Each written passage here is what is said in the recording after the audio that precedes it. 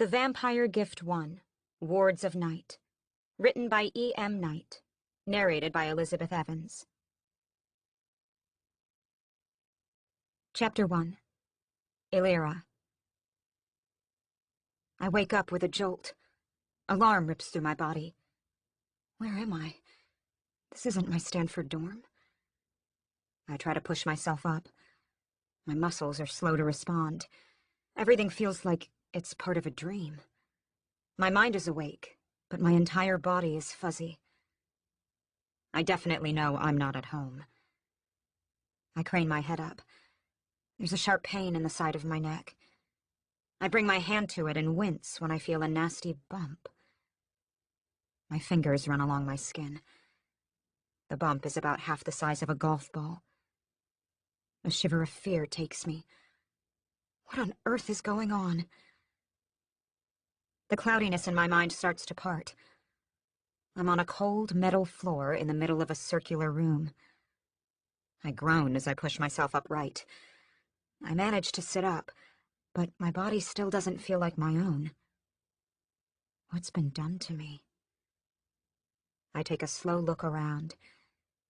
It takes me a second to understand that all the surrounding walls are glass. They arc up into a dome, with its center right above my head. An atrium? A greenhouse? I have no idea. I put both hands on my neck and roll my head from side to side. The bump is only on one side. It's sensitive. The muscles running up to my jaw are stiff. I open and close my mouth a few times, trying to work out the tension. That helps a little. There's a pervading chill in the air that's made worse by the metal floor that steals my warmth. I try to stand, but I'm not sure my legs would support me. "Hello?" I call. My voice sounds pathetically weak to my ears. I clear my throat and try again. "Hello?" The sound echoes around the room before fading away. The silence that follows mocks me. I grumble as I look at my body. I'm wearing the same clothes I wore to class yesterday, but there's a stickiness to my skin, a feeling of filth. And it makes me think that more than a single day has passed. I screw my eyes shut and try to remember. I'd just managed to get through an exhausting week of class. Midterms were coming up, and like the rest of my friends, I retreated to a private room in the library to study. And then... A flash of red pulses through my mind. I gasp.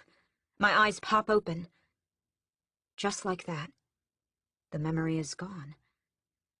I have no idea what happened after I opened my books. "Come on, Illyra," I scold myself. "Think! It's not like you to be helpless." But try as I will, nothing comes to mind. "Hello?" I try again. "Is anybody there? Where am I?"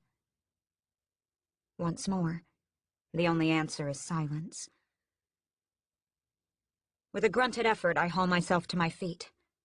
The moment I do, a wave of lightheadedness hits. I sway, and my vision goes white. The fit passes, but I'm not left unaffected. That's never happened to me before. Again, my hand goes for my neck.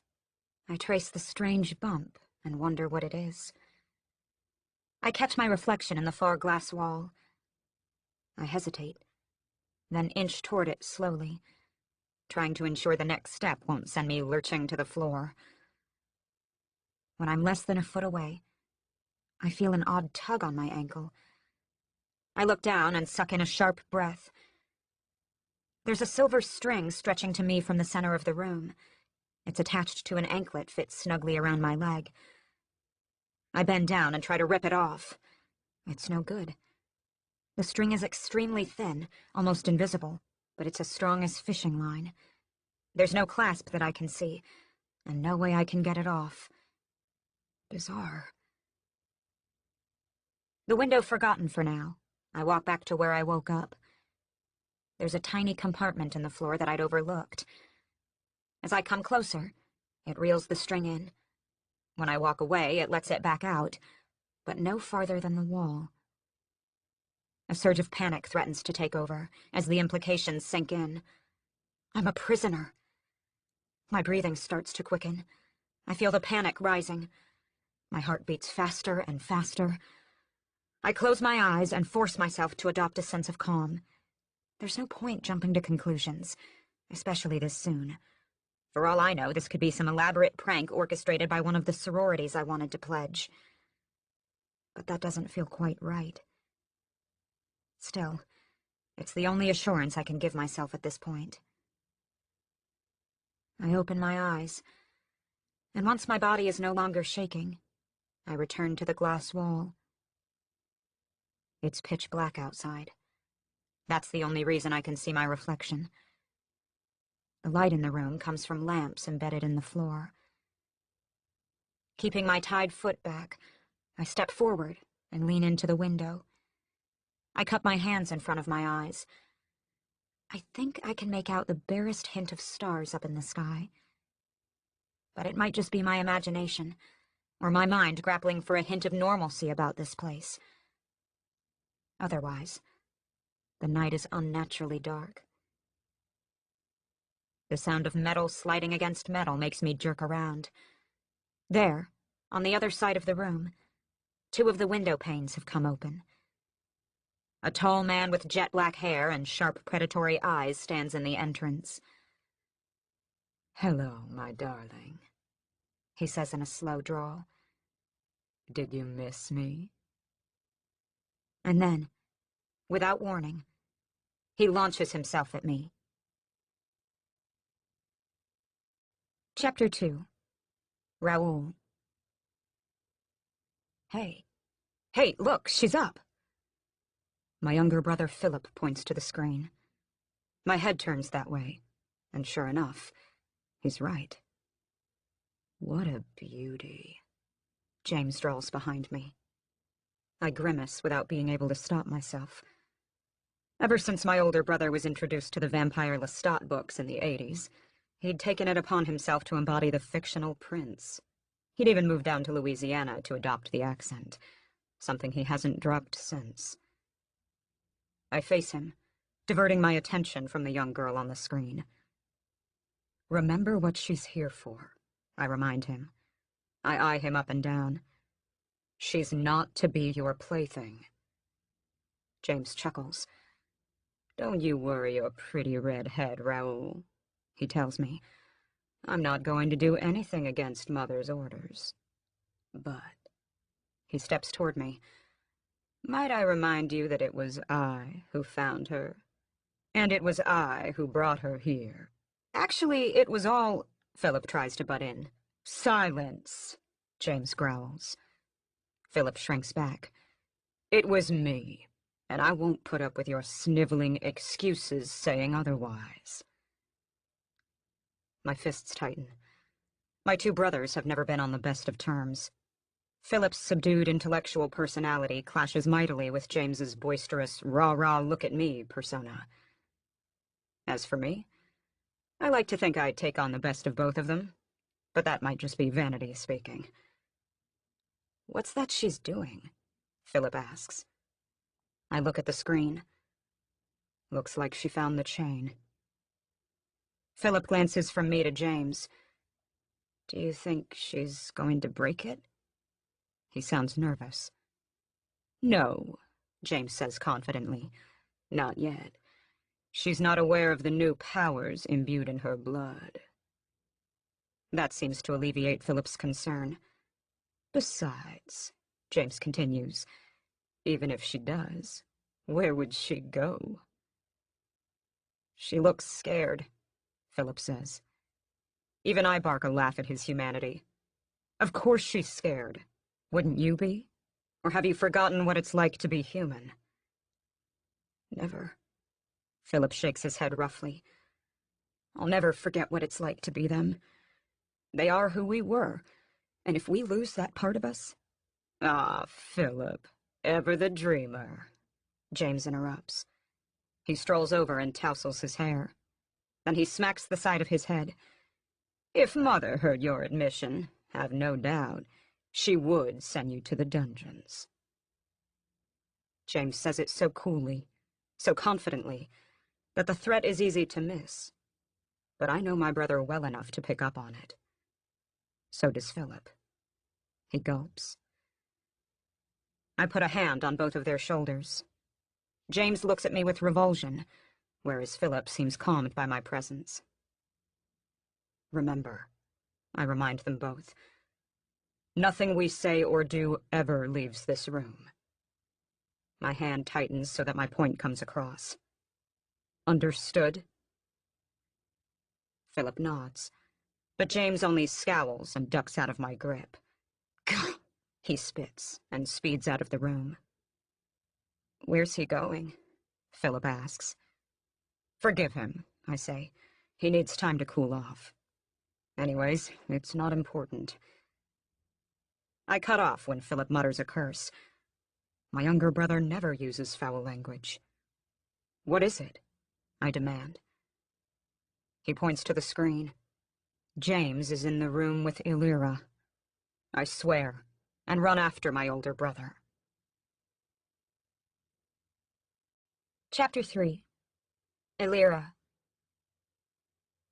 I scream as the black-cloaked man closes the space between us.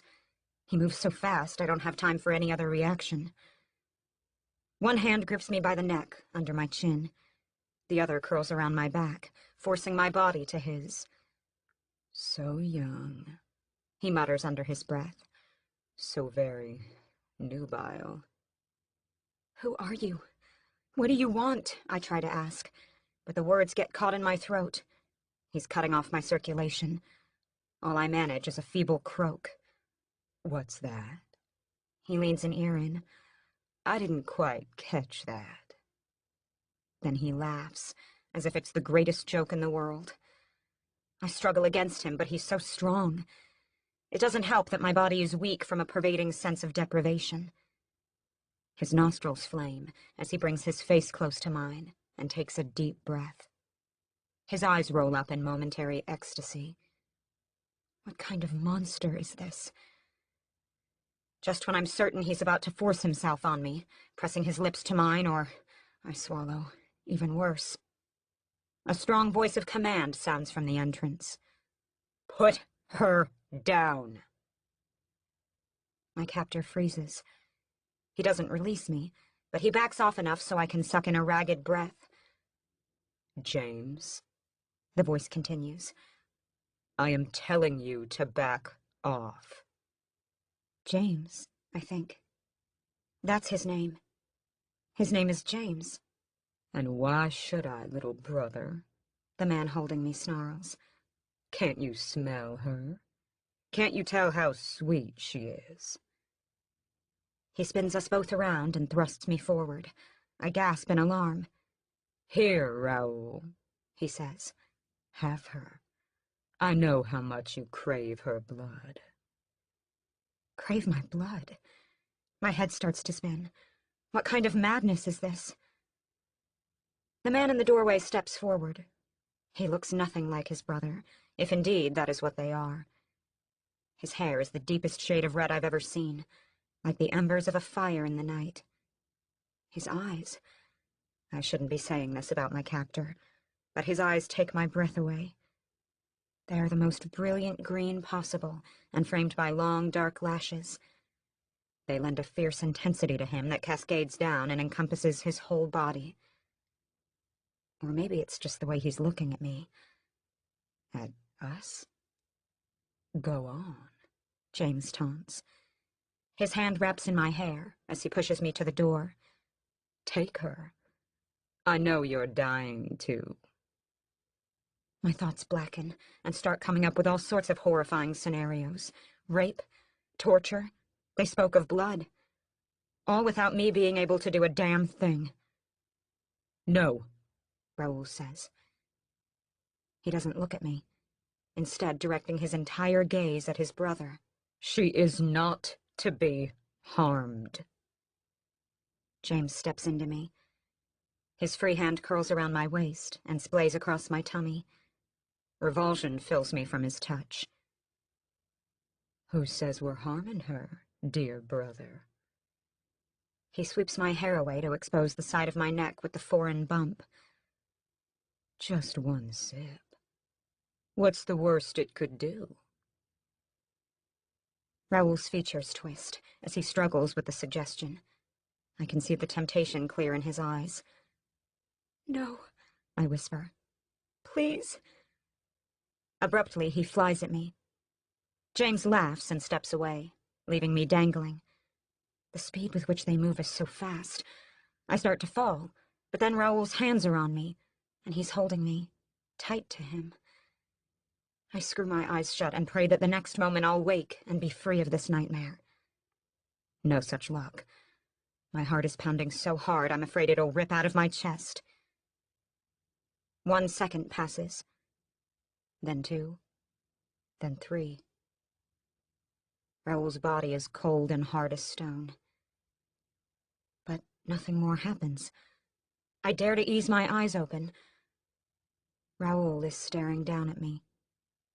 Through some trick of the light, his green irises seem to swirl like smoke caught on an upwind. I blink, and the moment is ruined. The illusion is gone. But I cannot look away.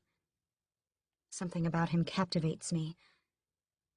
There's a faint black circle that surrounds his irises. At that moment, despite all my better judgment, I know that if he asks anything of me, I'll say yes. Whatever he wants, I'll do, if for no other reason than— "I'll leave you two to get acquainted," James interrupts from the doorway. He steps out and hits a button. The panel slides shut. The moment he's gone, Raoul gasps and breaks away from me. I'm left reeling. He pushes off, hard enough that I stagger back.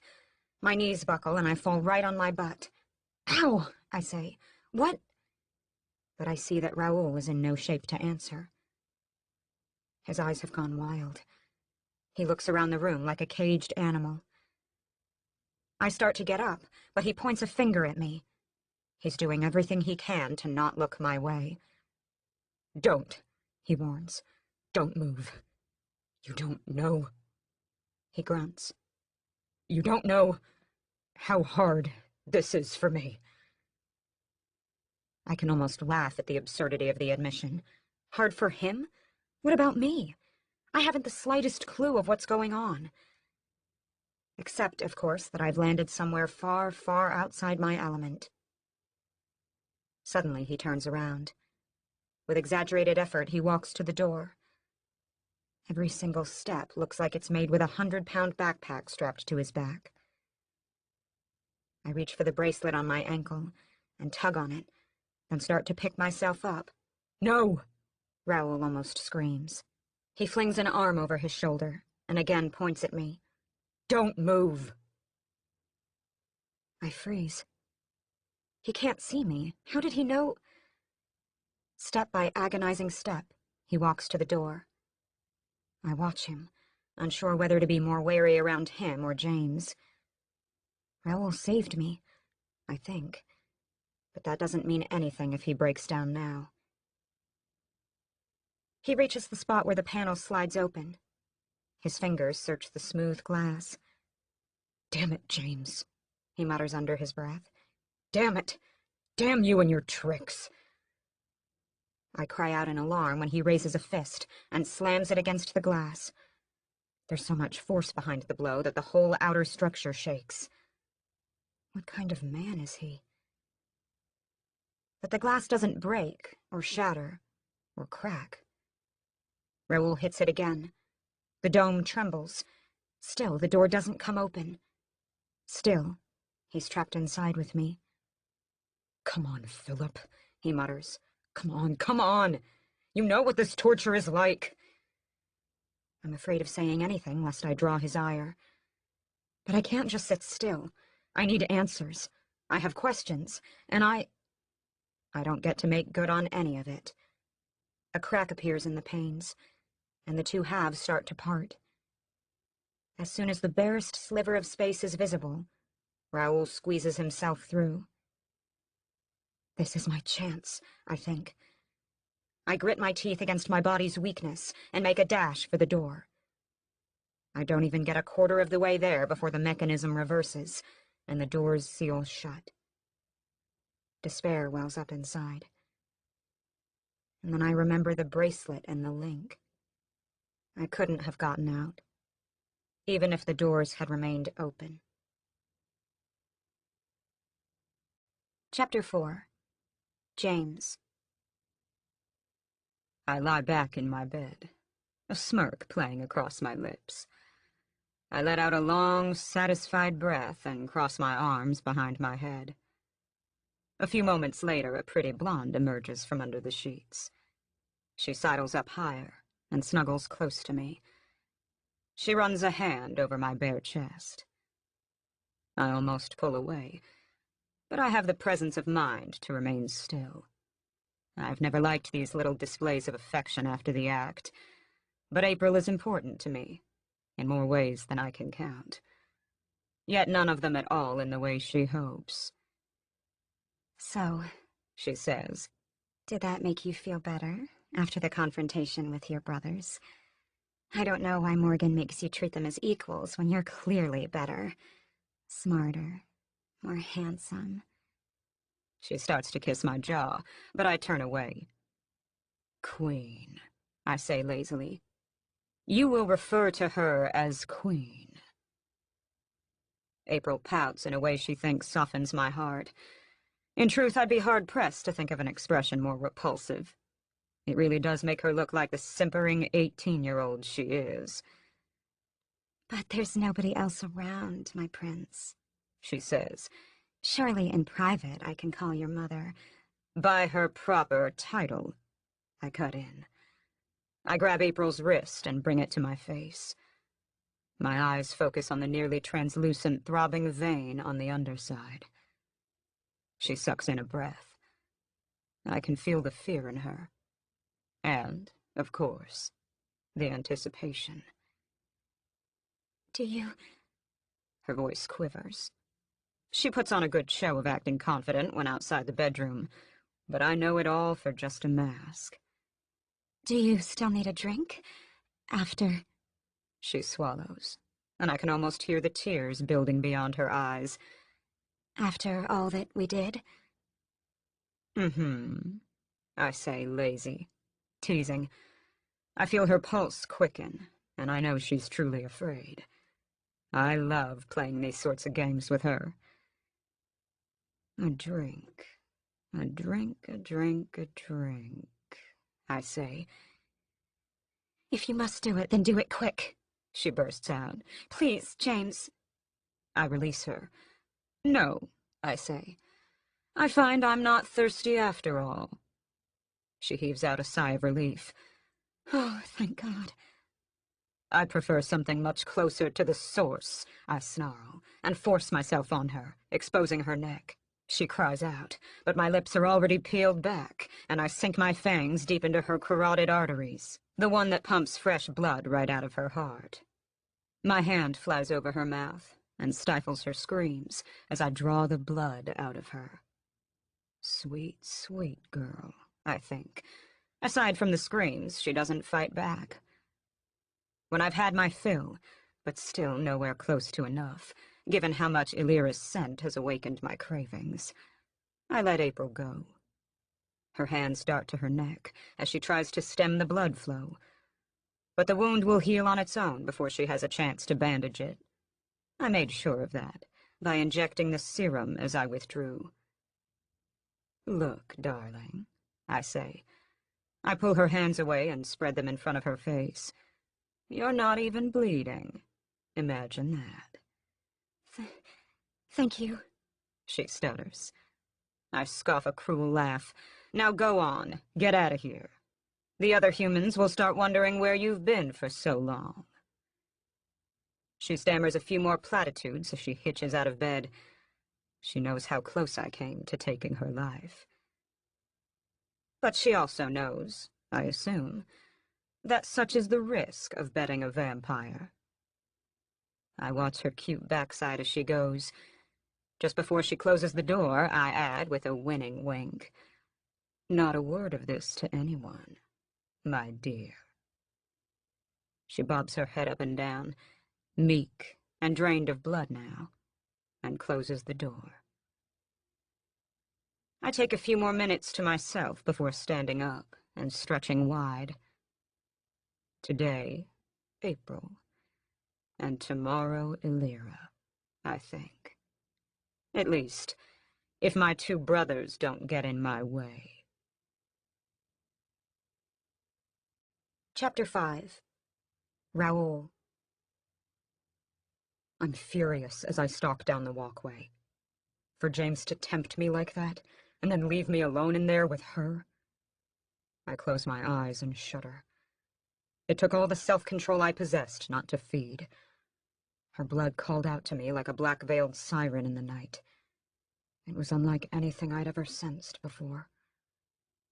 No wonder Mother warned us. But she also made it absolutely clear that Elira was not to be harmed. If we are going to use her for the succession, she has to be pure, untouched, untarnished. A growl comes from deep in my throat. James knows her worth and value as well as I. For him to flaunt her like that. Anger bubbles up inside. If it wasn't for Philip seeing my struggle through the camera and opening the door, I don't know what I'd have done. 600 years of waiting would be ruined. And for what? For my older brother to play his sadistic, twisted game? No. No. I won't let him catch me off guard again. He may have been turned before me. He might have had those extra 4 years of human life before we were made into these forever damned creatures. But that does not mean he holds authority over me. The only reason he thinks he does is the respect I've given him over the long, long centuries. Raoul! Philip exclaims when I enter the surveillance room. I'm sorry, I would have opened the door sooner, but James, he... Save it. I shake my head. You don't owe me an explanation for anything. We both know what a brat James really is. Philip's eyes go wide. Of the three of us, he has always been the least comfortable with our vampire nature.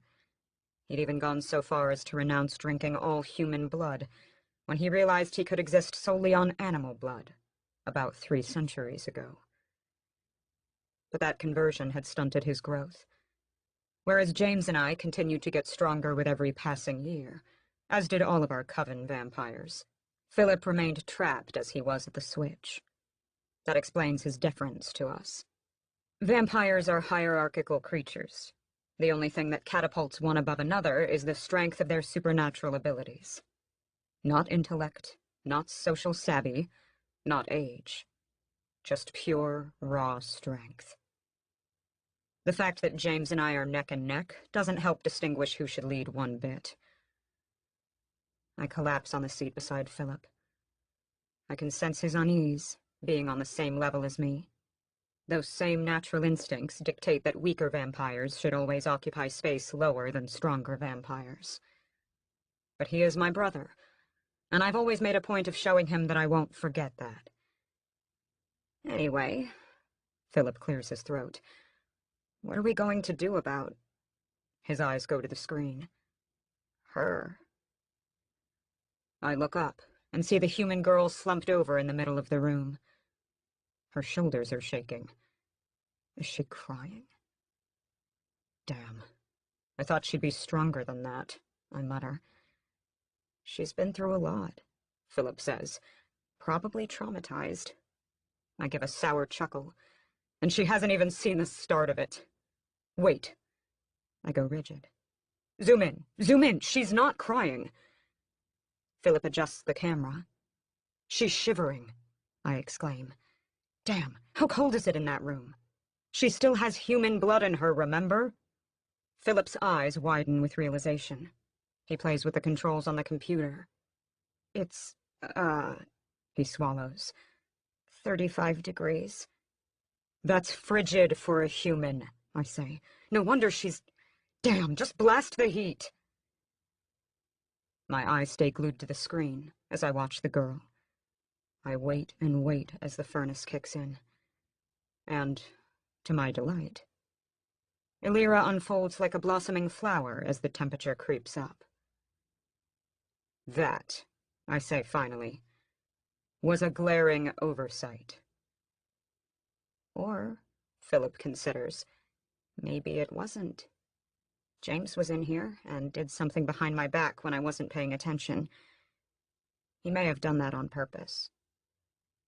I shake my head, both in annoyance and disgust. He wants to break her. I know, Philip agrees. He's twisting the orders we got like the worm that he is. I surge up. If he thinks this is just another game, I feel my aggression rising. If he thinks that I'll stand for this... Philip blinks at me. You'd go against him? For some girl? She's not some girl, I correct. You know just as well as I do how important she will be. She might be, Philip interjects. We're still not sure if she's the one. I give him a hard look.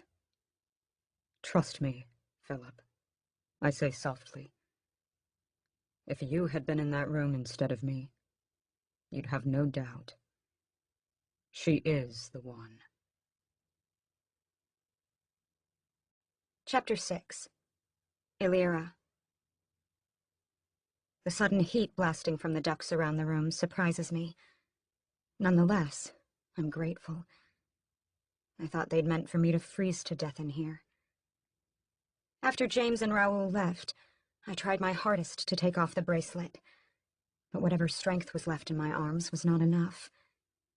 If I had a sharp object, maybe I could slip it underneath and... But no. No good wishing for things that don't exist. The encounter with the two men has left me shaken. Now I know who my captors are, and I've never seen them before. I'm sure if I had so much as glimpsed James or Raoul in the student body at Stanford, I would have remembered them. They are both very distinctive. Anxious hours pass as I rack my brain for a way out. I don't see it. The circular dome is extraordinarily strong. Even if I had a piece of furniture to throw at it to break the glass, I know it wouldn't work. I saw how hard Raoul had hit it, and the effect it had. None. Besides, with the string linked to the bracelet around my ankle, I can't pass the circumference of the room anyway. All I have to help guide me are my memories, but they're not worth jack. It's like a block had been put up on events that transpired after I set up in the library. When I try to think of them, all that comes is that flash of red, and a dull pain in the side of my neck. I crane my head this way and that, and hear my spine crack. The strange bump is almost gone. I wonder what caused it. The way the two men spoke? I can almost believe the most ridiculous thing. A bite. From, vampire. I shudder and shake my head. No, that's not possible. I'm just letting childhood fantasies get the best of me. Vampires don't exist. The supernatural isn't real. Whoever is doing this to me is just having a grand time feeding into my fears. And yet, a memory of a long-forgotten summer comes to me. I'm 7, or maybe 8. My best friend Michael and I are exploring the woods. My dad took us up here, to a remote cabin in the northern reaches of British Columbia, for a week in the summer. Michael's mom is here too, but not my own. His dad stayed home as well. There's a lake close to the cabin. Dad's out fishing on a little boat. He sees me and Michael run along the shore. He waves at us. "Where are you going, princess?" he calls out. "Michael said he found something cool in the woods," I exclaim. "We're going to go see." My dad laughs. "Don't stray far. There's bears and wolves and all sorts of wild animals out there." I know, I say. Michael tugs my shoulder. "Come on," he urges. I laugh with him and speed away. Once we're hidden from view, Michael turns on me. "Are there really wild animals?" he asks, a bit meekly. I giggle. "Look around, dummy. Do you see any?" He shakes his head. Michael's always been the cautious one. whereas I was more impetuous. "Dad's just kidding," I assure him. "Animals don't come out around humans. They're scared of us." Michael blinks. "Really?" he asks. "Well, duh, especially during the day. Now come on, what did you want to show me?" That gets his excitement back. "It's just over this hill," he points. I nod, and we both race there, not caring how dirty our feet get in the mud from last night's rain. We top the crest. "There," Michael points. Far away, past the overgrown bushes and shrubs, is an enormous stump of a tree. The top is blackened and charred, as if it had been hit by lightning. "What is it?" I ask. His eyes twinkle with newfound mischief. "You'll see." He grabs my hand. "Come on." We reach the stump. It doesn't look so special, aside from being big. Really big, like you could fit a family of gnomes inside. I giggle at the thought. "Here." Michael leads me to the other side. "This is what I wanted to show you." When I see it, I gasp. There are all sorts of strange markings on the wood. They look like ancient symbols. Below them, there's a tunnel that leads into the earth. I give a cry of surprise when Michael drops down and starts to crawl through. I thought I was supposed to be the reckless one. "Where are you going?" I hiss. I know Daddy would be mad if he found out what we were doing. "Relax," Michael says with a strange sense of authority. "I've been here before. Inside is something really, really cool, I promise." That's pretty much all the convincing I need. I get on my hands and knees and follow him. "It's dark," I say as we crawl. "I know," he answers. "That's why I brought this." A flashlight comes to life in his hands. Suddenly, Michael disappears, but then his face pops up in front of me, illuminated by the light. "We're here." He helps me down, out of the tunnel. We're in some type of room, an underground cavern. The walls are made of packed dirt and rocks. The floor is tough mud. There's a little table and a really old, rocking chair in one corner. I get goosebumps. "What is this place?" I whisper. "I don't know," Michael says, "but I don't think anyone's been here in years." He pauses for effect. "I don't like it," I say. "Why'd you bring me here?" There's something about the room that feels very much off. It gives bad vibes. "Look!" Michael exclaims.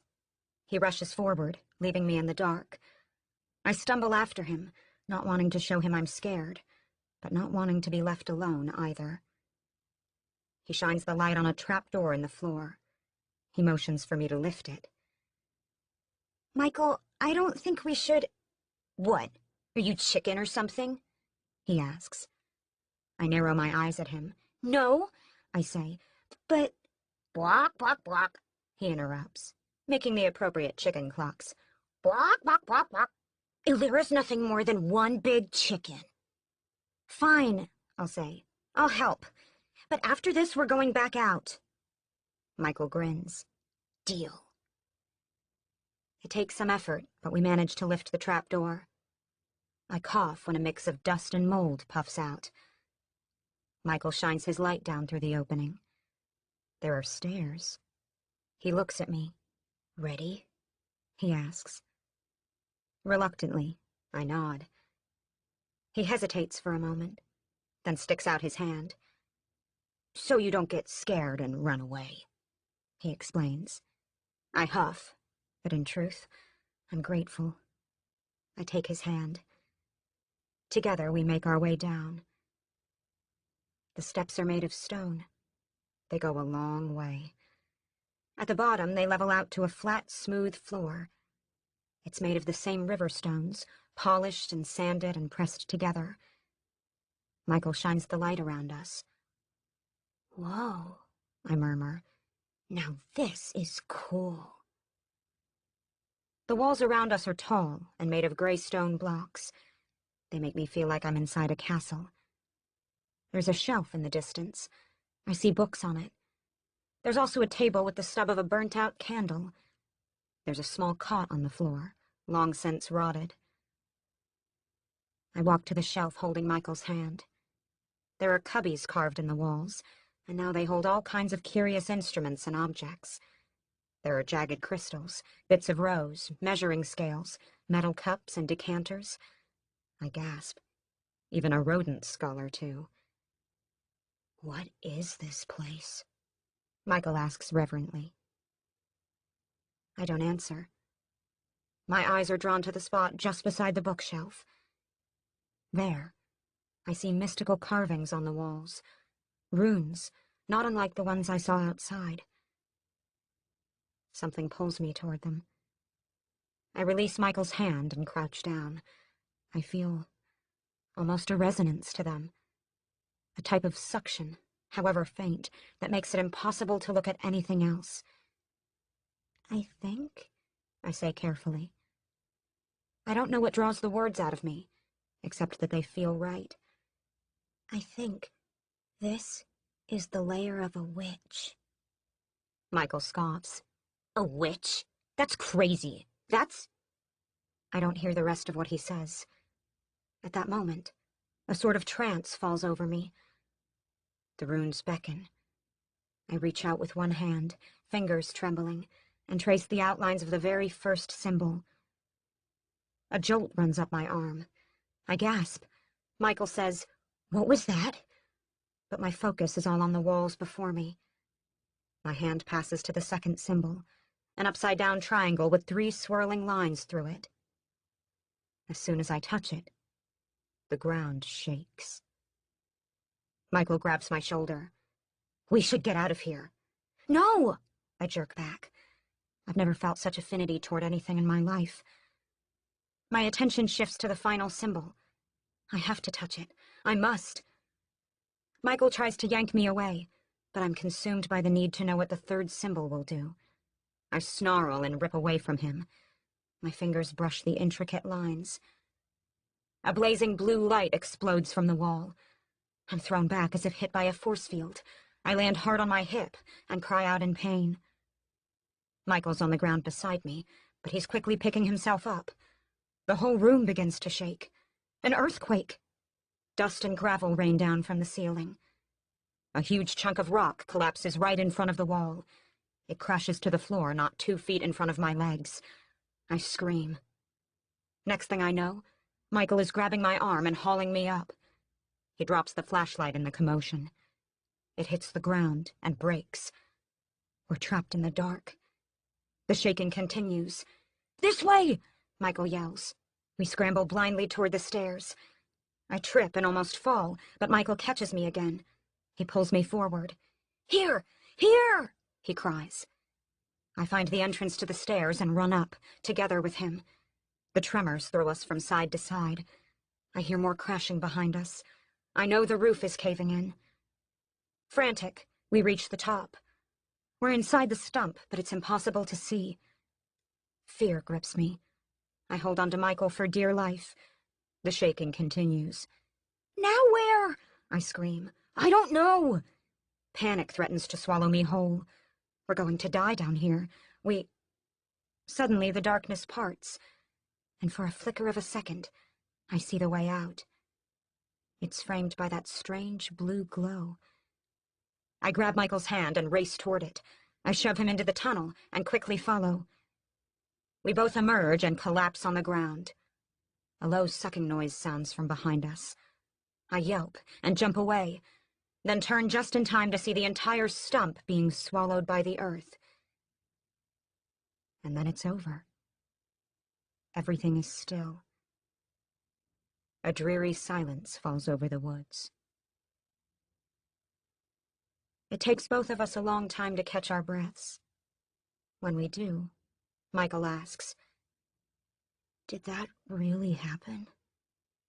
I shake my head. "I don't know," I say. "That flash of light, what was it? Did you cause it?" I just repeat the same 3 words. I don't know. He looks at me.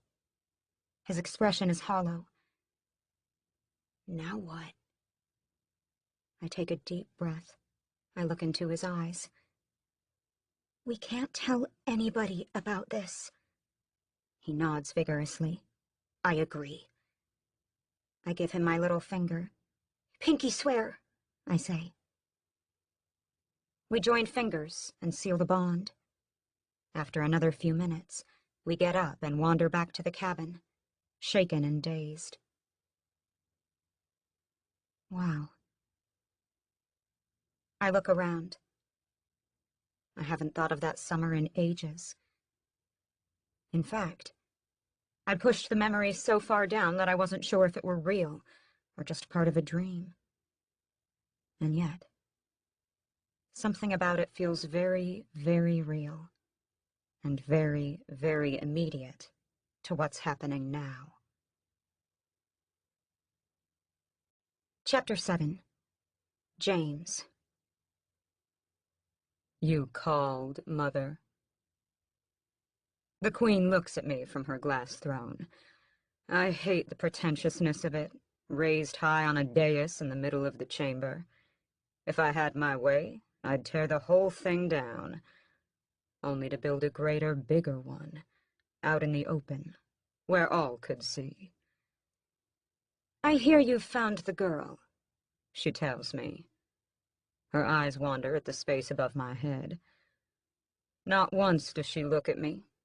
She hasn't looked at me for the better part of 200 years. Not like she looks at Raoul, I think in a flash of spite. Yes, I say. She's been taken. And were you the one to discover her? My spine straightens, and my shoulders pull back in pride. Yes. A shame it was you, and not your brother, she says casually, glancing at her long crystal nails. A growl of displeasure forms in my throat. I try my best not to make it too loud. You're troubled, my son, she continues. Tell me why. She's baiting me. I know it. I'm as good as I ever was, I lie. Better, in fact, the best I've ever been. She laughs. It's a high, mocking laugh, and it makes goosebumps crawl down my back. I can see into your heart, James, she tells me. I know the things that lurk beneath the surface.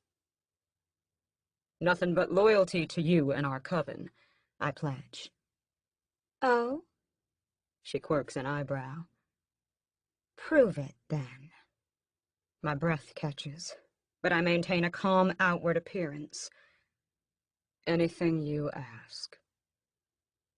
I'd like you to go to your father, she says. And, just in time for the succession. Her pale eyes land on me.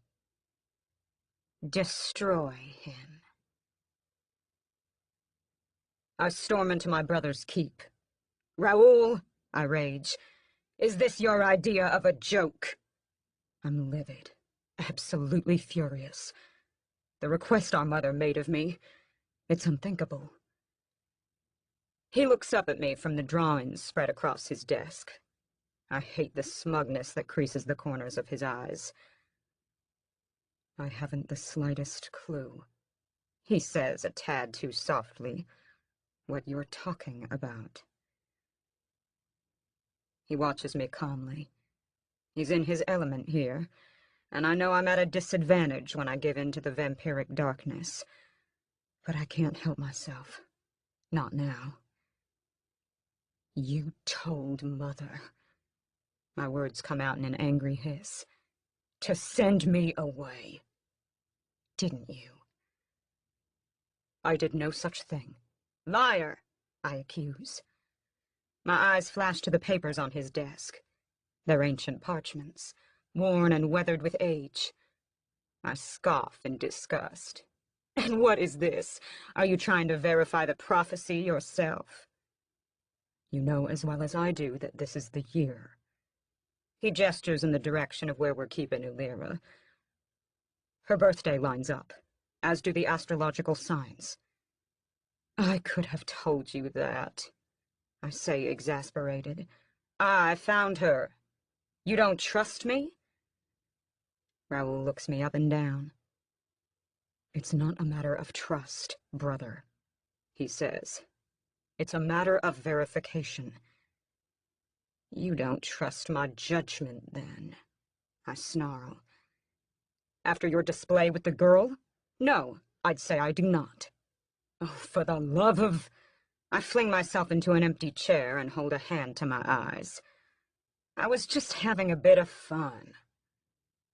You don't know, Raoul says, the amount of control it took for me not to touch her. A malicious grin forms on my face. Oh, I know all about it, brother, I say. In fact, I'm disappointed in you. I would have sworn you would have taken a taste. And ruin what we've been waiting half a millennium for? He growls. I don't react in the slightest to his raised voice. When it's darkness against darkness, evil against evil, rage against rage, I always have the advantage. The only way you would have ruined it, I say sweetly, is if you had drained her whole. I give a little shrug. I was merely offering you a sampling, a little morsel. After all. I lean toward him, gripping the armrests on either side of me. Why should I be the only one to have tasted her blood? Brothers share, do they not? Raoul grunts. I laugh. Back to the subject of mother, I say. Raoul shakes his head and returns his attention to the sheets. So she's sending you away. What of it? You've gone on plenty of missions for her before. We all have. No, I say. This time, it's different. Raoul seems unconcerned. They're all the same. Go here, retrieve this artifact. Go there, plant a little rumor in the ear of an ally or a foe. Spread a little discord in one of the other covens. You're not going to miss anything while you're away. We both know the speed with which you work. I smirk. Is that a little compliment? You finish the tasks fast, Raoul says, but I never claimed you do them thoroughly. A rush of fury fills me. I struggle to force it down. How dare you, I begin. I dare, Raoul says, because of how you mocked me with Ulira today. I give no reply. If we're done, Raoul asks. I have a lot to do tonight. The celestial charts show that... I don't care what they show, I interrupt. Mother is sending me to the crypts. Do you understand what that means? She wants me to kill our father. That finally gets his attention. No, Raoul breathes. This time the cruel smile on my face comes entirely of its own accord. Yes, Raoul, I say. Now you understand. Father rules the most powerful coven in Eastern Europe, he whispers. In the last century, they've gone entirely dark. By now, his could be the most powerful in the world. He shakes his head. No vampire has gone inside and come back out. I lean back, finally satisfied with his reaction. So you agree that it's not a trifling request? I assure you, I am in no way behind it, he says. His defensiveness makes me laugh. I can speak to Mother on your behalf, if that's what you came to ask. No, I rise. I peel off my coat and drape it over my arm. I think I'm going to do it. There's a reason the task fell to me. This is madness, Raoul says. Going against Father's coven would mean open warfare. The covens haven't fought in centuries. Last time it happened, the bloodbath. It was... He trails off, unable to finish the thought. Don't tell me you're developing feelings of empathy for all those poor humans. I sneer. It was their blood that was shed, not ours. Vampires died in the war, too. Yes, but how many? I shrug casually. A dozen? 2? More than that, Raoul says. Hundreds. Even if, so what? My eyes shine with zeal. Maybe it's time for a purge. Get rid of the weaker ones. Have the strong survive. If you're talking about Philip, he warns. Oh, no, I say. Our youngest brother is safe under your guard. I stroll to his desk. I wouldn't do a thing to harm him. I turn around and walk out the room. Wait, Raoul calls. I smile, then smooth my features before turning around. Yes? I ask sweetly. Maybe you misunderstood, Mother, he says. Maybe she wanted something else. Her words were perfectly clear to me, I say. I repeat them verbatim. She told me to go to Father and destroy him. Chapter 8. Raoul. I stare after James a long time once he leaves the room. Then I curse and nearly break the table in two. Mother wants him to go to Father. Mother wants him to kill him. What sort of madness is this? The last time 2 covens fought, the results were catastrophic. Not just for us, but for the humans. I would never voice my fears to James. That would expose a weakness. I have no qualms about who I am or what I do. Not like Philip. But still, the unnecessary loss of human lives. It gnaws at me. How many vampires died in the last battle? Maybe a few hundred. But how many humans were killed when our kind was unleashed onto the world? Tens of thousands. I shudder with the memory. I resolve then and there that I must do everything I can to stop the same from happening. The first thing for me to do is speak to Mother. I climb the stairs to her private chamber. I raise my fist to knock on the door, but her voice preempts the knock. Come in, sweetest. I exhale in annoyance. I never liked the way she could sense us, and the way we are blind to her. But that's the way the bond works between a vampire and the one who made him. She's also protected because she, unlike any of the other vampires here, is also a witch. I open the door. Mother's seated by the vanity, admiring herself in the mirror. I divert my eyes, bow my head, and press a fist to my heart. My queen, I say. Oh, hush, hush, she quells me. It's just you and I. There are no servants present. No need for such formalities. I straighten. Thank you, I was going to say Mother, but change it to her first name. Morgan. She smiles through the mirror at me. One thing I know that she detests is when I call her Mother. It reminds her, I think, of the way things were before we were turned. But that was a long, long time ago. Why did you come?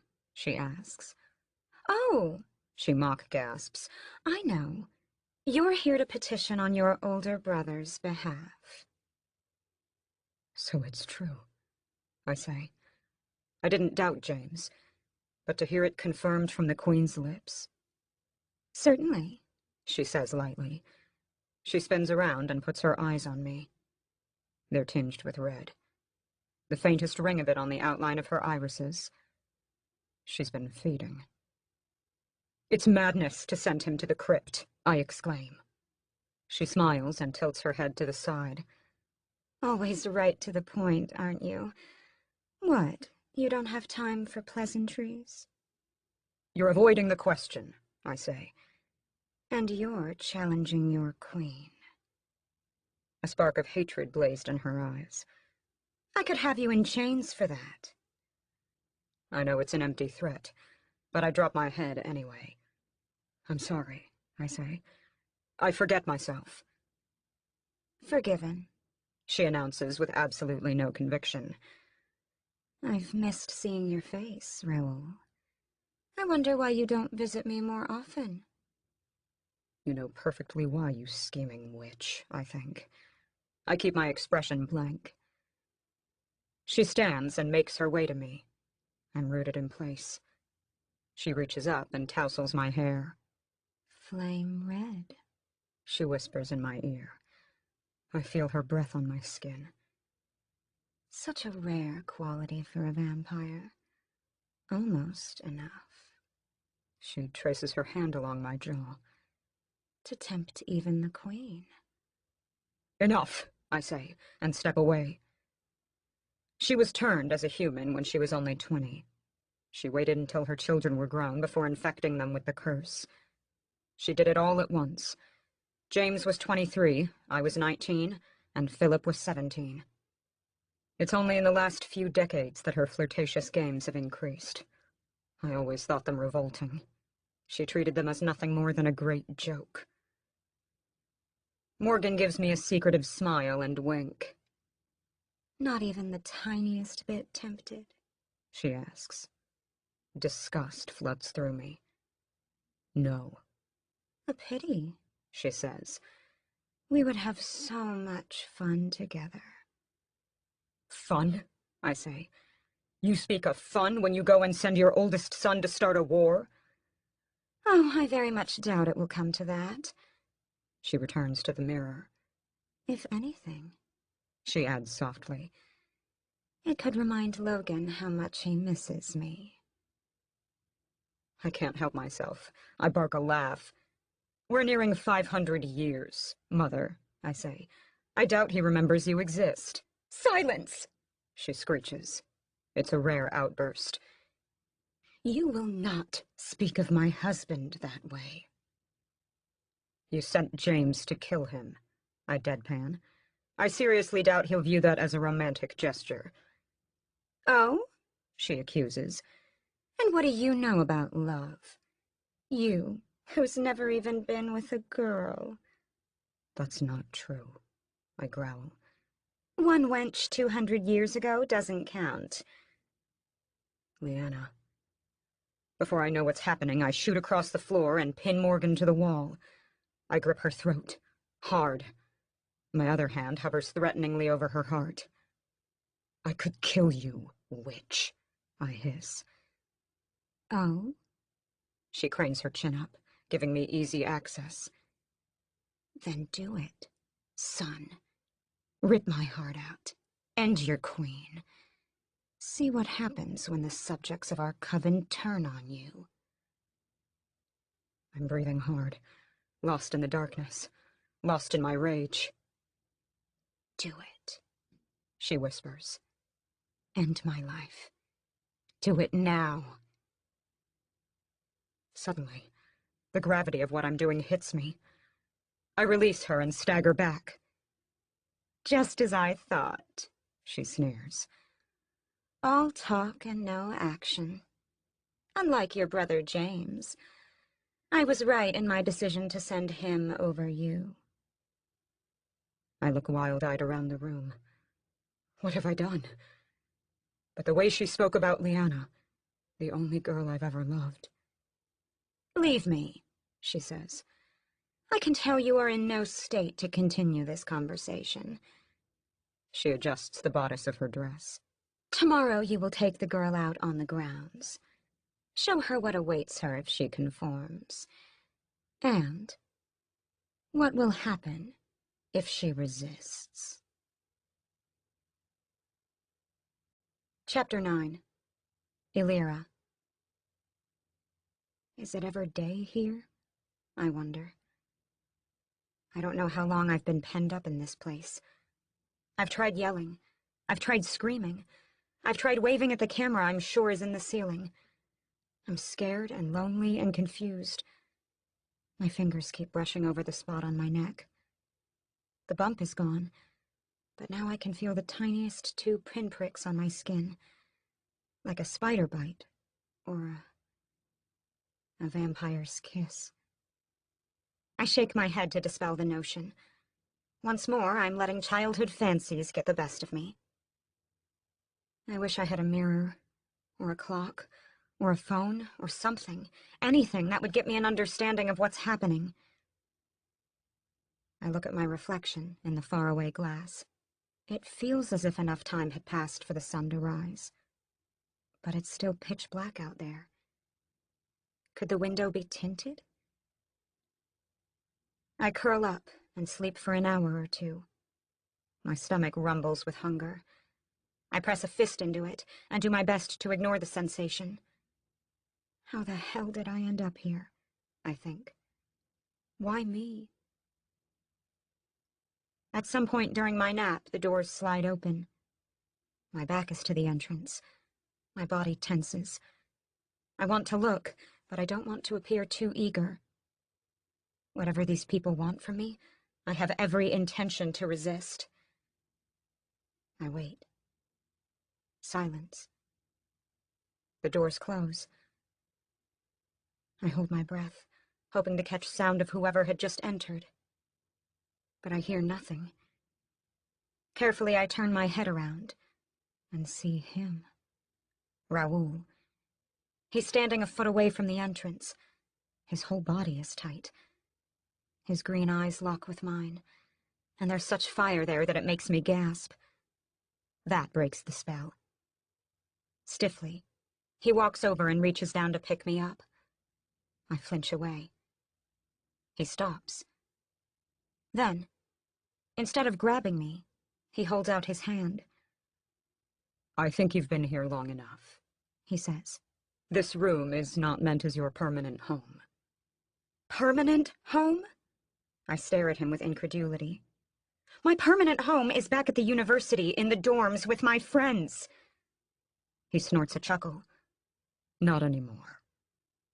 He looks at his outreached arm. "Now, are you going to come willingly, or do I have to force you?" I cross my arms and pull my knees up. "I'm not going anywhere," I announce, "until I understand what's happening. Who are you? Are you from one of the secret societies at Stanford? Is that what this is? Some sort of initiation?" Raoul frowns. "That's the impression you have?" "You helped me against the other man. Why?" All the pent-up words are pouring out of me. "And I demand you let me go." This time Raoul's eyebrows go way up. "You demand?" he asks. There's a note of stark amusement in his voice. "Really, Illyra? After all you've been through, you think you have any right to make a demand?" I sniff and hold my chin high. If you think this is a game, I'm not playing. And while you're here, I need you to take this off, too. I jiggle my foot. I don't like being restricted. "Yes, well, that we can do," he mutters. I blink, and he's gone from the spot he was standing in. A fraction of a second is all it takes for him to get to the center of the room. He dislodges the wire. "How did you do that?" I marvel. I know it's not my imagination, or my sleep-deprived brain making things up this time. "How did you get from here?" I point at the ground. "To there," I point at him. "So fast." "What, like this?" he asks. In a flash, he's right back at my side. I yelp in surprise.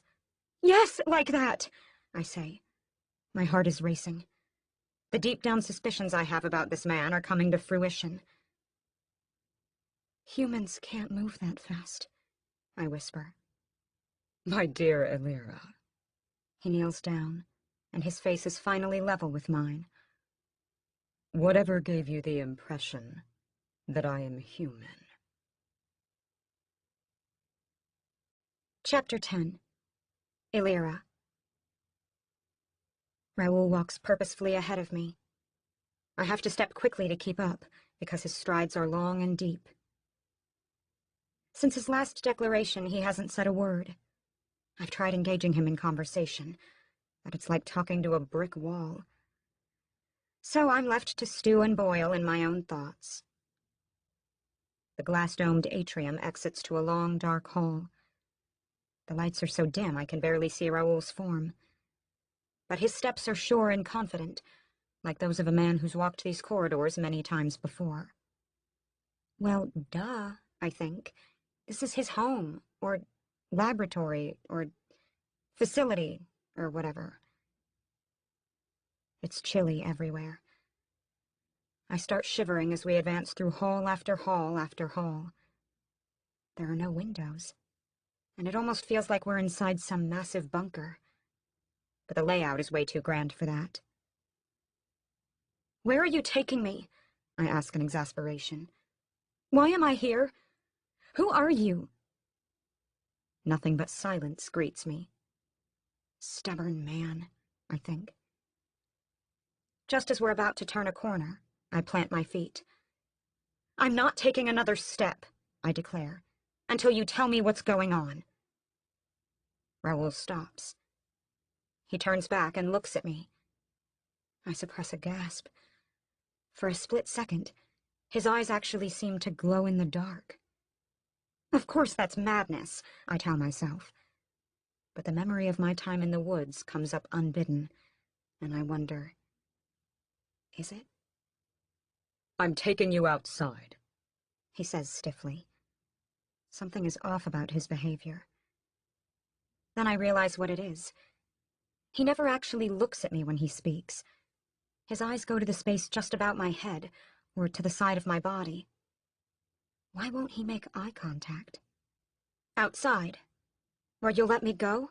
I ask. If this isn't an initiation, then I'm sure it's some type of game show. I wave my arms in the air. Hello? Okay, you got me. Ha ha. Fun time is over. The camera crews can all come out now. I think of the Stanford prison experiment, and wonder if this is some type of modern rendition of that. Raoul shakes his head and turns away. Come. No, this isn't funny, and I'm not scared. I try to give credence to the lie by flipping my hair back. I know you won't do anything to me because... My words catch in my throat. As Raoul spins around and shoots at me, my back strikes the wall. He leers down at me, both hands on my arms, pinning me in place. Fear rips through me. He's so much stronger than I am, and I'm entirely at his mercy. What's he going to do? My breaths are coming quick and shallow. His body presses against mine. His eyes are locked solely on my neck. Don't, he growls, ever do that around me. Everything about him is straining. His fingers grip tightly onto my arms. I'm going to bruise, I know it. I can't feel his breath, nor his heartbeat, nor any sort of heat from his body. That terrifies me more than anything else. Suddenly, he lets me go. I fall forward. He glares at me, still not into my eyes, but the hate inside him is palpable. Why are you doing this? I whisper. Because you give me reason to, he says. Then, with extraordinary effort, he turns away. It'll be better outdoors, he assures me. There, your scent won't be so tempting. Chapter 11. Raoul. I'm scared, Illyra, and I hate myself for doing so, but I truly could not control myself.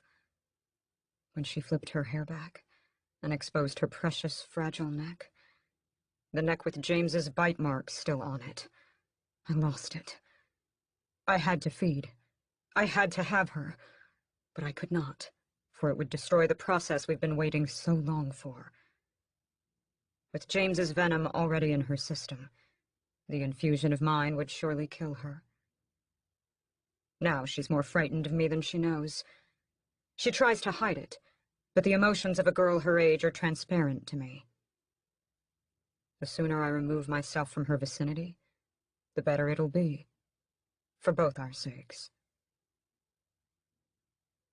We walk in silence the rest of the way to the elevator. I hit the button, and it comes up. We both step inside. Illyra looks around warily. Where are you taking me? The ground floor, I tell her, as the elevator reaches our destination. The doors come open into the heart of the village. Welcome to the Haven. Chapter 12. Illyra. My eyes go wide when the elevator doors open. The sight before me is like nothing I could have imagined. We're standing at the base of a tree. It's a giant redwood, with the elevator built right into its trunk. A cobblestone path opens before me. Thatch roof buildings, none of them more than 2 stories high, line either side. Some have large gated estates, while others are more modest. I see farm animals strolling around. Chickens, sheep, cows. But no people. All the houses are dark. I look up, expecting to see stars, but find only a dense canopy of branches above me, although here and there the occasional patch of dark sky is visible. I take one look at Raoul. I want to ask about the place, but decide it's better to keep my mouth shut. It feels like we've wandered into a recreation of a 16th century European village. But what on earth is it doing in California? He grunts and jerks his head the way he wants us to go. I walk after him, breathing in the crisp night air. We walk for a long time in utter silence. There isn't a hint of modern technology anywhere. It's rustic and quiet, and even peaceful. And I can't help the feeling that I'm missing some significant piece of the puzzle about this place. It's the timing, I think. There's no way it should still be night. We pass more darkened homes. They're well maintained, obviously not abandoned. But if people live here, shouldn't there be some sign of them? Even if it is night, there's bound to be something. A light from inside a window, the sounds of a family gathering at a table, heck, even a tavern, or... Impressed yet? Raoul interrupts my thoughts. I choose my words carefully. What would I be impressed by? The stillness. Raoul breathes. It's wonderful, isn't it? I look at him askance. I'm not sure I know what you mean. Just then, the sound of running footsteps reaches us. I turn my head immediately and see a young blonde girl stumbling out from a corner of the street. She staggers to a stop and gives a cry of alarm when she sees us. She has to be my age, but her clothes... they're nothing like anyone would wear today. They are the clothes of a medieval peasant. Before I know what is happening, Raoul splits from me and catches the girl by the nape of her neck. She gasps in fear, but doesn't fight back. In fact, her entire body starts to tremble. April, He growls. what are you doing out at this hour? He twists his hand in her hair. She whimpers. Did you not hear of the edict? I... She blubbers. I can tell she's obviously frightened. Yes? Raoul asks. Tell me. His voice takes on the deep baritone of a predator. She swallows and shakes her head and squeezes her eyes shut. Just do it, she whispers. Punish me. Do it, but don't make me wait. At her invitation, Raoul sweeps her hair away and exposes her neck. He draws his lips back as if he's going to bite her. No! I cry out. I run to them. I don't know what nightmare this is, but I won't stand by and do nothing. I grab Raoul's arm and pull him away. Let her go!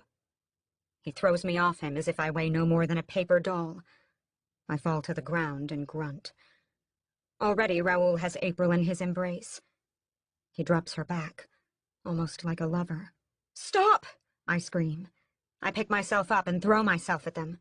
Don't hurt her! Raoul moves with astonishing speed. My effort nets me nothing but my hands grasping through empty air, in the spot they'd just been.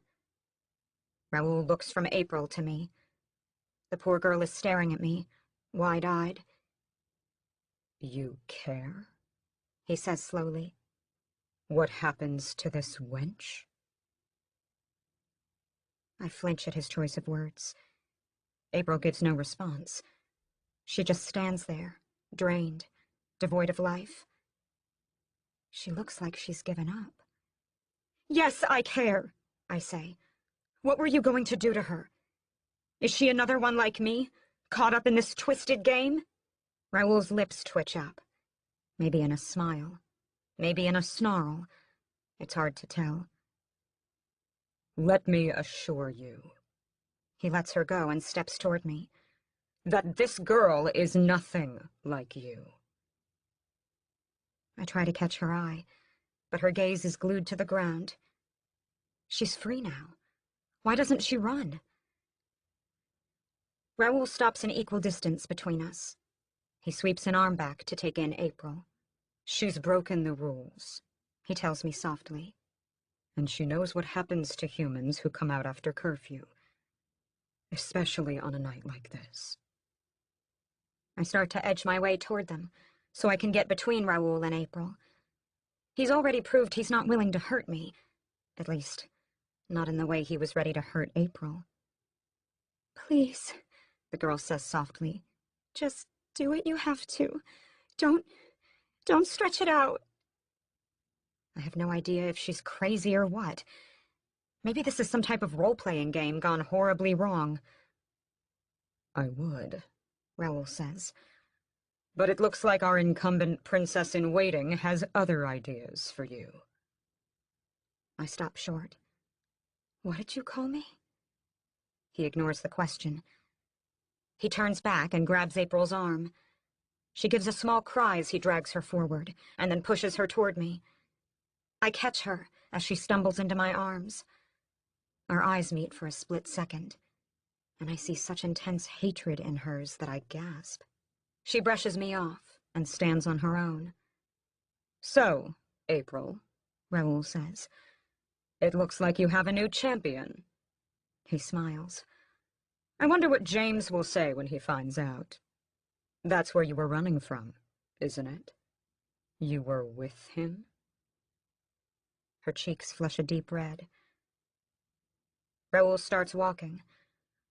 I was going to show you the majesty of the haven, he tells me. But this little wrinkle necessitates a change in plans. Come. Your new lodgings await. Chapter 13. Illyra.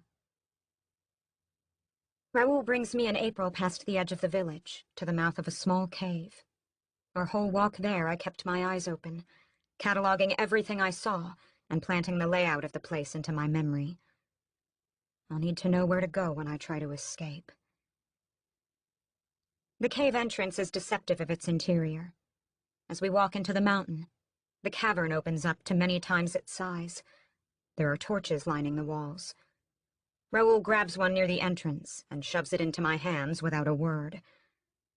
I'm amazed how well he manages in the darkness. The fire casts only the smallest halo of light, and he is far on the outer edge of it. As we walk, I try again and again to catch April's eyes. She, however, is completely unresponsive. After a long time walking, I hear the sound of running water. It gets louder and louder the deeper we go. The tunnel twists, then opens, and I hear the roar of a great underground river from in front of us. I also see a line of cell doors carved into the sides. Raoul strolls up to one and opens it. He looks at us in expectation. For the second time tonight, I think his eyes somehow shine in the dark. But the illusion only lasts for a second before fading. "Your new home," he says. "For now."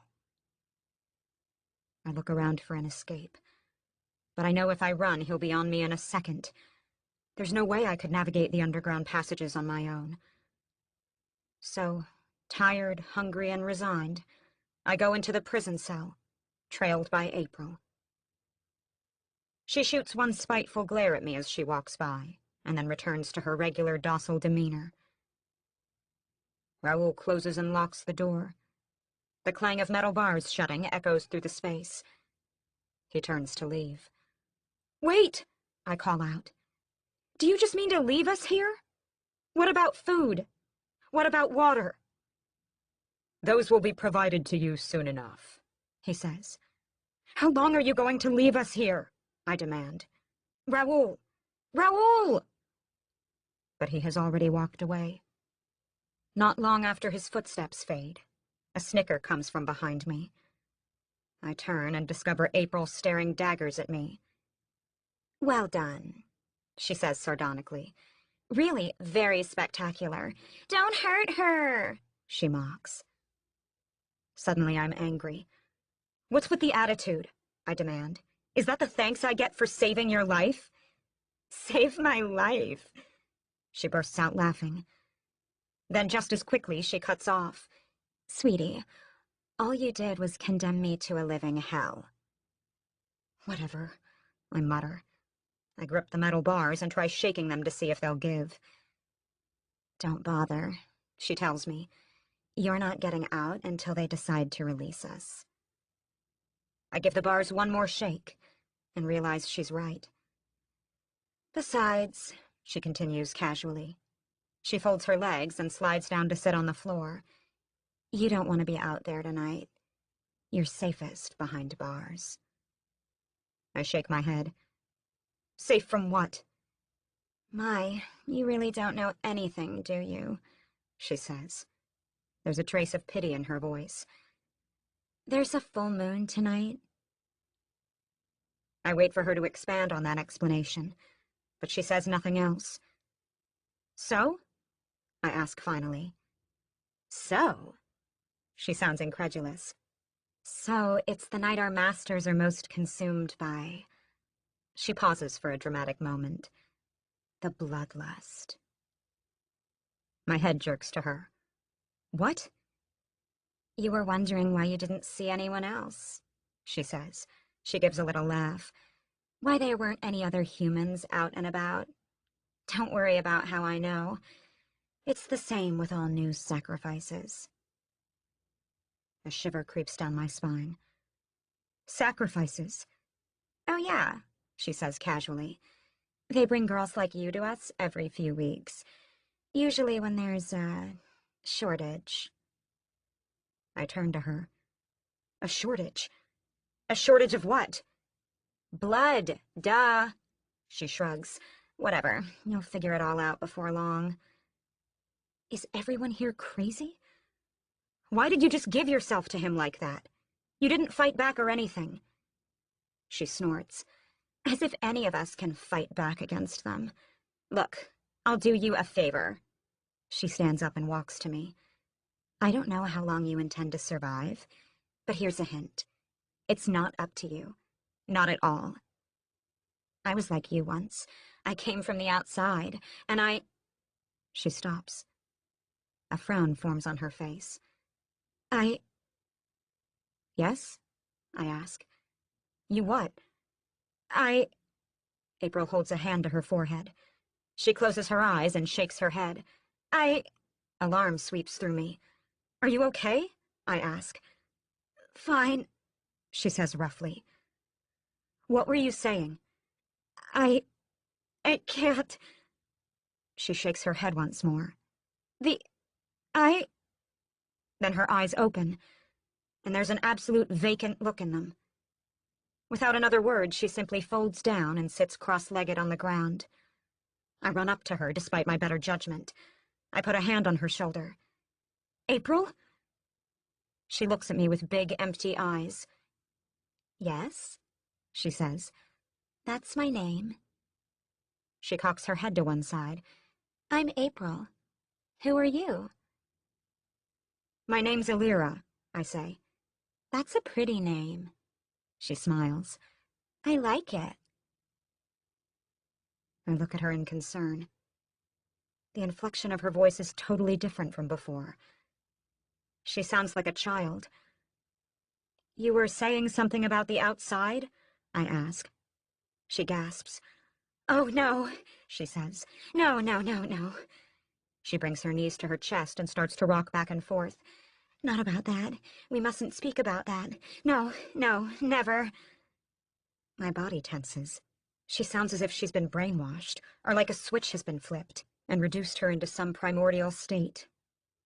But I can't just let the subject go. Why? I ask her. What's wrong with speaking about that?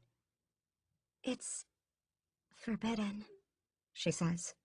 Her voice is a ghost of its former self. I'm sorry, I can't. She lies down. I'm so tired. So very tired. I need to sleep. She closes her eyes. Before I can say another word, she's completely out. I draw away. A sense of dread and fear and apprehension consumes me. What's been done to me? I shiver. Is that also my fate? More time passes. I spend it alone with my own thoughts. They go down devious paths. April doesn't stir. About an hour in, maybe more, maybe less, the sound of slow, trudging footsteps reaches my ears. I crawl to the bars and try to see past them. The sound is coming from deep in the caves. A few minutes later, an old woman wrapped in a dirty shawl appears from the darkness. She's carrying a bucket in one hand and a cloth bag in the other. She approaches my cell. Without a word, she sets the bucket down, about 5 feet away from the bars. Then she reaches into the bag and takes out a loaf of bread. My mouth waters. She doesn't look at me as she dips the loaf in the bucket. It comes out coated in a white, milky substance. She takes a few steps forward and wordlessly puts it on the ground, just out of my reach. Then she turns around and walks away. "Wait," I say. "Please, wait!" She moves on as if never having heard me. I stick an arm through the cage and try to reach the loaf. My fingers almost brush against the surface. I contort myself lower and try to squeeze my shoulder through. I reach and strain and try to get it. But all I manage is to push it farther away. A soft laugh comes from behind me. "Don't bother. It's just there to tempt you." I look over. April is up. The vacancy is gone from her eyes. She sounds like the girl I first met. "It's food," I say, "and I'm starving." I look around our cell. My eyes fall on the torch. "Quick, give me that." "Ugh," she rolls her eyes. "That's not a good idea." I mutter something unpleasant under my breath and retrieve the torch myself. I lift it from its place on the wall. I start waving it around to put the fire out, but then realize if I do, we'd be bathed in total darkness. So instead, I go back to the gate and stick it through, fire and all. I use it to nudge the loaf closer. A spark of excitement lights inside me as it skids within reach. I grab it and quickly rip it in two. I offer one half to April. She shakes her head. "No thanks." "Suit yourself."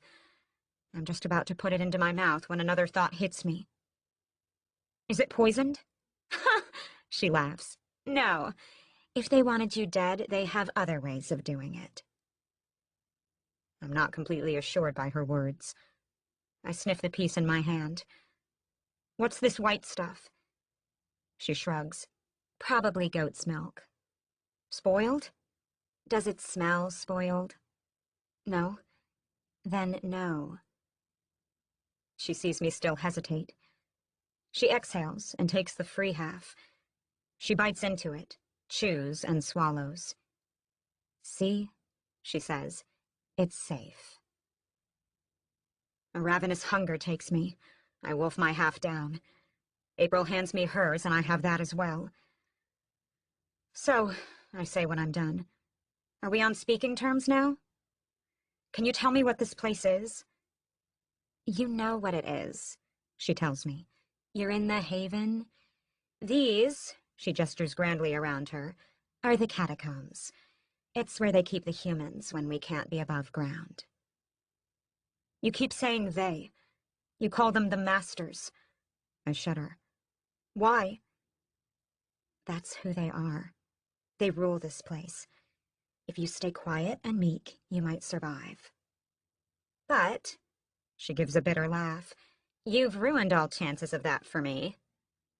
"How?" I say. "By protecting you?" My annoyance with her is growing.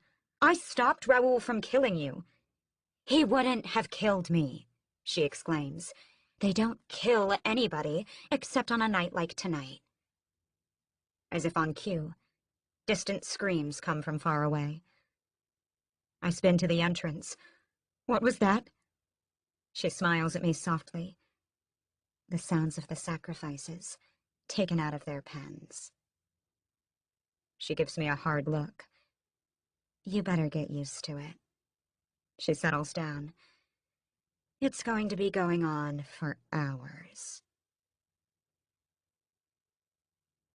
Chapter 14. Raoul. I watch the commotion far below me, from the balcony of my tower. The humans, those deemed weak, frail, sick, and useless, have been released into the night. They huddle together as one big group in the midst of the clearing. I can smell their fright. I can sense their terror.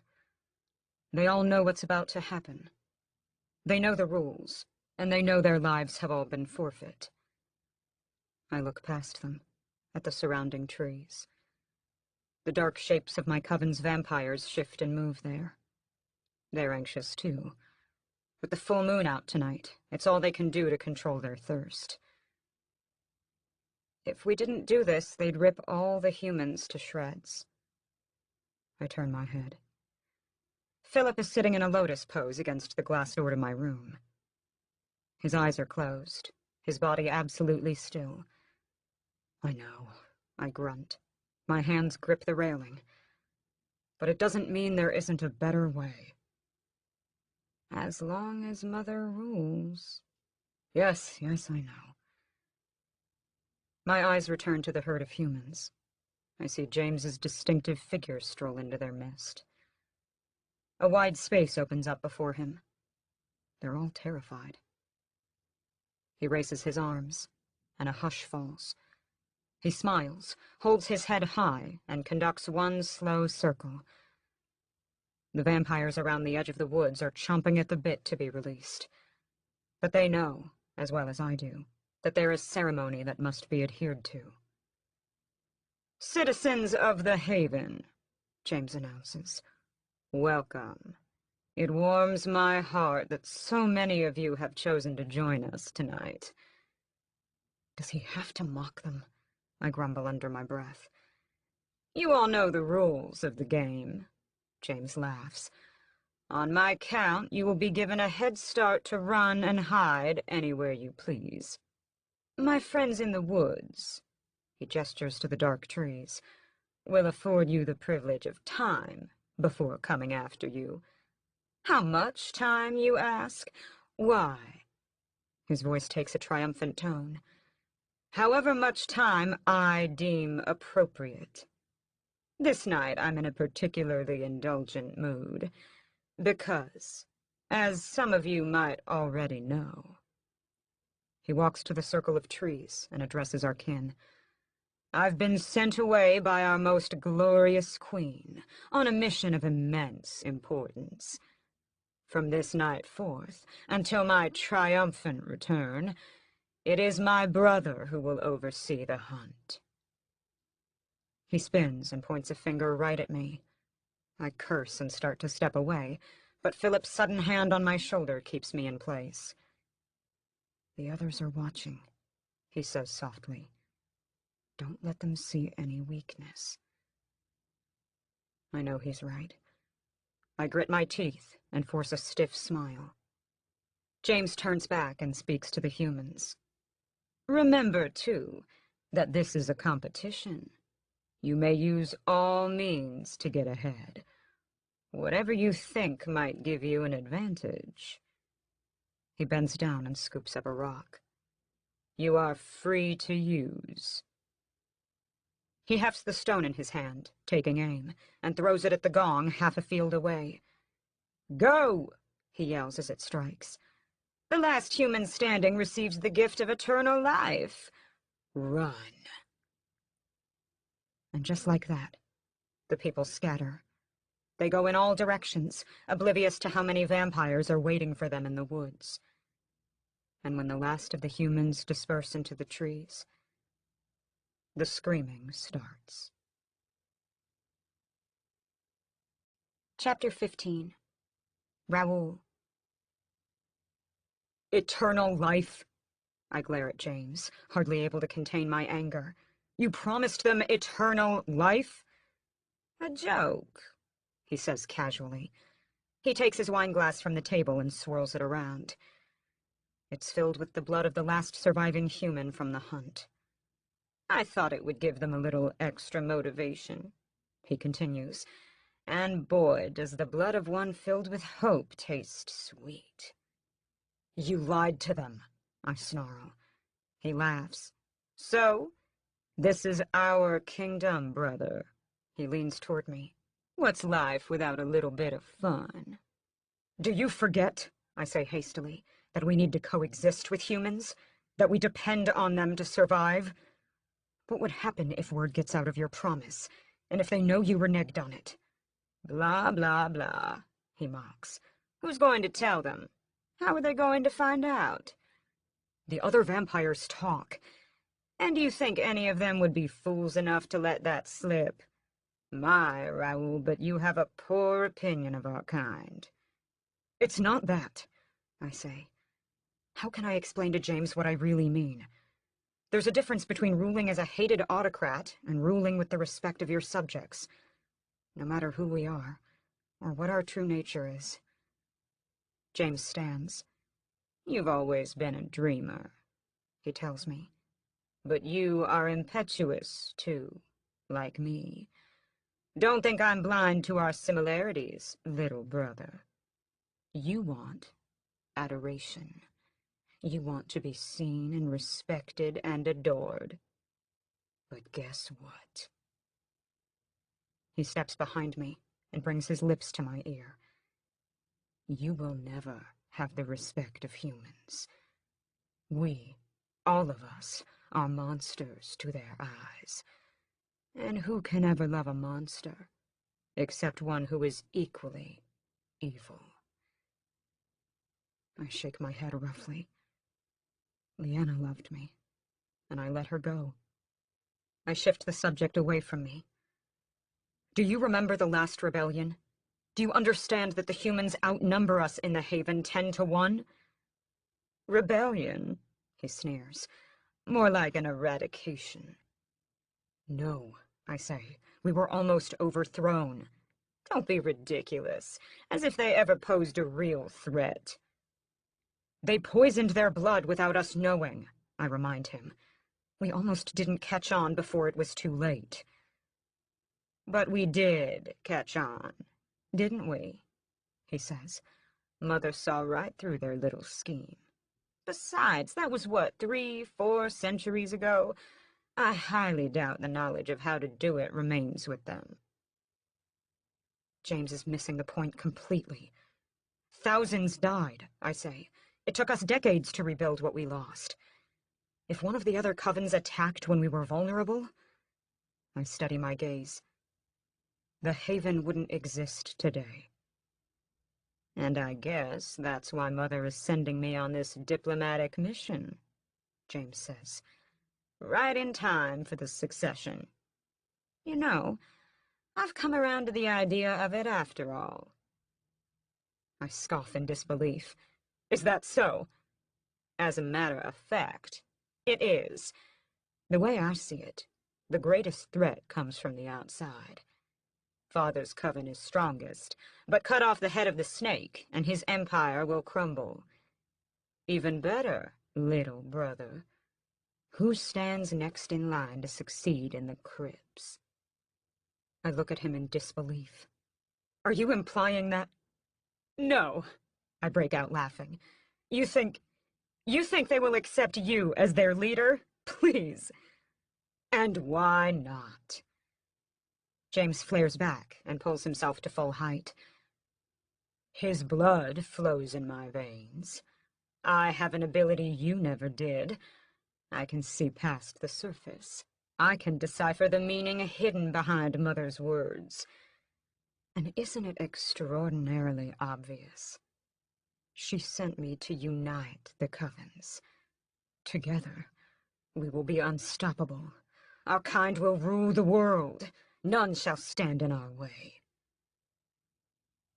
A tingle of fear creeps up my back. What you're talking about is exposure. I breathe. It goes against everything we've ever worked for. Oh, Raoul, how you disappoint me. I am so tired of hiding. Aren't you? The Haven is so claustrophobic. There's an entire world out there. Why must our kind linger in the shadows while the weaker species, go out and have it all? Tell me. This is madness, I breathe. Listen to yourself. No, you listen. He interrupts. Lestat had it right. Lestat was a fiction. No, James growls. Let our kind be known. Let our kind be celebrated. Let the humans come, with their guns blazing, and just try to take us on. They are beneath us, all of them. The life we lead now has no prosperity. Why, it's no life at all. I say, let us make right what is ours. Let's claim the world. We have as much right to it as they do. No, I say. No, you're wrong. The world is not made for us. We are creatures of darkness. Sun, the light, it is our scourge. And why must days be defined by when the sun shines? He asks. The world is bathed in night for an equal amount of time. We will flip civilization on its head. You forget, I snarl, how much the world outside has changed. We keep our people locked in time in the 16th century. Superstition and fear rule their hearts. But out there, James, we wouldn't stand a chance. He laughs. That is simply a difference of opinion. Our people are meek, I stress. We've raised them to be so. Outside they have weapons, real weapons that they can use against us. You think a stake through the heart is bad? Wait until they capture one of our kind and get us into their labs. They'll dissect every bit of blood, every strand of DNA. They'll discover weaknesses even we don't know we have. The illusion of safety Mother has maintained has made you arrogant. When the entire human race rises up against us, you think we will survive. You do not, James hisses. You make me sick. We are the predators. We are the hunters. He gestures roughly out in front of him. The world out there is ripe for the plucking. It's inhabited by cowards and sheep. We are the wolves, dear brother. And we are the ones destined to rule. Chapter 16. Illyra. Even though it's been quiet for hours, I can't get the last of the screams out of my head. I've never heard such blood-curdling sounds. They, and the memory of them, confirm to me, if nothing else does, that whatever this situation is, it's real. It's real, and it's very, very dangerous. How much longer are they going to keep us here? April shrugs in apathy. Who knows? I can't believe you can just take it, I say. Don't you want to run? To escape? Escape? April's voice rises in surprise. No, you don't understand. Once you're inside the Haven, there is no escape. She looks at the ceiling. The only escape from here is death. My eyes narrow. How can you be so defeatist? It's called reality, she says. She turns her shoulder to me, indicating the conversation is over. But I won't give up that easily. I walk to her and crouch down to her level. Please, I say, there must be something you know. You say you came from the outside. That means you're like me, doesn't it? That means you... April starts shaking her head, over and over and over again, almost obsessively, as soon as she hears the word outside.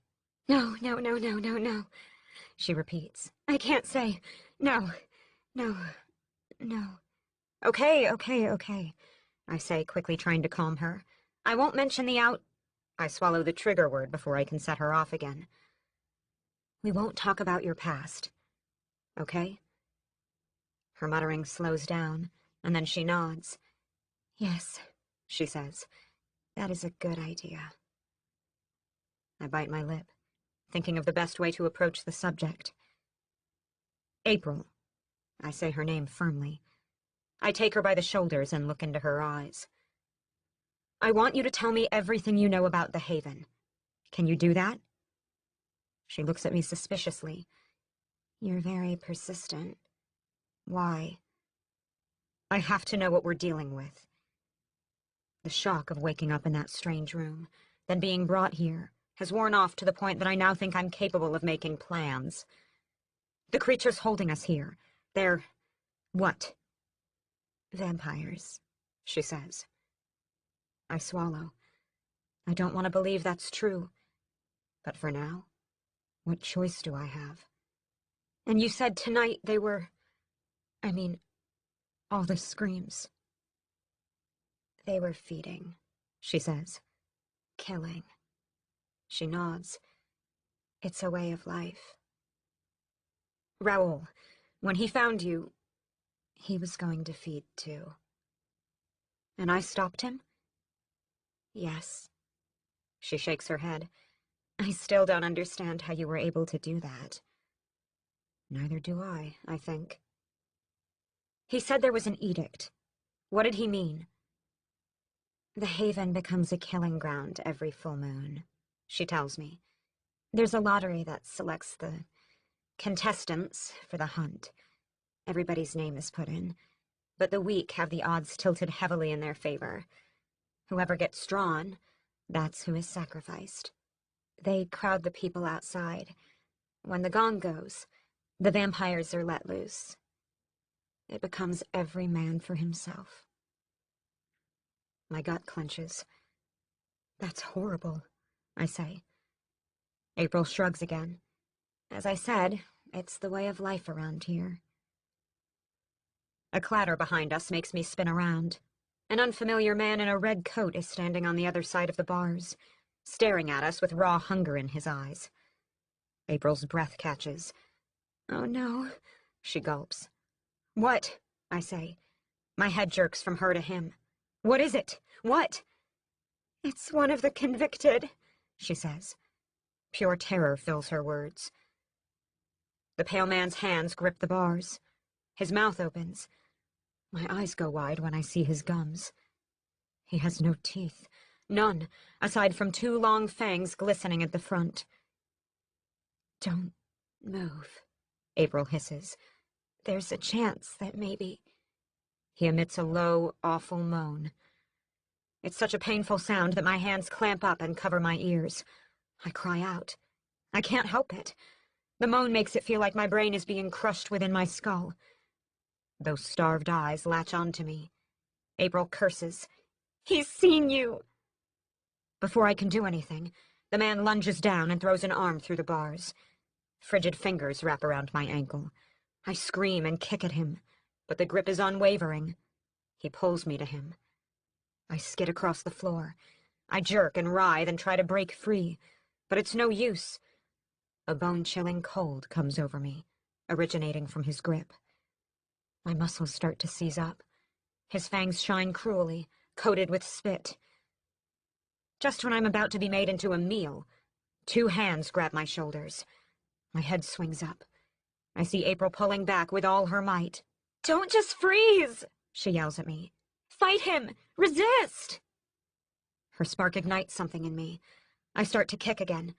The convicted moans, and the sound is horrible. He's stronger than both of us. April's effort may have granted me a few extra seconds, but no more. She digs her heels in and pulls me back, yet all she achieves is stretching out the time before the inevitable.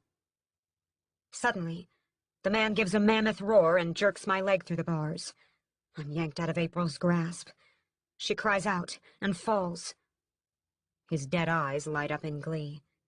He widens his jaw and is just about to clamp those fangs into my leg like a shark. A black shape moves behind him. I only get the barest hint of warning before the grip on my legs slackens. I kick free, confusion rolling through me. Why did he stop? Then I see the gruesome sight in front of me. There's a hand sticking out through the convicted's chest. In it is his bloodied heart. Suddenly, the hand closes, crushing the heart. The man in the red jacket croaks and crumbles down. And behind him, I see the dark shape emerge as none other than Raoul. Chapter 17. Raoul. I pull back from the disgusting creature who's now dead at my feet. All sorts of questions flare through my mind. How did he get free? How did he find Elira and April? And worst of all, what would have happened had I not decided to come back for them just now? I scramble to open the cell door. Elira staggers away from me. She's breathing hard, and her eyes are wide in terror. You killed him," she gasps. "With your bare hands! How?" I look down at my bloody hand and grimace in disgust. I wipe it clean on the convicted's shirt. April's recovered herself enough to give a small laugh. "You saw how," she tells the other girl. I look at both of them.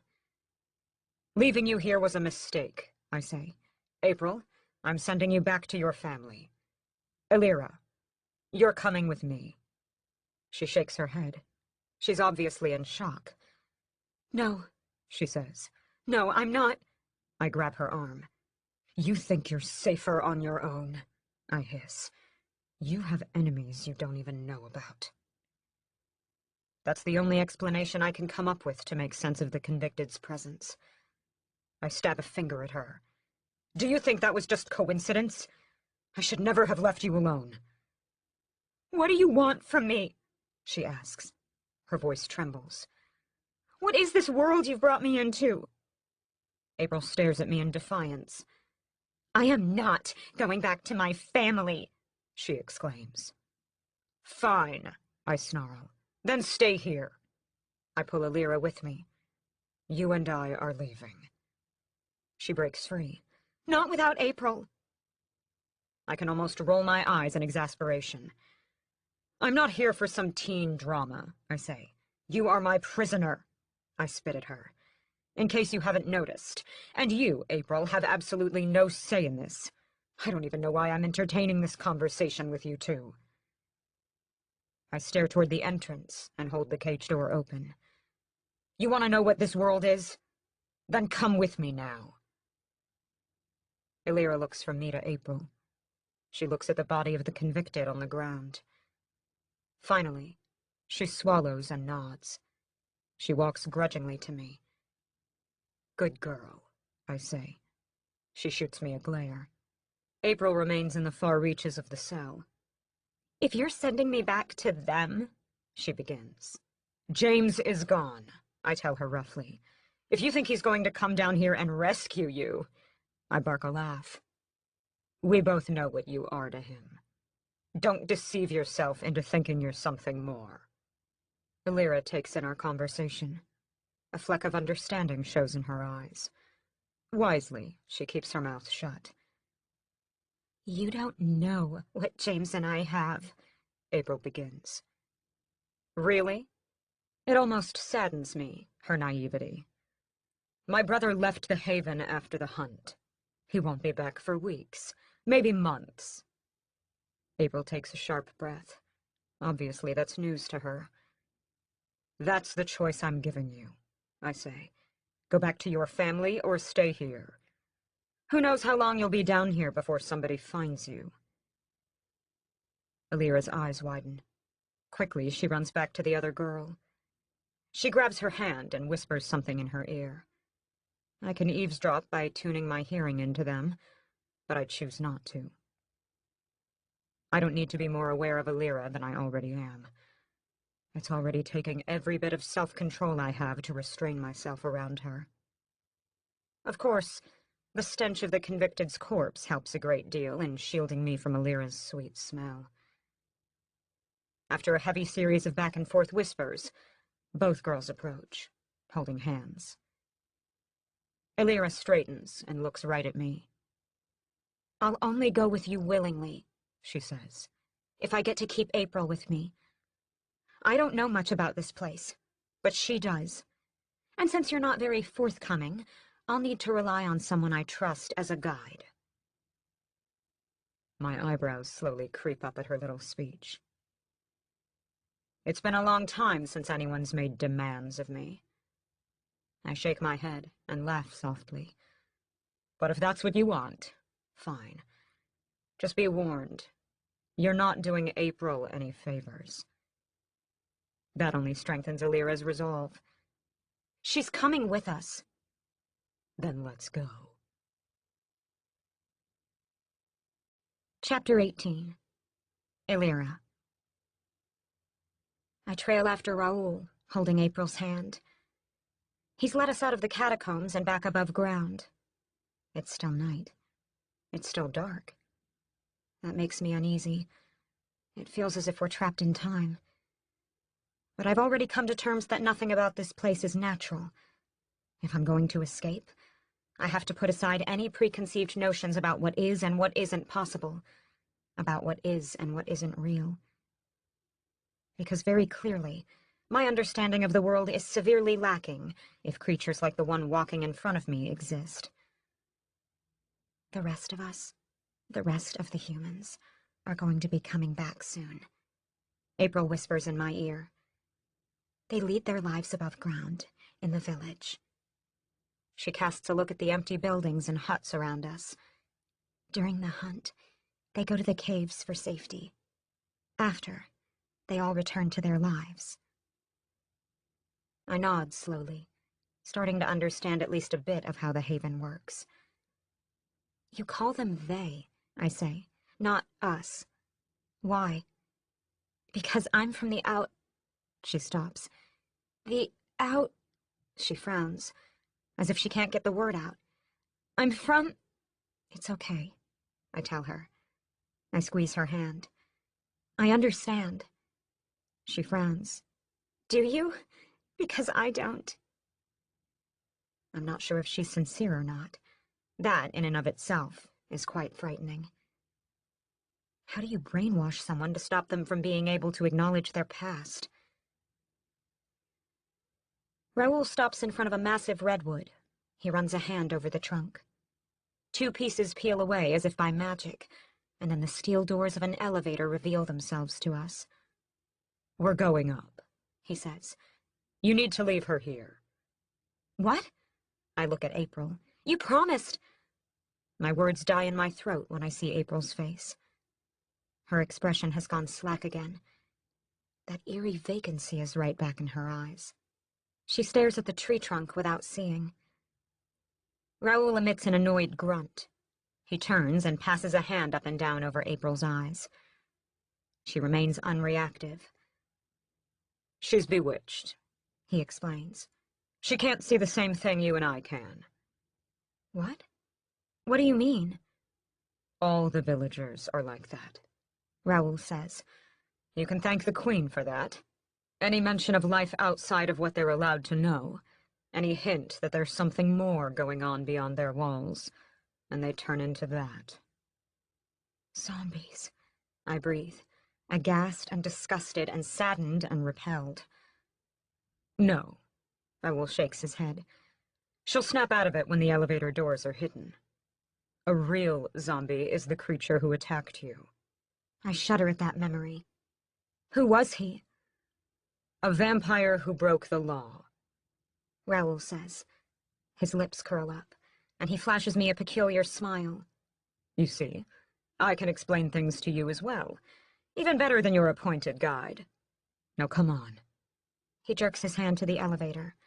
We need to go. But April... We'll be perfectly safe here. See that? He points toward a nearby hut. It's her home. He points at another one. So is that one, and that one.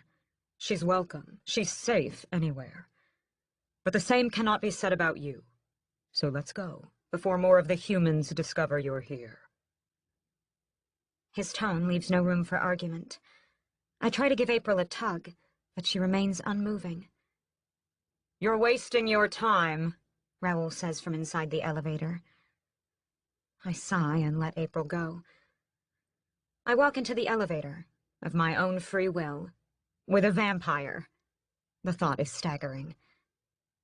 The doors close, and we reach the top. I go to the railing to check for April. She's already gone. I turn on Raoul. Why would it matter if the other humans know I'm here? I ask. Isn't it obvious? He steps toward me and reaches up to brush my neck. I draw a short breath. He's so close. My heart starts thundering. He drops his voice. He doesn't look me in the eyes, instead focusing on that spot where I found the strange mark. You've been bitten, he says. And you are still alive. A smile forms on his lips. The proximity of his body makes all sorts of inappropriate images flash through my mind. Inappropriate because of who he is, and who I am, and what our relationship is to one another. What would it feel like to have his lips on mine? Whoa! Where did that thought come from? They'd hate you, he continues softly, glazing his fingers over my neck, while I stand there, struck dumb and unable to move. For the same reason that I would adore you. You're in the process of being turned. Then, just as suddenly, he steps away. The gulf of space between us makes me sway on unsteady feet. But you're not there yet, he tells me. And you won't be there for a long time. Now come. I want to show you the room you can expect to be yours, should you prove willing to accept your fate. My mind grapples with the new information I've been given. I'm being turned? I say. The words feel so ludicrous to say out loud. Why? How? I mean, vampires aren't real, I swallow. Right? I shake my head. I'm alone in the enormous room Raoul brought me to. There's a circular bed in the middle of the room.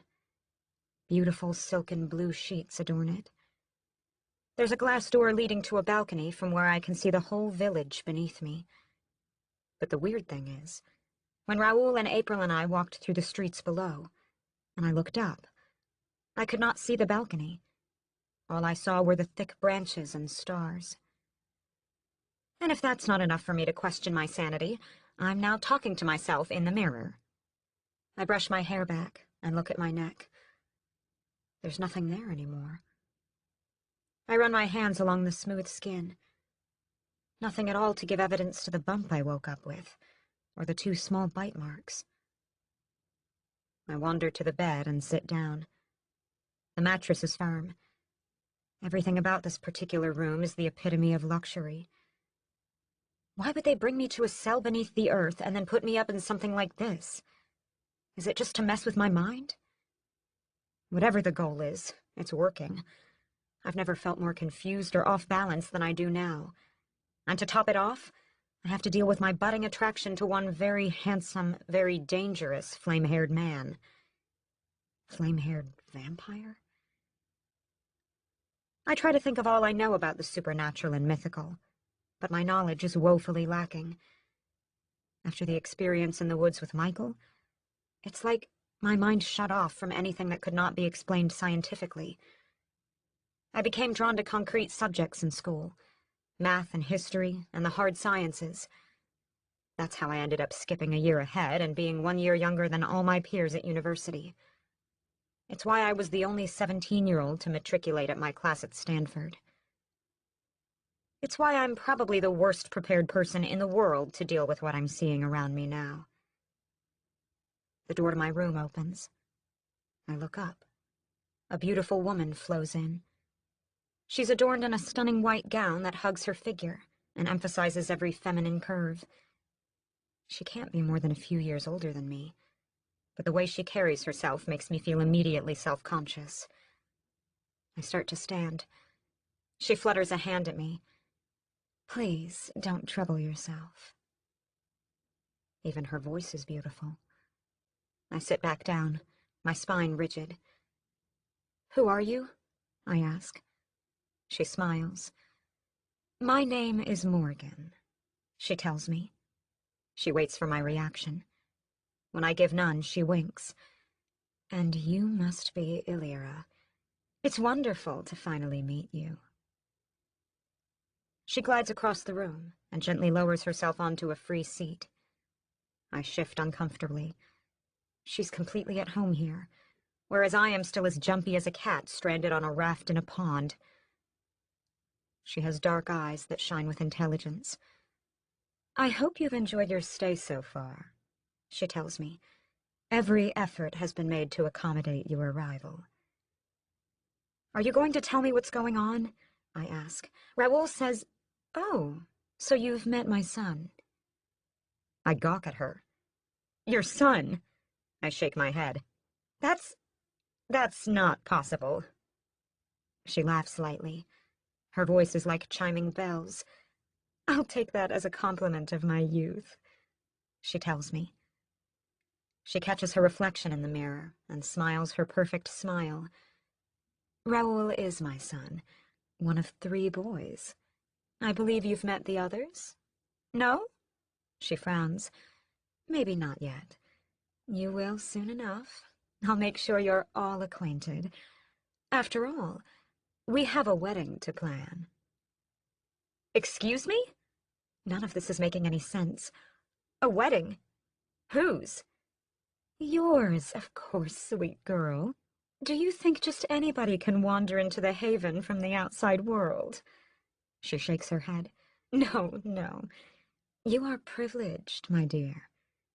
Because of the circumstances of your birth, you've been granted nearly unprecedented power and influence over all our lives. She smiles again. I know you're confused, but everything will make sense before long. She stands and walks toward me. She stops in front of me and cups my face in her hands. My, but you are a beauty, aren't you? She asks. We'll have to do something about that awful outfit, though. Oh, I know. She snaps her fingers, and the doors of the wardrobe fly open. You'll find everything to your heart's desire in there. Next time I see you, I expect you to be dressed as one befitting your position. And then, without another word, she simply gets up and leaves the room. My shock only lasts a moment. I run to the doors after her and rattle the handles. Just as before, they're locked. I grunt. Wedding? I think. What on earth is she talking about? I'm not getting married? It seems like every conversation I have reveals more to me, but lends confusion rather than clarity. I turn my attention to the wardrobe. How did she open it like that? The fabrics inside catch my eye. There are an assortment of dresses hanging there. All of them look just as extravagant as hers. I walk over and run a hand over them. Despite myself, I get goosebumps. I've never imagined feeling anything this expensive against my skin. Is this really right? I wonder. Only an hour ago I saw somebody get killed, and now I'm entertaining the notion of putting on clothes picked out for me? All this is totally insane. but there's nothing to be done about it. I pick out a light blue dress and hold it up before me in front of a mirror. I stroke the material. It's wonderfully soft and looks to be exactly my size. No, I shake my head. This is ridiculous. I'm not going to put their clothes on. No way, no how. Yet after half an hour, my resolve fades. I'm cooped up in these chambers with nothing else to do. I sigh and strip out of the clothes linking me to my previous life. No sooner do I have the first dress on than a soft tapping comes from the door. I spin around. The door creaks open, and a meek-looking servant girl comes in. "I was asked to see if you require anything," she says. Her eyes are downcast, and her voice is barely above a whisper. "If you're hungry, I can—" "Yes," I say. The girl flinches. Is she scared of me? "I mean, yes, please. That would be wonderful." The last meal I had scarcely made a dent in my hunger. She bows and starts out the room. "Hold on," I say. "What's your name?" She gives a little gasp of surprise. She begins. My ears perk up. "Unable to tell you," she finished lamely. I narrow my eyes. "Why?" "I'm sorry," she says. "The less we speak, the better it is. For me. You understand?" Not really, I want to say. Instead, I exhale. "Of course." She draws back. Just before she leaves, she adds, very softly, "You have stunning eyes, Princess." Princess? Chapter 19. Raoul. "She's quite a jewel," Mother says, as she walks through the palace. "You are lucky to have her." I follow in her stead with my hands clasped behind my back. I don't have to voice my discomfort with the whole situation. Once the Queen makes up her mind, there's little that can be said to dissuade her. I doubt she feels the same about me, I tell her stiffly. She laughs. "Oh, nonsense." She bends by a vase of flowers and inhales deeply. "These smell lovely. Who chose them?" "I don't know." My voice is tinged with annoyance. "How can you think about frivolities like that now, Mother?" She clicks her tongue and moves on. "You know I don't like you calling me that." She sighs. "Alas, it is something I will have to get used to, won't I?" "As if you haven't in the past centuries?" She gives me a sharp look. I rake a hand through my hair. "I'm sorry. I speak to you without thinking." "You seem to be doing a lot of that recently," she notes. "Oh well, it is of small significance. I'm sure it's something your wife will soon help correct." I cough. "Wife?" "Yes, of course. You're to wed the girl as soon as possible." She flows onward without looking at my reaction. "It's only prudent that we bring her into our family before the succession can truly begin, don't you think?" "No, I do not think, Mother." I stride forward and grab her arm. I turn her to face me. She frowns at my point of contact. "Forgetting yourself again, my son?" she asks softly. "Or," she runs a finger down my chest, "maybe you've decided to take me up on my long-standing offer, I grimace and jerk my hand away. "Never." "A pity." "I am not marrying her." Morgan laughs. "Why? Does she repel you so?" Just the opposite, I think. But I cannot tell the Queen that. "It's improper," I say. "We've kidnapped her and stolen her from her life. How do you think she'll react to your proposition?" "As a future princess should, with dignity and grace. Remember, Raoul." She touches my chest and gives a pitying look. "The ancestral blood that flows through her veins gives her the powers of the old clan of witches." You're telling me she is related to you? My throat clenches. Why am I only learning of this now? The celestial charts showed nothing of the sort. No, no, Mother laughs. Illyra comes from an entirely different line. You do know precious little about how it all works, don't you? Being stuck with a vampire curse is enough. I don't make it a priority to learn about your kind, too. Something that we'll also have to change before long, if you're to rule. I have no desire for— Your desires have nothing to do with anything, she cuts in. But I'll give you a small history lesson to broaden your knowledge. At the origin, there were 5 great families, all part of the witch clan. All had enormous power.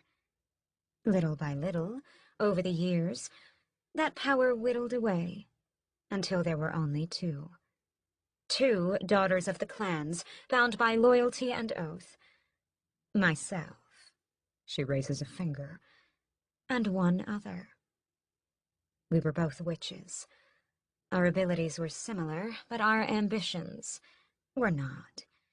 She was happy to lead a normal, disgustingly short human life, whereas she stands taller, always aspired to something much greater.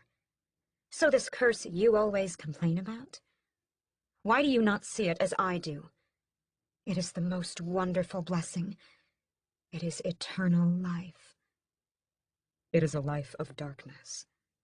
Perhaps, but better to have infinite nights than a limited span of days. I disagree. I know you do, sweet child. She gives me a sad look. Your perspective is flawed. Anyway, at the time I caught wind of a little rumor. A sorcerer working at something I greatly craved. Of course, she gives another little laugh. You can imagine how the story goes. The man I found was no sorcerer, but he was a vampire. And he became, in time, your father. I stand very still, careful not to interrupt. Morgan had never shared this story with me before. As far as I know, she's never shared it with anyone before. My friend was outraged by what I'd done. She swore that my new powers would bring me nothing but misery and prophesied a horrible end. But, she smiles and looks at her nails. Look at which of us is alive today and which is not. She laughs. Illyra is her final descendant. That is what makes her so vital to us. The ability of witches do not flow from generation to generation. They lie latent for decades, even centuries, before one such as her is born. You know why I care for her? You know how important our task is? With Illyra in hand, with her on our side, with her blood joined together with yours, there are none who can ever threaten us. The 2 remaining lines of the great families, one of the great witches, will finally be joined together as one. Can you think of any better insurance for the future?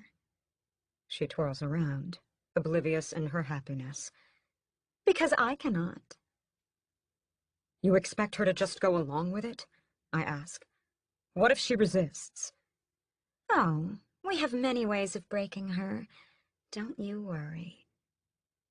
You're making her into your pawn, I say. For now, Morgan admits. Eventually she will come around. And it's not my pawn she's going to be. My son, my sweetest. She looks deep into my eyes. It's yours. Chapter 20. Illyra. I fell asleep after my meal. When I awoke hours later, it was still night outside. I rose and discovered my clothes missing. Somebody must have come in and taken them. That thought does not sit well with me. It could have been the servant girl. It could have been one of the vampires. Who knows what else they could have done to me while I was so defenseless. Suddenly, on a bout of hysteria, I laugh. I'm concerned about vampires taking advantage of me just because I was asleep? You're their prisoner, Elira, I mutter. They can do anything they want to you, asleep or not. Now that is a distressing thought. I walk to the window of the balcony, my only link to the outside world. I'm surprised when I find activity in the village below. Torches are lit at regular intervals along the houses, providing a semblance of light. Amongst them, people wander to and fro, most running some sort of errands. They look like farmers, artisans, peasants. It's like I've opened up the pages of a history book and glimpsed inside. None of the people down there show any signs of belonging to this century, or the one before. I shiver. Even though it's no longer cold, I have this feeling of being trapped in time. The doors come open. I spin around. Raoul walks in. He throws himself on top of a chaise and drapes one arm over its back. He hasn't seen me. But when he looks, he lets out an audible gasp. "What?" I say. "That dress. Where did you get it?" Is he angry? He certainly doesn't sound pleased. I hesitate. He bolts up. His eyes narrow, and for once he looks right at me. Butterflies explode in my stomach. "Was James here?" he demands. "Is this his idea of a joke?" He takes a looming step forward. "If he was—" "No!" I quickly say. Raoul advances until I'm backed up into a corner.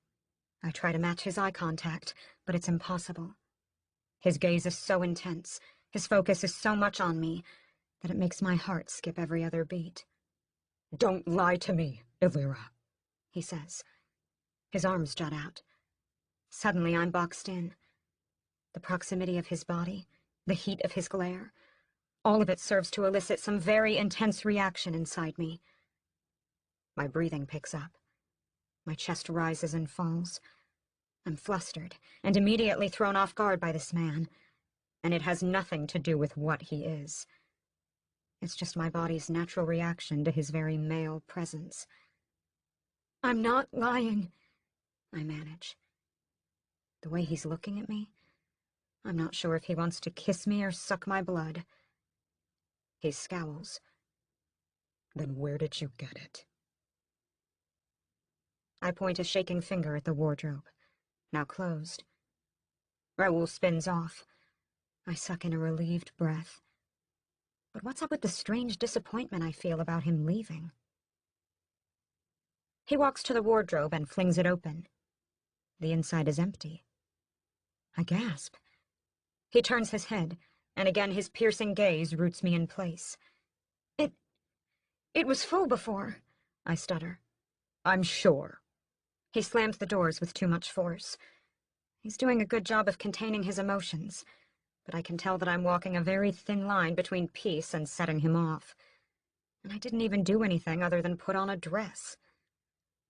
My mind scrambles for the right thing to say. "A woman," I tell him. "A woman came in. Damn, why am I so flustered? She said her name was Morgan. She told me to change into—" I don't get to finish, because the next moment Raoul is right on me, holding me by both arms against the wall. His strength and speed is astounding. I should be terrified, but for some reason I'm not. I'm just confused. "You met the Queen," he rasps. "She saw you. Here?" I bite my lip and nod quickly. "I didn't know who she was," I say. Raoul exhales. His hands fall, but he doesn't step away. "I'm sorry I got angry with you," he says, "but you don't understand. The things you do to me.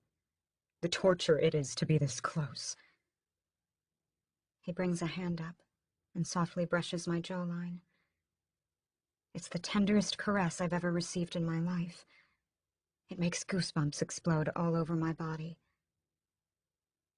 To be so close, and to be unable to do anything about it, he finishes. He shifts his gaze to my neck. I stand completely frozen as he focuses on the spot. He sweeps my hair away, exposing the tender expanse of skin. James, he murmurs. I can't believe James was the one to take you. How did he resist? How did he not drain you whole? Oh, Illyra, if only you knew how much I crave to be... He catches himself in the soliloquy and stops. His eyes widen. He looks shocked to have said so much. As fast as ever, he rips away. He's in the center of the room before I can blink. I'm sorry, he says. I shouldn't... He swallows. I shouldn't say such things. They'll only frighten you. Is that remorse in his voice? I'm astounded. Here I was, this whole time seeing him as nothing more than a veritable monster. But he isn't. He has some very human emotions running through him. Doesn't he? I don't know what compels me to push off from the wall and walk toward him. I don't know what it is that makes me reach out and take his hand. I don't know what it is that makes me bring that hand to my cheek and lean against it. You saved me in the catacombs, I say softly. You shouldn't be apologizing. If anything, I should be thanking you. Raoul looks at me. His Adam's apple bobs as he swallows hard. His hand is cold against my face. Still, I keep it there, savoring the strange moment of connection, grasping for the tiniest sense of intimacy in a place that is so foreign and scary, and yet somehow magical. Raoul twists his body toward me. He steps forward so our torsos are touching again. I have no idea what's gotten into me. All I know is that the blossoming feelings inside are nothing I can fight. Am I really falling for my captor? You're not going to kill me, I say. Are you? Illyra. He says my name with the conviction of a long-lost lover. No, of course not. Never. You are mine. Forever. To protect. And then, ever so slowly, haltingly, hesitantly, he leans his head down and presses his lips to mine. It's the lightest touch, and it only lasts a flicker of a moment, but it's enough for me to know that what he says is the absolute truth. A spark lights in my body. Before I can respond to the chaste kiss, Raoul pulls back. Is he so timid? I think. But then I see the way his hands are shaking, and the tight rigidness of his entire body, and I realize it must take everything he has not to devour me right now. He steps away. We shouldn't do that, he says. We shouldn't. But his words trail off, and his eyes run once more over my body. I can see the desire burning inside him. It's mirrored by the heavy need coursing through me. A bolt of alarm hits me. I gasp and turn away. Have I gone totally insane? Sharing a kiss with a vampire? Letting my emotions get the better of me and make me forget everything about how and why I ended up in this situation in the first place? No, I say. You're right. We should not. I think I hear him sigh, but it might just be my imagination. I stare out the window into the eternal night. A part of me still believes this is one crazy dream, and I'll soon wake up and find myself back in the library, where I fell asleep. But I know that to be the childish, irrational part, because, crazy as all this is, I can no longer deny that the Haven is my new reality. Why doesn't the sun ever shine? To protect us. The Queen casts spells. Raoul searches for the right words. I understand, I say. What you said before, I begin. My hands clench into fists. Tears threaten to spill from my eyes. About me being turned. Is that true? There is no hesitation in his reply. Yes. That means I can't go back. Can I? To your old life? No. Never. Sadness swells inside me, but the words do not come as a shock. That's pretty much what I've been expecting this whole time. A lone tear leaks down my cheek. Why me? I ask. Because of who you are. Yes, but why? I insist. I spin back to face him. Morgan said there's going to be a wedding. The serving girl called me princess. You say I'm being turned. Please, please explain it to me, because I do not for the life of me understand. Please, I say. Raoul strolls to the armchair and settles down. He gestures for me to come to him. Instead, I sit on the edge of the bed. Raoul goes as still as a statue, and a silence stretches between us. It lasts 1 minute, 2, 3. He's completely unperturbed by it, but I get uncomfortable. I pick at the hem of my dress, suddenly feeling too exposed in the lacy garment. That dress, or one very much like it, once belonged to someone special to me, he announces. I stare. That is why I reacted the way I did when I saw you. That is not to say, I never meant that you are not beautiful. He thinks me beautiful? I blush and shake my head. Explain the other things, please. Well, he exhales. Let's start at the top. By now you know where you are. This is the Haven. It is a sort of sanctuary for... He pauses. My kind. For vampires, I breathe. Yes, he says. For them. Suddenly, he stands and walks to the balcony. He is more restless than I. This place was established over 600 years ago by the woman you met. She has ruled ever since. He gives a mock bow. Am one of her 3 sons. I nod. More pieces are falling into place. The Haven is protected by a powerful series of wards that hide it from those on the outside. Vampires are the ruling class. He gestures around the room. We live in modern luxury. The people down there, his fingers press against the glass, are trapped in an older age. It's easier, you see, he sneers, to keep them ignorant of how much the world has changed. My stomach seizes up in disgust. That's horrible, I say. Yes, Raoul agrees. But necessary. If any of the villagers had an idea of the things humans are capable of now... He trails off, shaking his head. You keep them as slaves, I mutter, blind and deaf to their potential. And you feed on them, don't you? I heard the screams. Usually it's not so violent, he says. He faces me. You understand why I'm explaining this to you, yes? Because there is no going back, Elira. The things you've seen, all that you know, even if I wanted to let you go, I could not. My breath catches. You want to let me go? I didn't say that. He grunts, his hands open and close. You weren't supposed to be thrown into the midst of things the way you were. There was a process that was supposed to be followed, and it kills me that it wasn't adhered to. You planned my abduction. I shiver. How long have you been watching me? He gives a mirthless laugh. Do you want the truth? I nod. Since the day you were born. I gasp. Your birth was written in the stars. And I know that it is such a cliché, it's so trite and perhaps even expected, but it's the truth.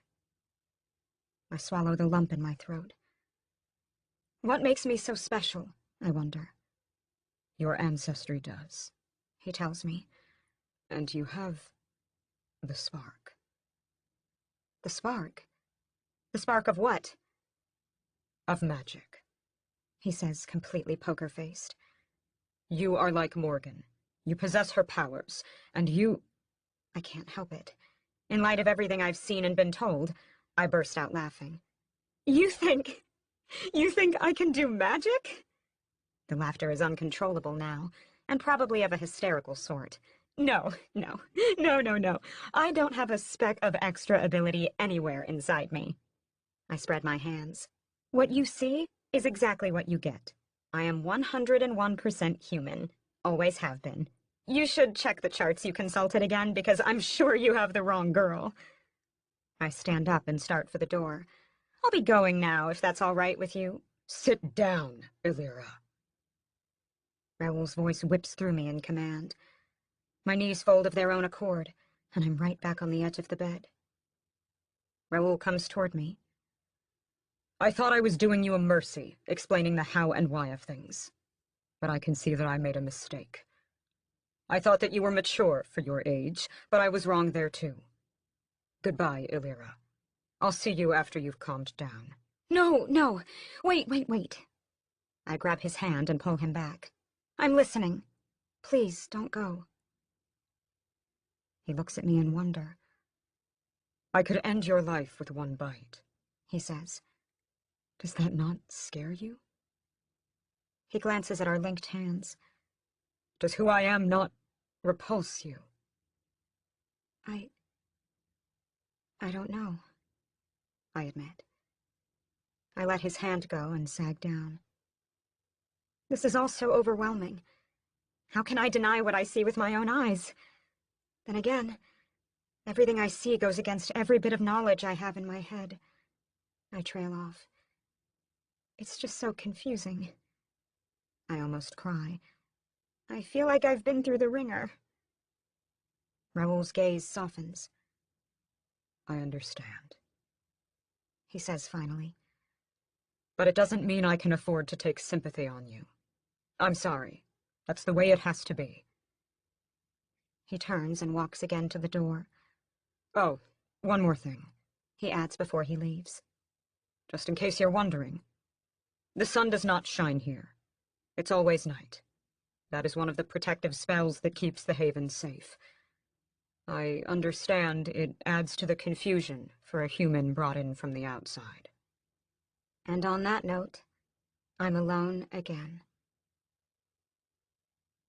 Morgan enters my chambers a few hours later, and immediately expresses her delight with what she sees.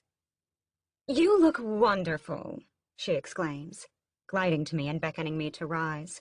"Oh, just look at you. You see, I knew you had enough feminine beauty for it to come out given the right circumstance." I'm not sure whether that's a compliment or an insult. I try to give a proper curtsy, of the sort I've only read about, but assume she would expect. After all, if she's been queen for 5 centuries... Well, I consider it my best course of action to act meekly around her. No, none of that," she chastises. "You're doing it all wrong, anyway. You put one foot back and bend the knee, like this. Do you see? Oh, don't bother.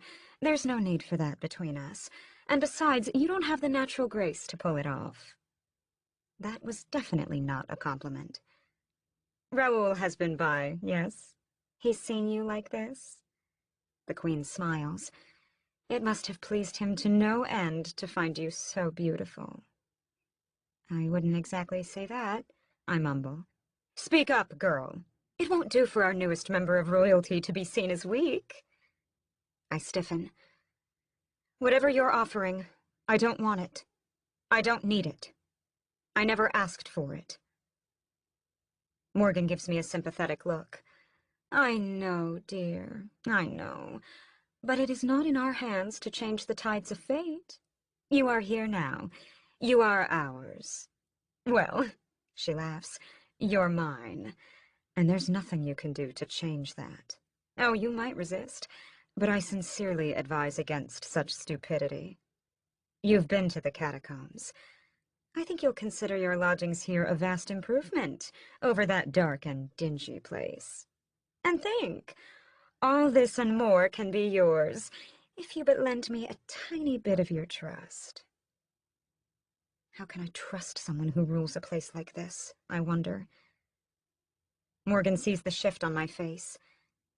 "You're troubled," she notes. "Conflicted, perhaps?" She taps her lips. I have a little surprise for you. I meant to save it for later, though perhaps now you'll take it as a token of goodwill. Hmm? She stands up and claps her hands. You may come in now, she calls. The doors slowly open, and standing on the threshold, I find a very stoic April. I gasp her name. She looks up and our eyes lock. Hers are storming with all sorts of emotions. She quickly suppresses those emotions and stands meek as a lamb. April here, Morgan says, flowing around her and taking her by her shoulders, has admitted to being your friend. And I thought, how wonderful. So I cast a little counterspell. She snaps her fingers in front of April's nose. The girl flinches. And ta-da! Her mind has been restored, and her eyes have been opened to all that she knew before. She came from the outside too, you know. But unfortunately, we can't allow her to think too much of her precious life. It's just safer for all involved. I'm sure you understand. Morgan smiles. Well, I'll leave you girls to it. I'm sure you have plenty of catching up to do. April shuffles in. Morgan gives her a dainty kiss on the cheek. Then she closes the doors.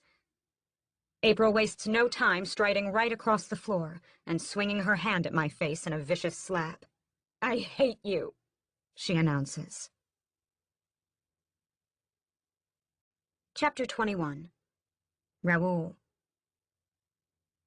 I kissed her. Philip's head jerks up from the computer screen.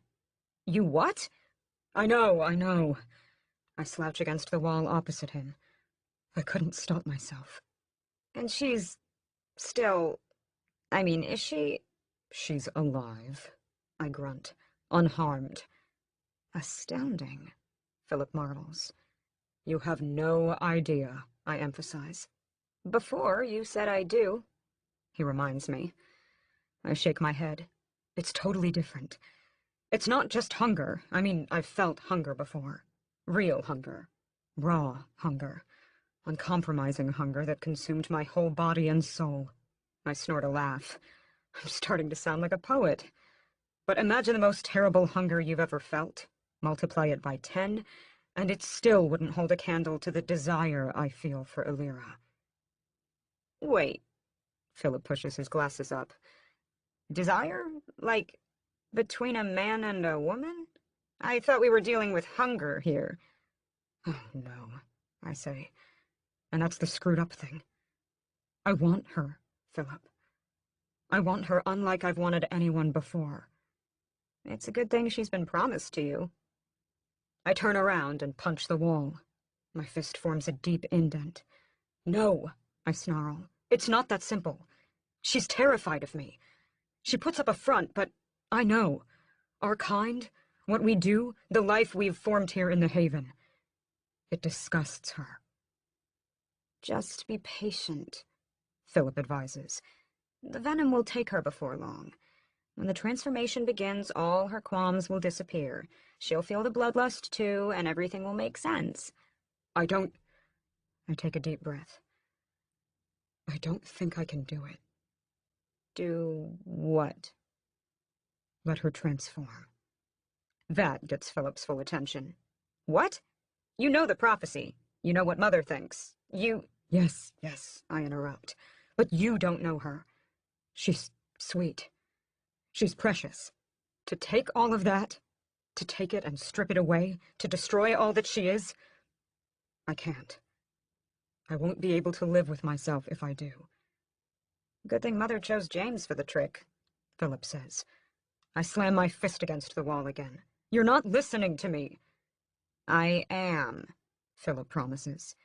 It's not my fault if you're speaking nonsense. I glare at my brother. He has always been someone I could come to for good advice. This isn't the sort I thought he'd give. Look, Raoul, Philip says. She's already been infected. Her blood's tainted. Even if you wanted to change it, what could you do? There's no vampire alive who can reverse the poison's spread. There must be some way, I say. You're the scholar. You're the intelligent one. Go to the library, see what you can find. We were not the first vampires on Earth, no matter what Mother makes the others believe. And we're not the only ones here now.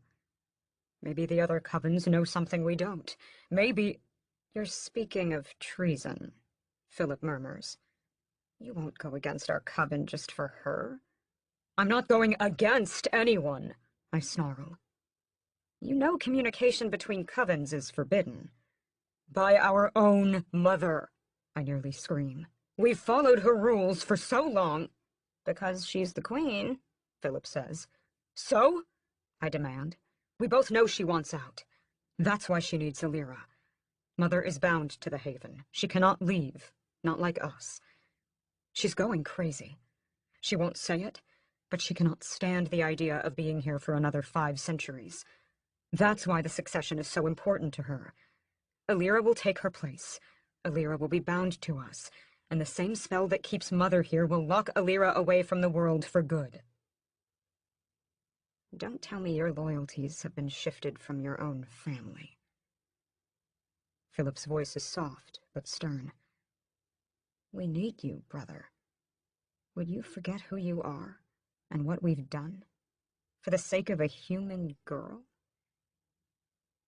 It's not that simple, I want to say again. Instead, I sigh. I don't know, I admit.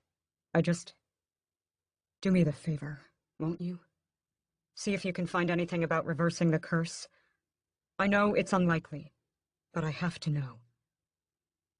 Philip looks at me, and then nods. I'll see what I can do. Chapter 22. Illyra. What the hell is wrong with you? I scream at April. Me? She demands. Me! It's you who's ruined my life! We've both gotten our fair share of slaps and hair pulls in, and we've now resorted to having a war of words. Or a screaming war, in any case. I saved you from being taken! Yeah, and I saved you from the convicted, so we were even, and then you had to go and get the Queen involved. Me? I can't hide the incredulity in my voice. You think I have any influence over what the Queen does? She gives me an evil look. Don't pretend ignorance. Hello? I cry out. I'm a prisoner here, in case you haven't noticed. Oh, yeah. April scoffs. She looks around the posh room. You've got it real bad here. You're infuriating. I hurl myself on the bed. Look at yourself, April sneers. You've got the best rooms, the prettiest clothes, and you're complaining? What's wrong with you? What is wrong is that I don't want any of this, I say. Well, wake up and smell the roses, princess, because it's what you've got. And now, thanks to you, I'm completely ostracized. Even worse, I have my memory back. You say that like it's a bad thing. What I wouldn't give to be able to remember the hours, days between my stop in the library and waking up in the Haven. Of course it's a bad thing. Now I know where we are. Like you didn't before? She exhales and brushes a loose strand of hair from her face. Before? I knew where I was, but I didn't know it in relation to what's outside. I was blissfully ignorant. But you came from there. So they locked away those memories of before. And now, thanks to you, they've all come back and... She breaks down and falls into a chair. She starts to cry. I remember it all, Illyra, she tells me between sobs. I remember my mother, my father. I remember my younger brother, Robin. I remember high school. I remember my friends. I remember my life. I thought you'd be thankful if you got that back, I say. She glared at me through red-rimmed eyes. You don't understand anything, do you? Those memories do not belong to me anymore. They are not a part of me anymore. I can never go back. Obviously not. None of us can. Not after we're taken. But the vampires do us a favor by wiping our minds, Illyra. They do it to reduce the pain. This is the life we know, the life we have.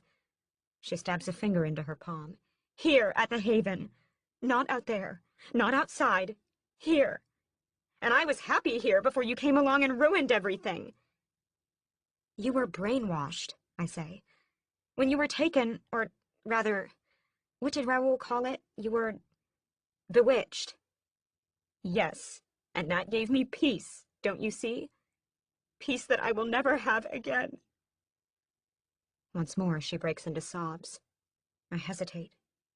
April is vulnerable. She's vulnerable because of me. I push myself up. I've never been good at giving comfort, but right now I owe it to April to try. I come up to her. I bend down and put my hands on her knees. I look into her eyes. Listen, I say. I'm sorry for all of that. It wasn't my intention to get you involved. But since we can't go back in time and change things, we might as well try to make the best of it. Don't you think? She eyes me skeptically. She runs her palms over her cheeks to wipe away some of the tears. I remember who I was too, I continue, and I haven't given up. Not even close. I have every intention of getting out, of escaping. You can't. She gives a sad laugh. Trust me. I know. That's the first thing that came to mind when the Queen restored me. And you know what she said? Do you want to know what she told me right after she cast the counterspell? I shake my head. What? She said, I've been marked. She warned that if I try to leave the Haven, all she'd have to do is give a quick snap of her fingers, April demonstrates, and she'd stop my heart. Just like that. No, I breathe. Oh, yes. April smiles. So you see, the situation is hopeless. It's not like we can even get past the wards. Wait a minute, I stress. The wards. Didn't Raoul say something back in the catacombs about James leaving? And they brought me in from out there, just like they did you. If there was a way in for us, there must be a way out. She shakes her head. Only vampires can leave the Haven, not humans. How do you know? I insist. Has anyone ever tried? Or are they all just bewitched into believing they can't, just like you were? April frowns. I'm not sure. Then she gives an exasperated gasp. But it doesn't matter. You're not hearing me. The Queen will stop my heart. I can't go anywhere. I heard you, I say. I just refuse to believe the situation is as hopeless as they want us to think. April gives me a strange look again. Hopeless? It's not hopeless for you. You're to become one of them. And then it hits me. The underlying reason for all of April's resentful behavior. She's envious. I don't want to become one of them, I tell her. It doesn't matter, she says. It does, I stress. I'm going to help you. I promise. Whatever way you think I've wronged you, I'll fix it. You're the only friend I have, and I don't want to lose you this soon. She searches my eyes for a long moment. You think I'm your friend? She asks finally. Aren't you? I ask. Forget the fight. We're in this together, whatever it is, and I won't abandon you now. We may have had a rocky start, but that doesn't mean we can't fix things in the future. I don't believe it, she mutters. I can't believe you would call me a friend after what I did. It's forgiven, I say. Forgotten. Water under the bridge. All in the past. I hold out my hand. So what do you say? Can we move on? Because I truly believe that we are weaker apart and stronger together. She marvels at me. You are quite something. You know that? She giggles and takes my hand. But okay. I accept. We can be friends. Good. I smile. And the first thing we have to figure out is how to get into the village below. Chapter 23. Illyra. After a useless hour trying all the doors and windows in the room, and finding them just as much locked as before, April and I come to the same conclusion. We're trapped. So much for that, she huffs. All we can really do is wait for the next vampire to show up. You think it's going to be Raoul? Who knows, I mutter. I hate the feeling of being cooped up. Could be the serving girl. Who? She asks. You know, the girl who brought me food before. I gesture vaguely to the door. Quiet, meek, didn't want to look up at me. Was she human? April sounds astounded. Yeah, as far as I could tell. I didn't know they let humans up here, April murmurs. I give a coy smile. Looks like you don't know everything. I never said I did. Relax. I hold my hands up. I was just kidding. Sorry, she shrugs. It just makes me uneasy, you know, the waiting. You know what's going to happen to you. I don't. Whatever they do with me, you're not leaving my side, I reiterate. I told Raoul I need a guide. Maybe he didn't accept, but the Queen definitely did. She says. There comes a timid knock at the door. April and I spin to it. The handle turns, and the nameless serving girl opens it. I've been asked to bring both of you to the Queen, she says, keeping her eyes on the floor. I look at April. She nods. Let's go. I keep my eyes open and try to take in as much of the surroundings as I can. The penthouses are linked by extravagant bridges sweeping through the trees. Some have soft canopy roofs, while others are exposed to the sky above. The haven is spectacular, at least above ground. It's a mix of old and new, of wonderfully crafted carpentry enhanced by modern features, like keyless entry systems and motion-detecting doors. Glass and steel blend seamlessly with beautiful golden wood. Wow, April whispers behind me. I had no idea that the vampires had all this. I don't disagree. The wealth and splendor of this part of the haven is unrivaled. My gaze goes down past a railing. The wealth up here is unrivaled, but it only emphasizes the stark poverty below us. None of that sits well with me. Come on, the serving girl says. You don't want to keep the Queen waiting. No, I mutter under my breath. We definitely don't. Another few minutes, and we reach a swirling staircase running around the trunk of a tree. We go down. When we reach the bottom and step out onto the path, April's eyes widen. I've been here, she manages. Right here. I've passed this spot so many times, but I never... She looks at the staircase and shudders. I never had any clue that existed. There are people walking in groups of 2s and 3s around us. They keep their voices hushed. I catch the eyes of one boy who's gaping openly at us. He jumps and runs off. I think he thinks we appeared out of thin air, April tells me. That's what it would have looked like to him. I nod, taking it all in. The injustice of this way of life is gnawing at me. The girl leading us continues down a path through the trees, and we follow. I notice something strange about her. Her eyes never leave the ground, except when she's speaking to us. It's like she's being led by a string.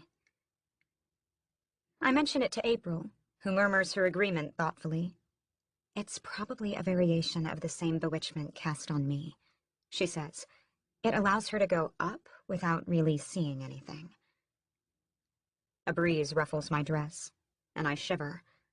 Not from the cold. We walk through a densely wooded area. Starlight from above provides just enough light to navigate, but not much more. Suddenly the trees open, and we're in a vast clearing. Standing in the midst of it is an enormous Gothic castle complete with angled spires and curving towers and jagged parapets. It's beautiful, and astounding, and old, and it's nothing I would have expected, but I've seen enough not to be surprised. The girl walks us to the entrance. "This is as far as I'm to take you," she says. "You'll wait inside for the Queen." I look around the grand lobby. There are chandeliers hanging from the ceiling. Every single candle is lit. There are paintings on the walls, depicting men and women in ornate dress. The strangest thing about them is that every time my eyes move past them, the portraits seem to shift. Yet as soon as I direct my eyes back, they are completely still, exactly as a painting should be. "Okay," I say, more than a tad uncomfortable. "This is not creepy at all." Laughter greets my proclamation. I look up and find Morgan descending the grand staircase. She's changed into a flowing white dress with a transparent shawl draped around her shoulders. She looks beautiful, as always. "Do you like them?" she asks. She walks to the nearest painting and runs her hand along the gilded frame. "I can tell you who they were, if you'd like to know. Each one of them," she smiles at me, "is trapped here for a reason." I give a start. "Excuse me?" "Oh, yes," Morgan continues. "Each one of these vampires thought him or herself capable of bettering me." She flutters to the next portrait over. It's of a striking woman with long, sleek black hair. "This, for example, was my dear cousin Rebecca." Morgan turns and puts on the same expression as Rebecca has in the painting. "You see the resemblance, don't you?" It's not immediate, but I nod, slowly. "Rebecca was one of the first to take issue with my rule. I endured her criticism for as long as I could. After all, we were family. But then one day, oh," Morgan gasps and brings her hands over her chest, "a little bird brought me a word of a plot to assassinate me in my sleep. The person behind it?" She taps the painting. "None other than my own cousin." Morgan walks toward me.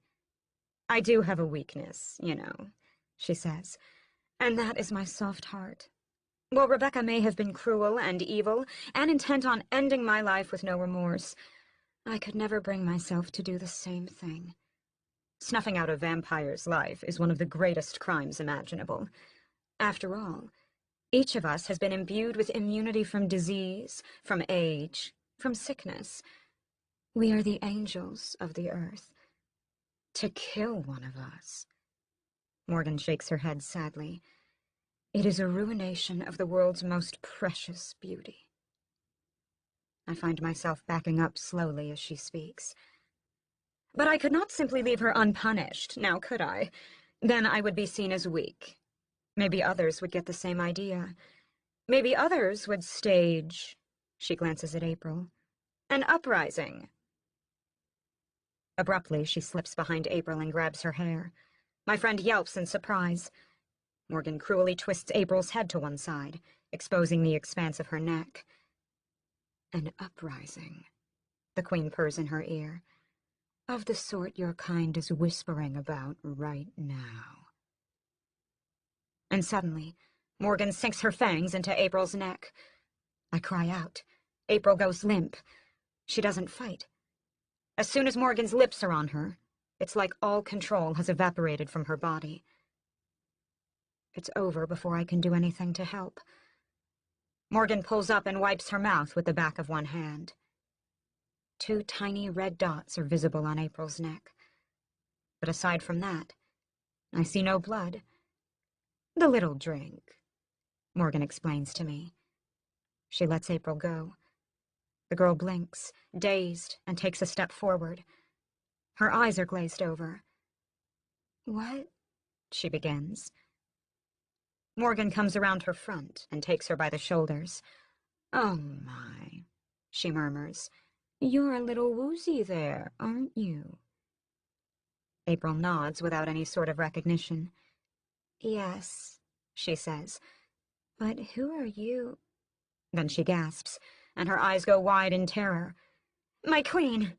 "Oh, Papa," Morgan says gently. "Don't you worry about that." She holds a hand to April's forehead.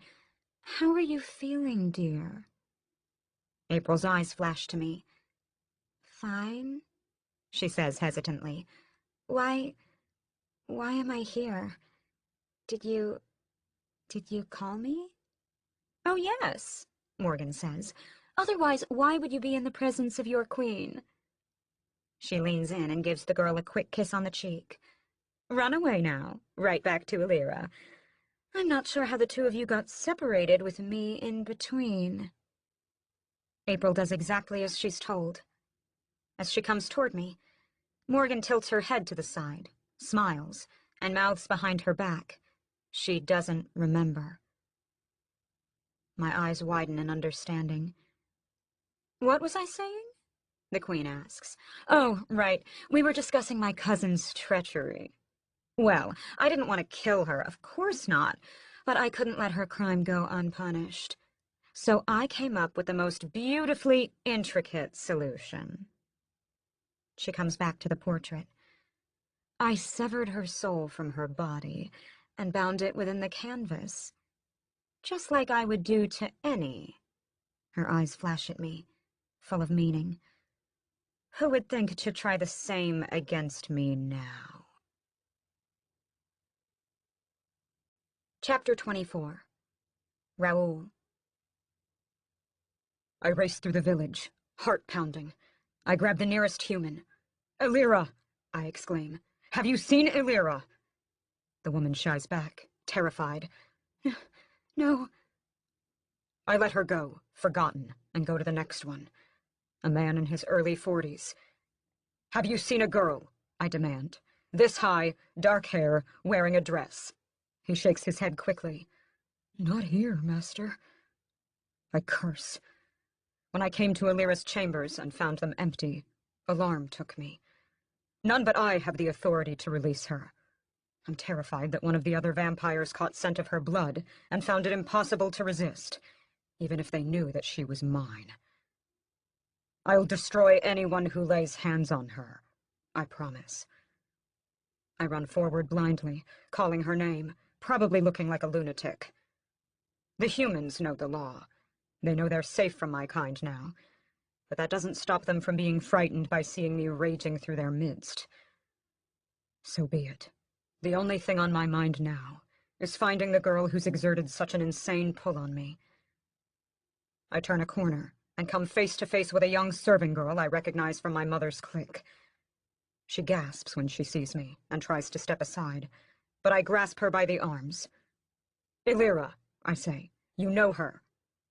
She bobs her head up and down. Of course, my prince. Hope blossoms inside me. You've seen her? Recently? Yes. She points the way she came. I just brought her and her friend to the queen. You what? I yell. She cringes in fright. I realize I'm hurting her, scaring her with my reaction.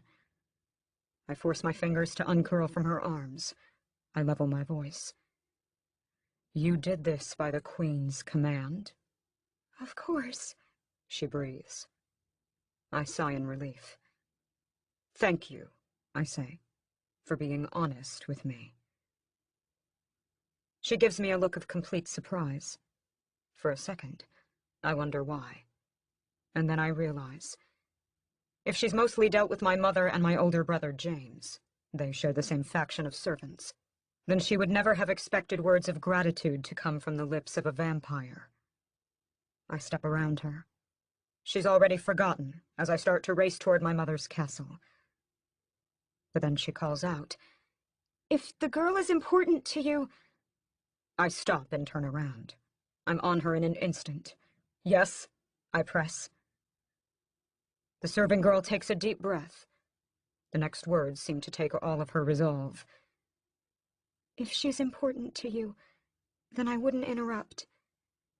The queen, I heard her say, she cast a spell on her. What? That's news to me. What kind of spell? I don't know. She dry washes her hands nervously. I just heard her say, accidentally. You see, I wasn't eavesdropping. Yes, get on with it, I growl, losing patience. I heard her say that Illyra's days are running out, unless she follows the queen's exact orders. I grunt. That could be in reference to a million different things. The girl drops her gaze. I'm sorry. I shouldn't have said anything. It's probably nothing, but I just thought...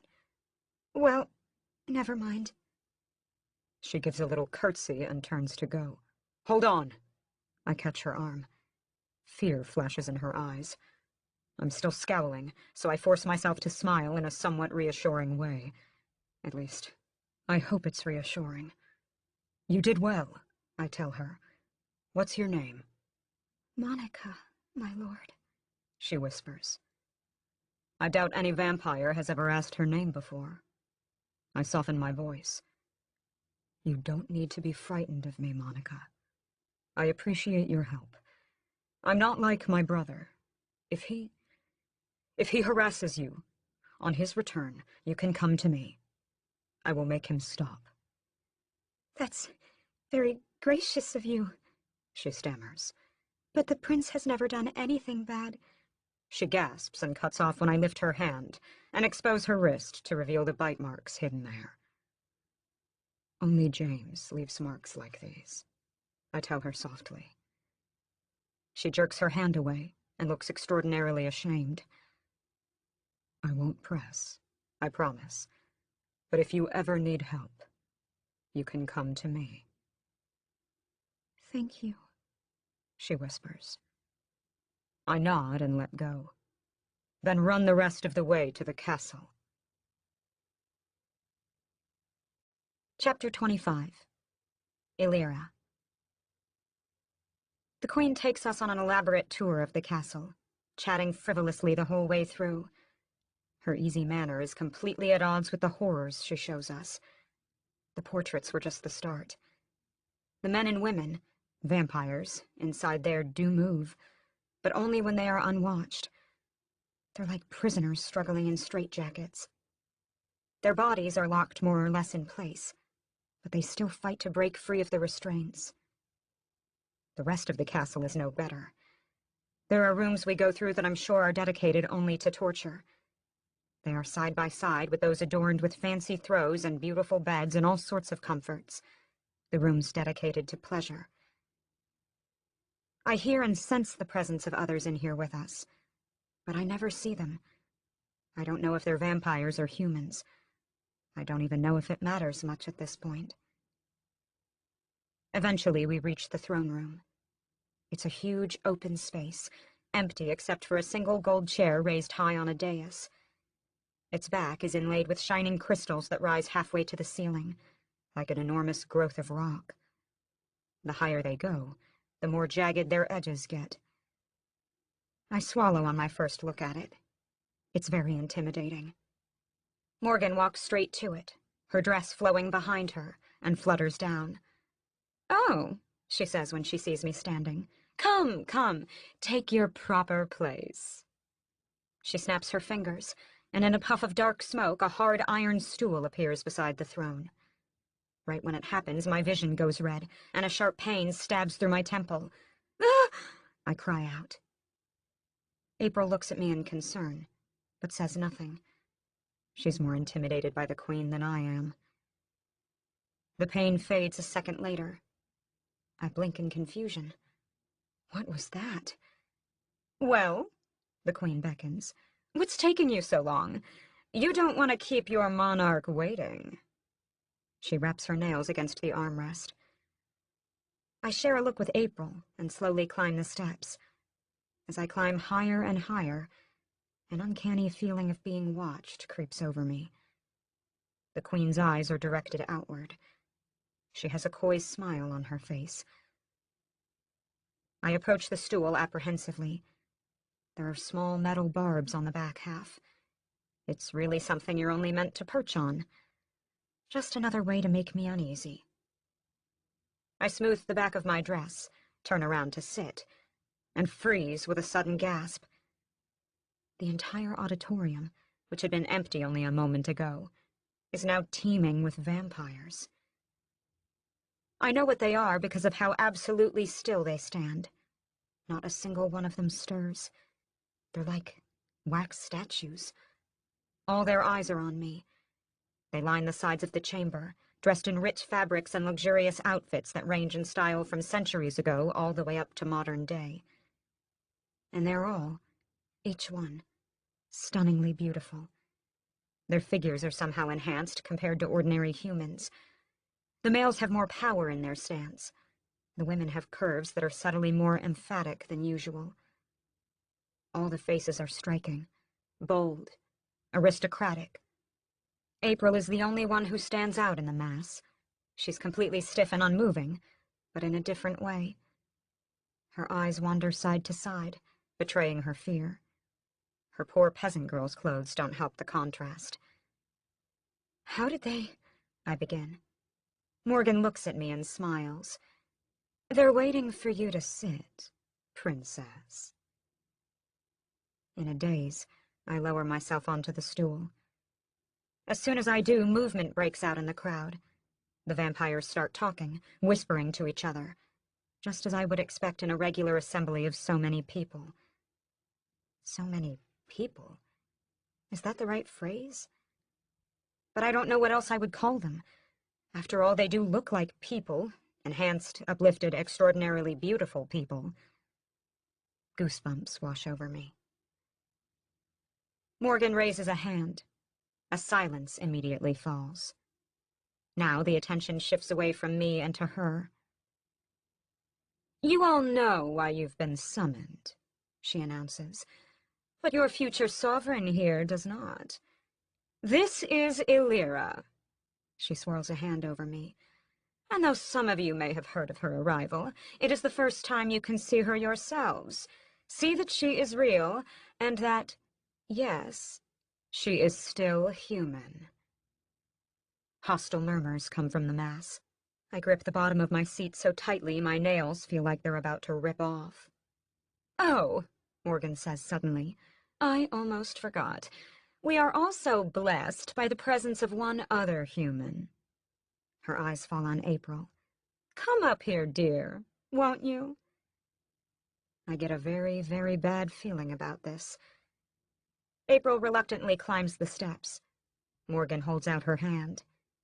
April goes to one knee and kisses the ring on the Queen's finger. "Good girl," Morgan murmurs. "You know the proper protocols." She draws her hand away and gestures dismissively to my side. "Now take your place behind Illyra." April walks to me and steps 1 foot back. I start to turn my head to her, but she quickly hisses, "No." I snap my attention forward.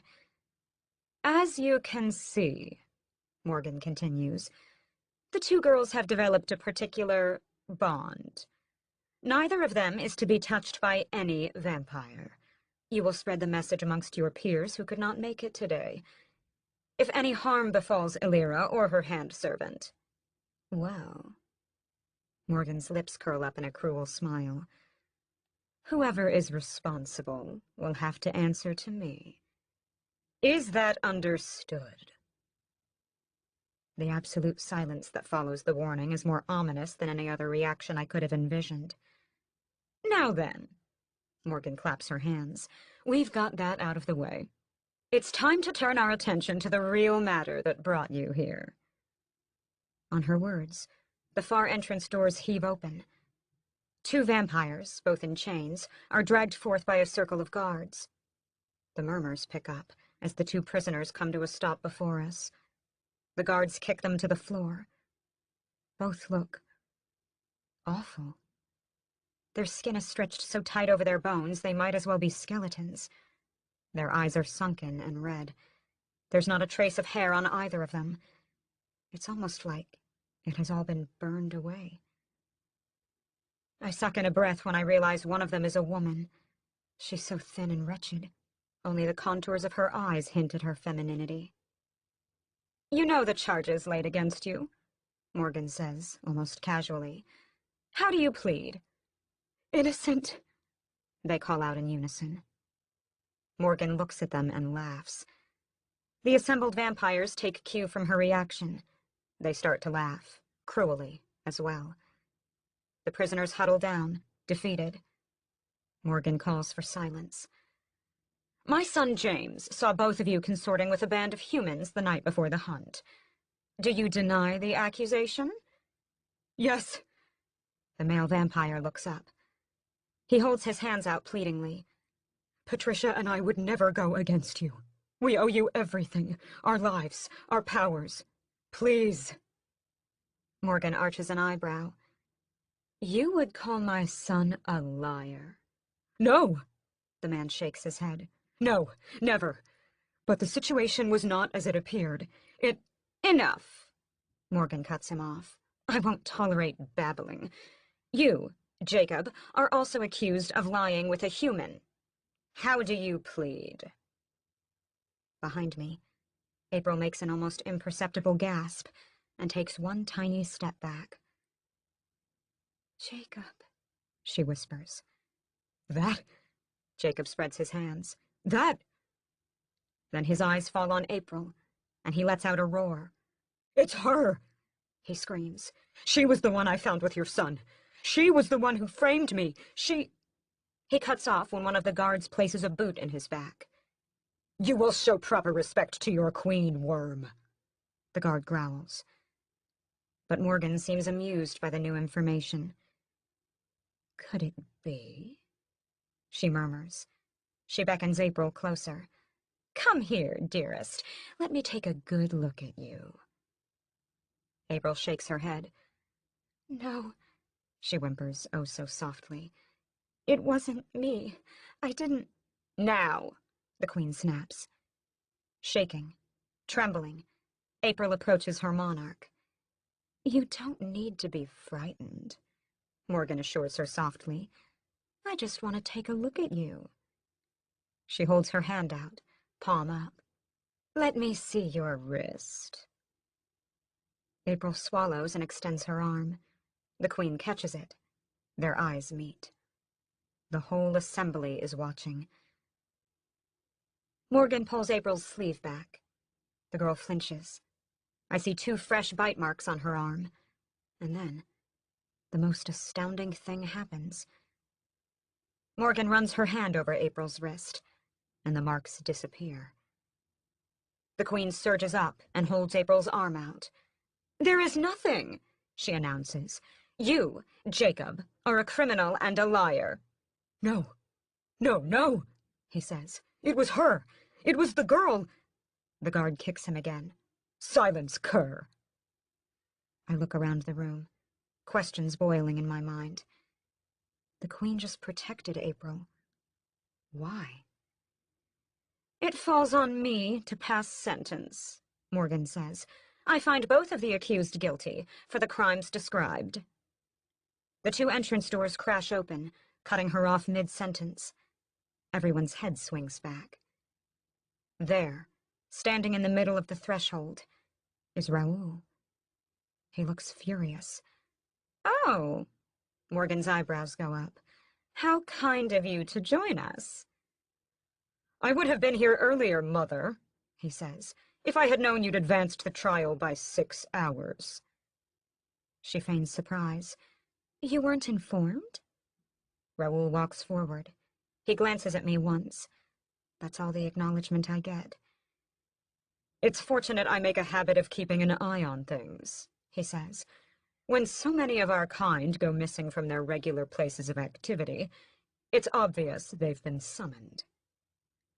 I assure you, it was not my intention to do this without you, Morgan says sweetly. I just wanted to show Alira how we deliver justice in the Haven. Justice? Raoul laughs. He stops by the 2 prisoners. They flinch away, but he bends down and whispers something first in Patricia's ear, then in Jacob's. Cautiously relieved expressions blossom on their faces. Raoul looks up and addresses his mother. You call this sham of a trial justice?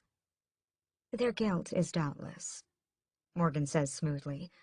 All evidence points to their fault in the crimes described. And where is the accuser? Raoul says. Where is James, the one who brought about the charge? Morgan hisses. Everybody knows your brother is on an important diplomatic mission. And so the trial will be delayed until he returns, or you will simply throw out these ludicrous charges. Raoul stares right into the Queen's eyes and speaks with authority I did not know he had. Our citizens deserve fairness, and all the rights afforded to them as subjects of the Haven. I will not let you condemn these two without due process. Morgan surges up.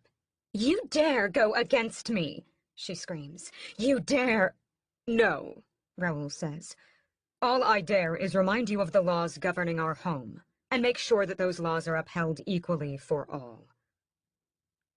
I don't know why, but I feel a sudden sense of admiration for Raoul. Gah! Morgan hisses. She's in a rage. Out! Out! Get out! All of you! The assembly of vampires stream out the door. In mere seconds, we're left with only Raoul, the guards, and Jacob and Patricia for company. Morgan paces back and forth in front of her throne. Her brows are furrowed in anger. She looks extremely bitter. "That," she tells her son, "was a grave miscalculation." No, Mother, he replies. The mistake was yours. If our coven saw justice distributed unfairly— "Our coven knows that my word is law," she screams. Raoul's eyes flash to me. Not for much longer, he murmurs. I swallow. They stare at each other for a tense moment. April cowers beyond sight. Patricia and Jacob remain still on the floor. I can't take it anymore. I break the silence. "What's going to happen to them?" I blurt out, looking at the two chained vampires. The Queen turns to me and acknowledges my comment. "Yes, Raoul," she says. "What is going to happen to them?" They will return to custody until James comes back. "Impossible!" his mother breaks in. "I will not have them brought back into the village where they can go stir more trouble. Unless—" she taps her lips, and her eyes focus on me. "Illyra can have them." "What?" I gasp at the same time Raoul says, "No." "Why not?" Morgan sneers. "She will have to get used to being in the presence of our kind. If you are so sure of their innocence, why, you should have no problem leaving them near Illyra. Unless you foresee other problems?" Raoul looks at the two vampires on the ground. They're still kneeling, unsure and hesitant. The guards make an impenetrable ring around them. Finally, he says, "I will stand for them." "Don't be a fool," Morgan erupts. "They are of the lowest caste. Look how they tremble in your shadow."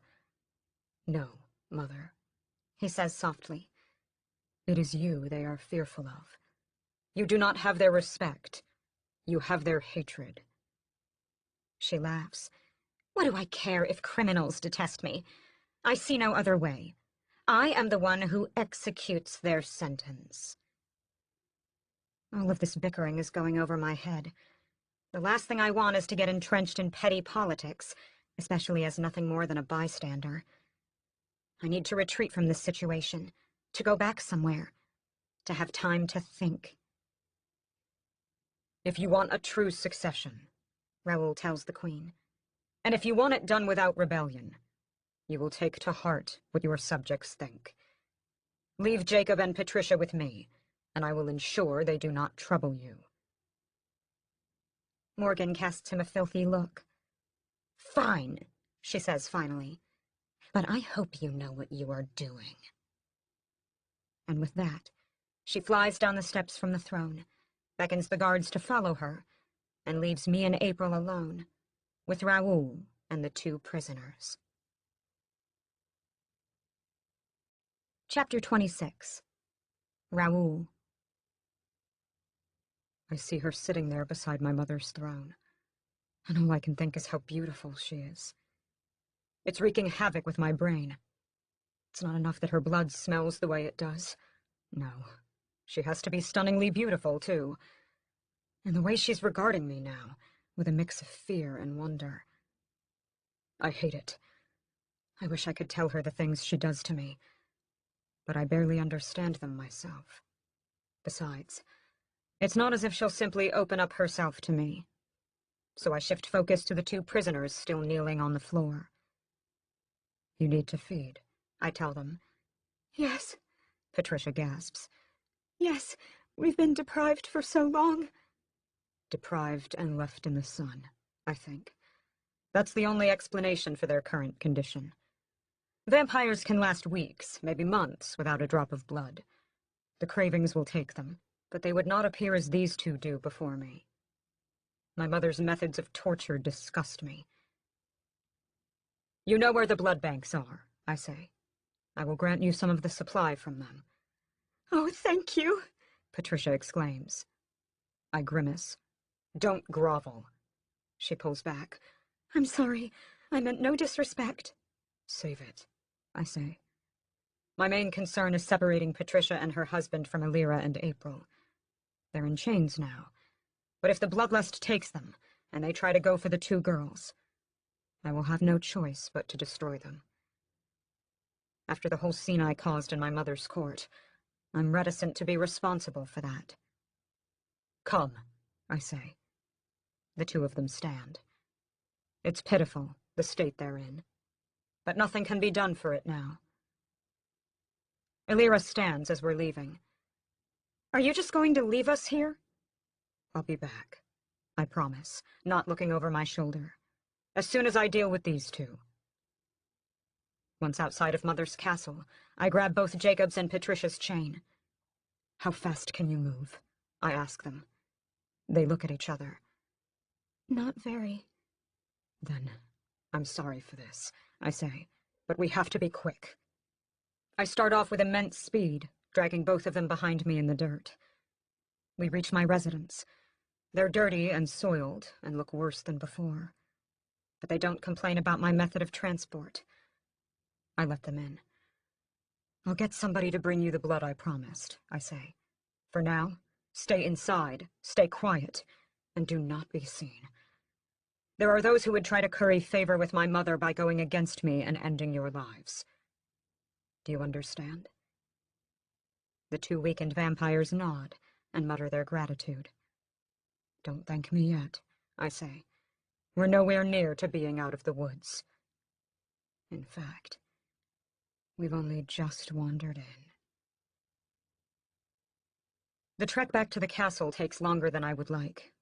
Vampires from the assembly try to speak to me about what transpired. I entertain the briefest of conversations, the whole time thinking only of the two girls I left in the throne room. When I return, I'm relieved to find Elira and April both still there.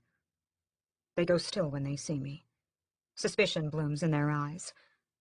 I walk toward April first. Go, I tell her softly. I need to speak to Elira alone. Elira takes April's hand. Whatever you want to tell me, she can hear, she says.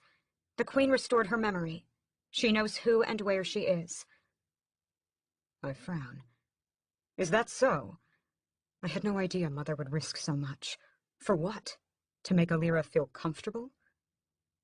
April nods, defiant toward me. She and I are in this together.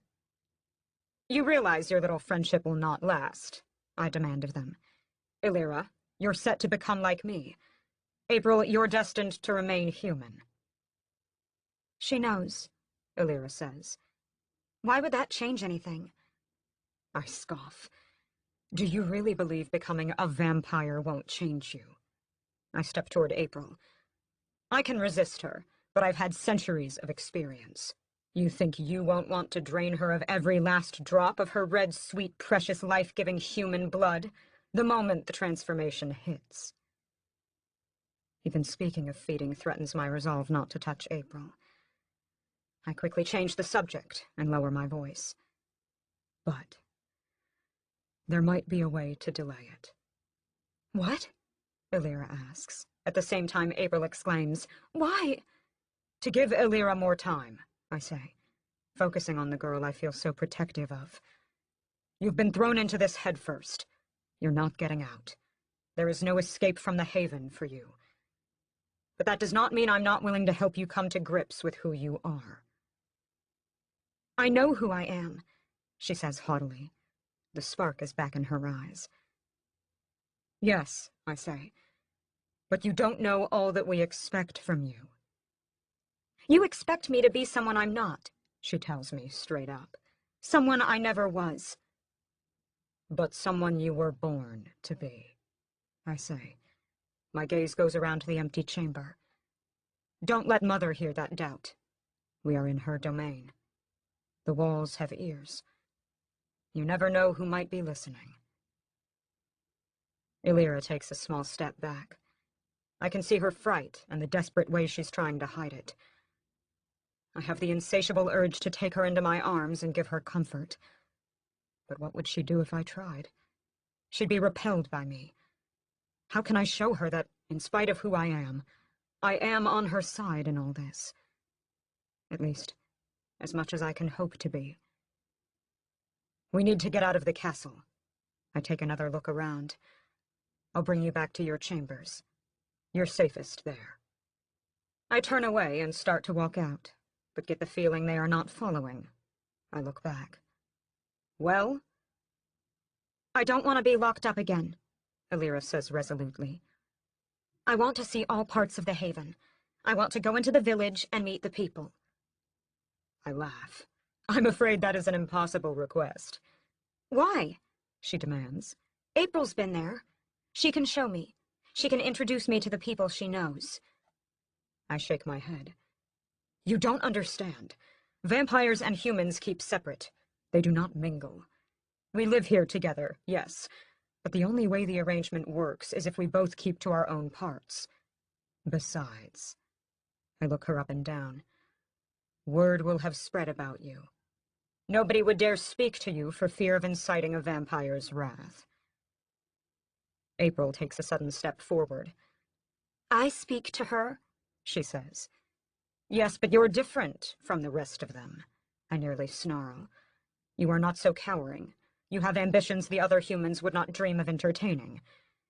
Is it not true you lay with my brother? Is it not true you are the one who helped frame Jacob and Patricia?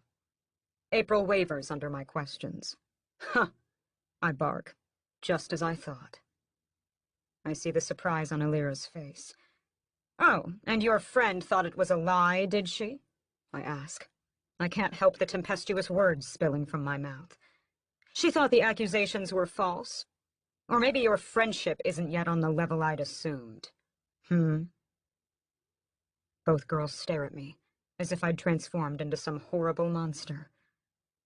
I saw, Illyra says. I saw the Queen do something to your arm. She looks at April. She protected you, didn't she?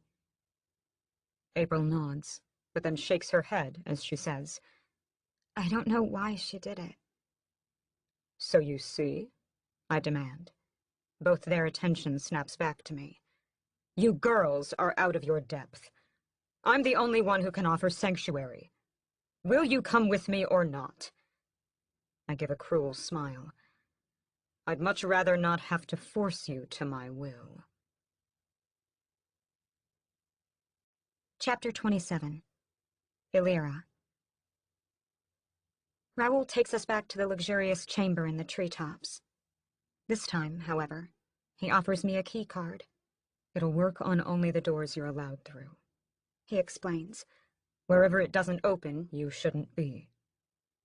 When I take it from him, our fingers brush.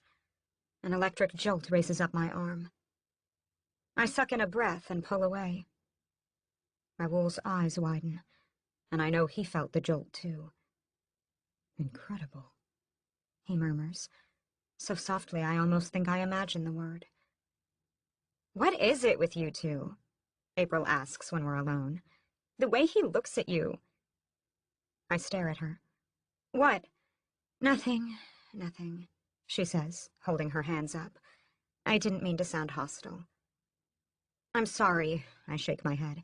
I'm just tired and overwhelmed, you know.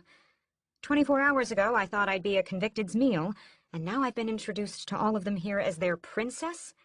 It's ludicrous. April comes up to me and takes my hand. But you're not in it alone anymore, she promises.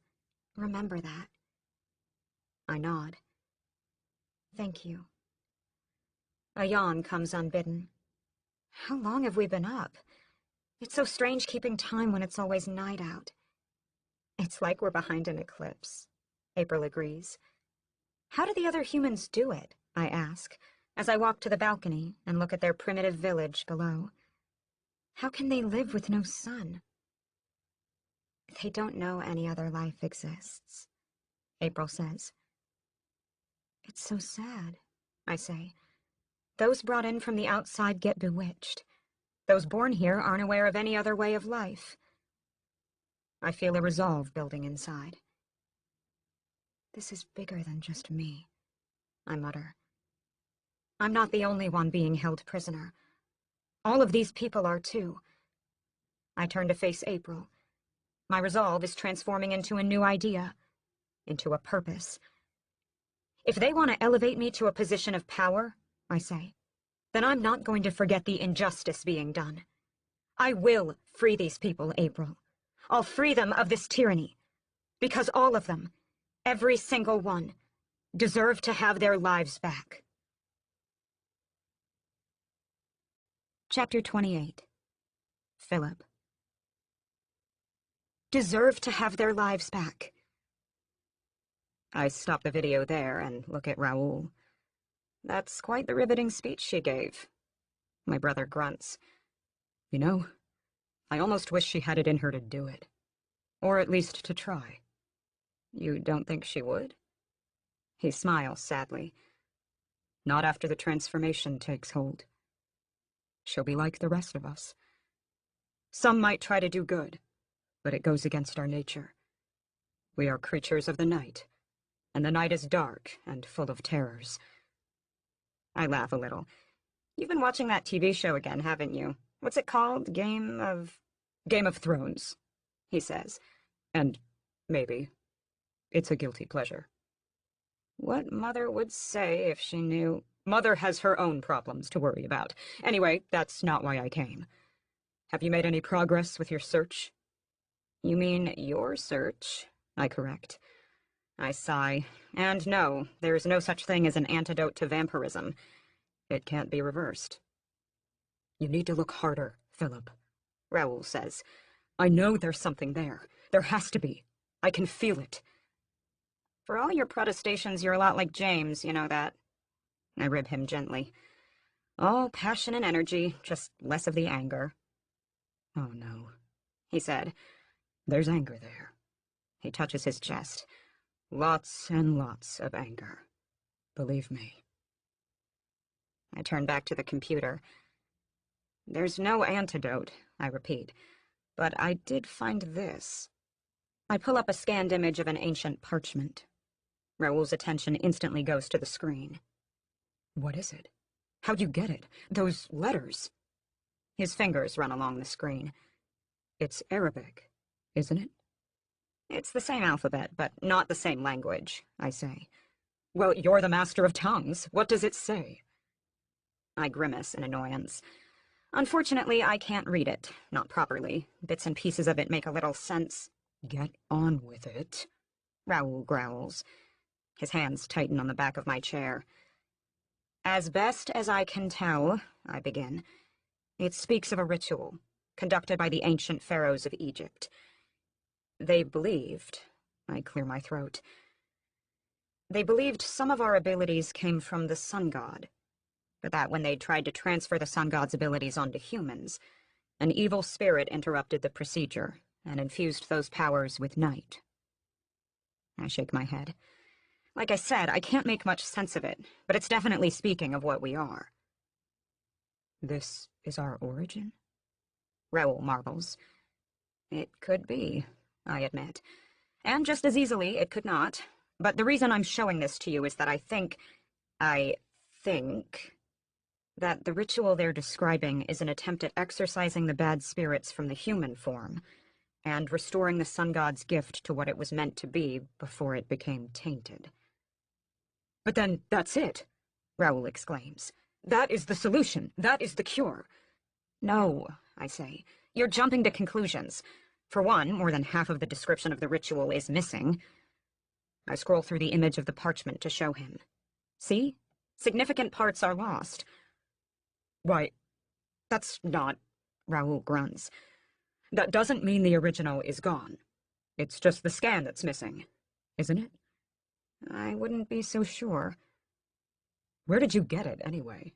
You never answered my question. I hacked into Father's Coven's computers, I admit. What? Raoul exclaims. If it's traced back to us... Don't worry, I have more tact than that. Unlike James's diplomatic mission, I add. Okay, good, Raoul says. Have you heard anything from our eldest brother yet? It's only been a few days. No. Raoul makes a sound deep in his throat. Just keep looking. And for now, turn the camera off to Alira's room. I want to give her the privacy she's due. Chapter 29. Alira. The next few days pass uneventfully. I expect somebody to come for me in April, to get some sort of summons, to be told what to do. Nothing. We have food brought to us, but there isn't any interaction past that. That first night back, I ventured out with the key card to see what access it grants me. Precious little. All the doors in the hall outside my room remain locked, except for one that leads to a wide balcony facing the opposite way from mine. The view from it is all trees and darkness. The village lies on the other side. I start to worry about what my family and friends out in the real world think of what happened to me. There's probably a police search going on at this very moment. I sigh. I've seen enough to know nobody will ever find me. But eventually, I will make my way back. I won't just abandon all that I've known and grown up with. Not for some creatures who shouldn't even exist. Not for the way they pulled me into their twisted games. Enjoying the night, princess? I spin around. I hadn't heard anybody enter. Standing there is a lanky, boyish-looking vampire. He has the telltale pale skin and enhanced good looks. But something about him feels... different. He's wearing glasses, for one. I thought all vampires gained perfect vision. And there's something about his hair, too. It's not as sleek. Not as shining and healthy and vibrant as every other vampire I'd seen. Who are you? I ask, wary. I back away. If you know I'm the princess, you know the Queen's orders. I'm not to be harmed. His eyebrows go up, and he gives a little laugh. Harm you? Why ever would I harm you? As appealing as your kind is to some of my kin, I choose not to partake in their viciousness. I narrow my eyes. What do you mean? He spreads his hands.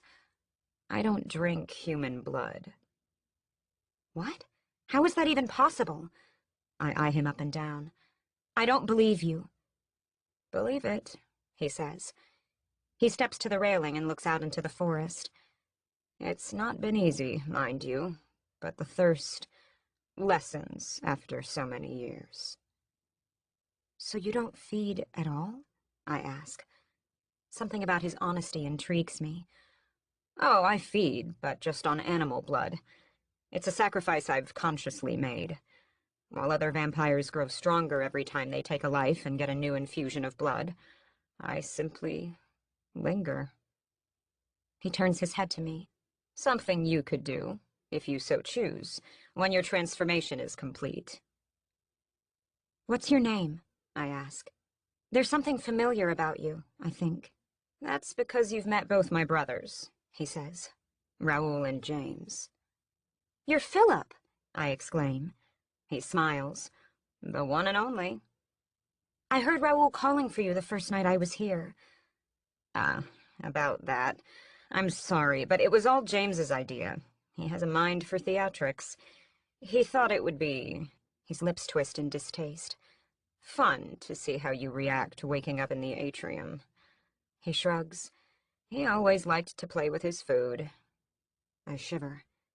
Philip notices. James won't hurt you, he says. He's been sent away. I know. In fact, nobody in the Haven will dare hurt you. They know you have my mother's protection. And yet... Philip turns to face me. He looks into my eyes. I came to warn you, Princess. Not everything here is as it seems. Everything we do gives the appearance of relative peace and prosperity under the Queen's rule. But there are rumblings underground. Not all are happy that you've been chosen as her successor. There are many who would have preferred the true heir came from within our own ranks. That's part of the reason we're turning you, you see.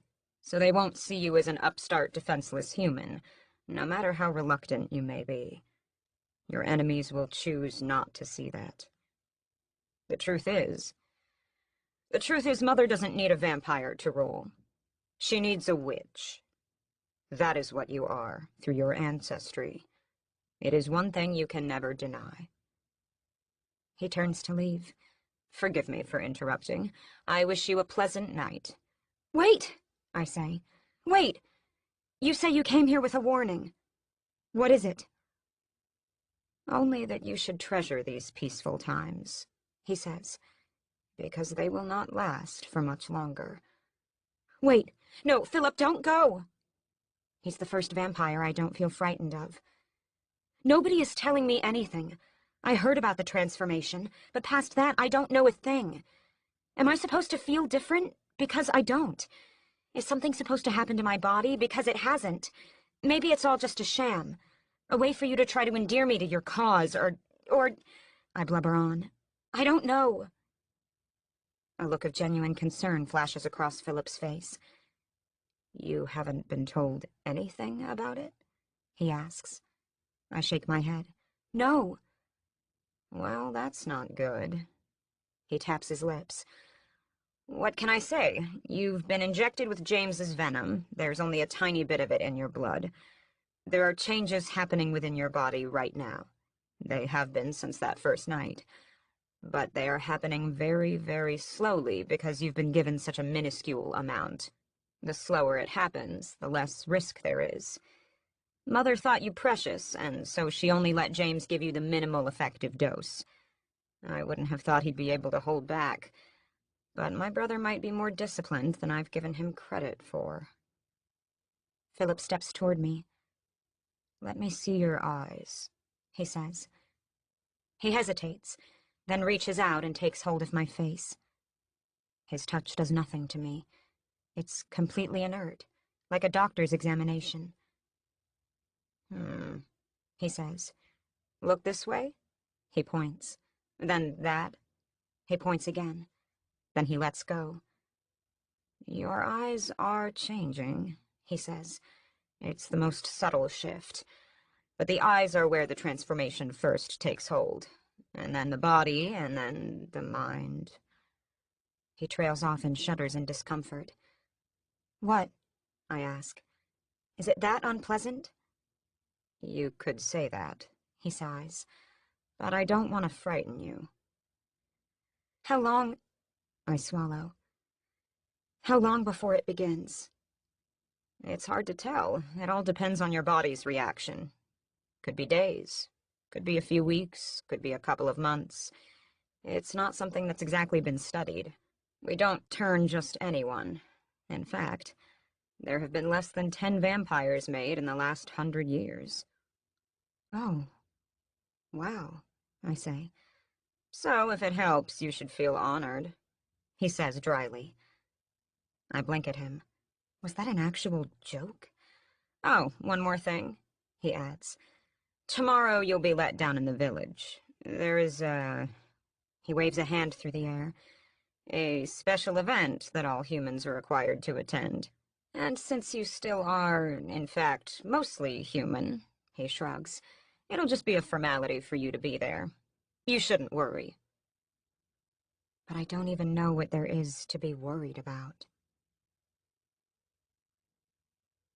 Chapter 30. Illyra. April and I are awakened after less than 6 hours of sleep by a loud knocking on the door. I'll give you 5 minutes to get dressed, Raoul calls from the other side. And then I'm coming in. She and I both scramble into our respective clothes. I put on another ridiculous dress. She gets into the peasant garb. Raoul sweeps into the room. It's the first time I've seen him in days, and my breath catches at his crisp outfit. He looks stunningly handsome and very sharp. But he doesn't so much as glance at me. Instead, he speaks to the air. "Both of you will accompany me down to the town square," he says. "You will not speak to anyone unless given explicit permission by me. Elira, I know you won't have any problems with that. April, you might. Lots of people down there know who you are. They've been wondering about you. Unless you want to lose your place as Elira's favorite, and at the same time forsake my mother's protection, you will keep your mouth shut. Understand?" April nods. Hold on, I say. You're not telling us anything. Why are we going down there? What's happening? He glances at me, and I can't help but suck a sharp little breath in. For a moment, I thought I glimpsed actual fear in his eyes. "Nothing," he says finally. "Nothing you should worry over. It's just a formality. Nothing more." His words remind me so much of what Philip said last night, that they all but confirm there's a secret the two brothers are keeping from me. It feels ridiculously good to be let go out into nature again. But the feeling evaporates as soon as I hear and see the anxious crowd of humans buzzing in front of me. They are gathered around a large bonfire that blazes far above their heads. Murmurs and whispers abound. As Raoul leads us to them, a nasty feeling of apprehension floats up into my gut. Psst, I whisper to April.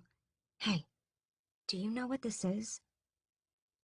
She casts a look at Raoul to see if he objects to us talking, before nodding and saying, Yeah, it's the draft.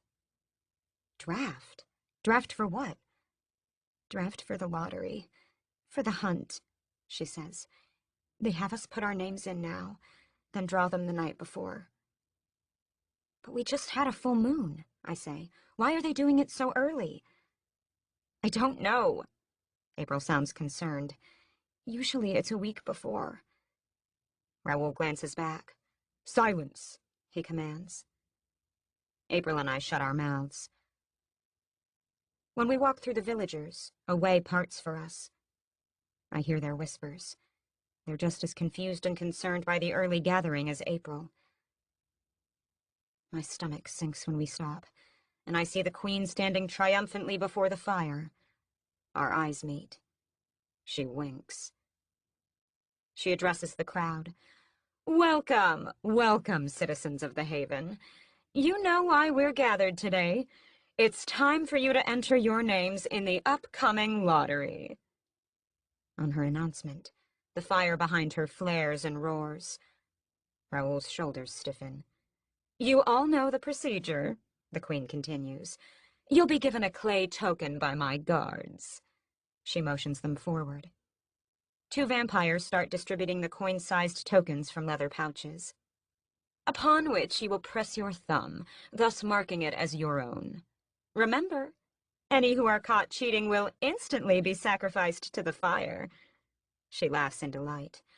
And you are all being watched, so don't think you're protecting a loved one by standing in for them. The guard passes and gives me a token without looking. I cradle it in my palm. Does everybody have their token? Yes? Good. We will begin. Oh, she scans the crowd and points at an elderly woman at random. With you. A space instantly clears around the human, leaving her entirely on her own. Nobody protects anybody here, I think. Are they all so cowed? I watch as she approaches the fire. She walks by the Queen, who leans over and embraces her like an old friend. What is your name? She asks. Sally? The woman answers. Well, Sally, Morgan smiles, I sincerely hope the fire does not select you. I've never heard a more false proclamation in my life. Now go on. The gray-haired woman nods, unsteadily, and moves closer to the flames. She takes a deep breath, closes her eyes, mutters a prayer, and throws the token in. A horrible hissing sound comes when the token drops into the bonfire. A single dark black wisp of smoke rises from where it fell. "And it is done," Morgan announced grandly. "You're free to go." She looks around the crowd. "Who's next?" And so the ceremony continues. Each of the humans is herded to the front one by one. Each is given some assurance by the Queen. Then each throws their token in. The fire takes it and spits out a black stream of smoke every single time. Eventually it falls on me and April. The Queen looks at us, standing together. Half the crowd has already dispersed. April starts to approach, but I pull her back. "Let me go first," I say. She hesitates, then nods. "Okay." Morgan fixes me with a horribly predatory look. I keep my back straight and walk toward her with dignity equal to hers. "Good luck," she whispers as I pass. I stop in front of the fire. I press my thumb deep into the soft underside of the token and see the mark it leaves. Then, with a quick jerk, I toss it in. The flames cackle and hiss around it, as if the token was blown in by a great gale. For a moment, the fire seems to resist touching the stone. And then with a giant roar, the flames sweep over top, with all the anger of a tidal wave. My token burns. But instead of giving out a black stream of smoke, this one is a hideous blue. Gasps come from the crowd behind me. Even the Queen sucks in a breath. "This one is cursed!" someone exclaims. Commotion erupts all around me. Before I know what is happening, my arms are seized by the two guards. Angry screams come from the humans. "Burn her! She's a witch! Destroy her before she can ruin us!" They're all rallying against me, and I've never seen them joined in one cause before. I struggle and cry out, and try to break free from the guards. But they are vampires. Their strength is extraordinary, and I don't accomplish much. The blue stream continues to billow out from the fire, filling the air with a poisonous smog. "Unhand her!" Raoul's voice is clear from the rest. "Don't you know who she is? Let her go!" The guards spin me around in time for me to see Raoul trying to fight through toward me. He's being restrained by the rest of the Queen's personal guards. Morgan stands a safe distance away, taking it all in. "Did you not hear me?" Raoul cries out. "I said release her!" The villagers beyond him continue to call for my head. Somebody grabs April and pushes her forward, then shoves her down. "She's with her!" the man who did it exclaims. My head swivels back and forth. I can't make sense of any of it, except that something has gone wrong. Very, very wrong. Finally, the vile cries reach such a crescendo that they force Morgan to act. She throws both hands up. "Order!" she calls. "Your Queen demands order!" She's ignored by the roiling, angry mass. "I said, order!" she exclaims. She emphasizes the command by clapping her hands together overhead. Sound like thunder crashing comes from her palms. That sends the crowd into silence. "Well," she throws her head back, trying to regain her regal air. "That was unexpected. A blue flame comes once every dozen years, if not less." "It was a setup," Raoul yells. "You knew what you were doing. You set her up." Morgan glances at her son. She scoffs. "Please, don't accuse me so baselessly." The humans hang on the interaction between the vampires with bated breath. "You knew this would happen," Raoul growls. "It is why you insisted on bringing her." "No," the Queen says. "I insisted on bringing her after your riveting speech in the courtroom about following the letter of the law. Well," she shrugs, "this was it." I can't take it anymore. "Can somebody tell me what's happening?" I scream. The Queen's head jerks to me. Of course. She manages to smile. Your token flared blue. It means on the night of the next hunt, you will be the only prey. Chapter 31. Raoul. I storm into my mother's chambers, anger burning in my very soul. How could you? I yell at her. How could you do that? To her? She looks up at me, as calm as if we hadn't nearly seen the beginning of a riot just minutes ago. How could I what, sweetest? Don't play games with me, woman. I slam my hand on her royal desk. I know you rigged the lottery. You wanted to make an example of Illyra. Don't be ridiculous, she censures. Why would I want that? Illyra is the one who is supposed to succeed me, after all. And yet, I lower my tone and make it dangerous. And yet maybe you're not ready to give up power. Maybe you want to rule for another 600 years. She glares at me. Another 600 years of this misery? Unable to leave the haven? Unable to see the world?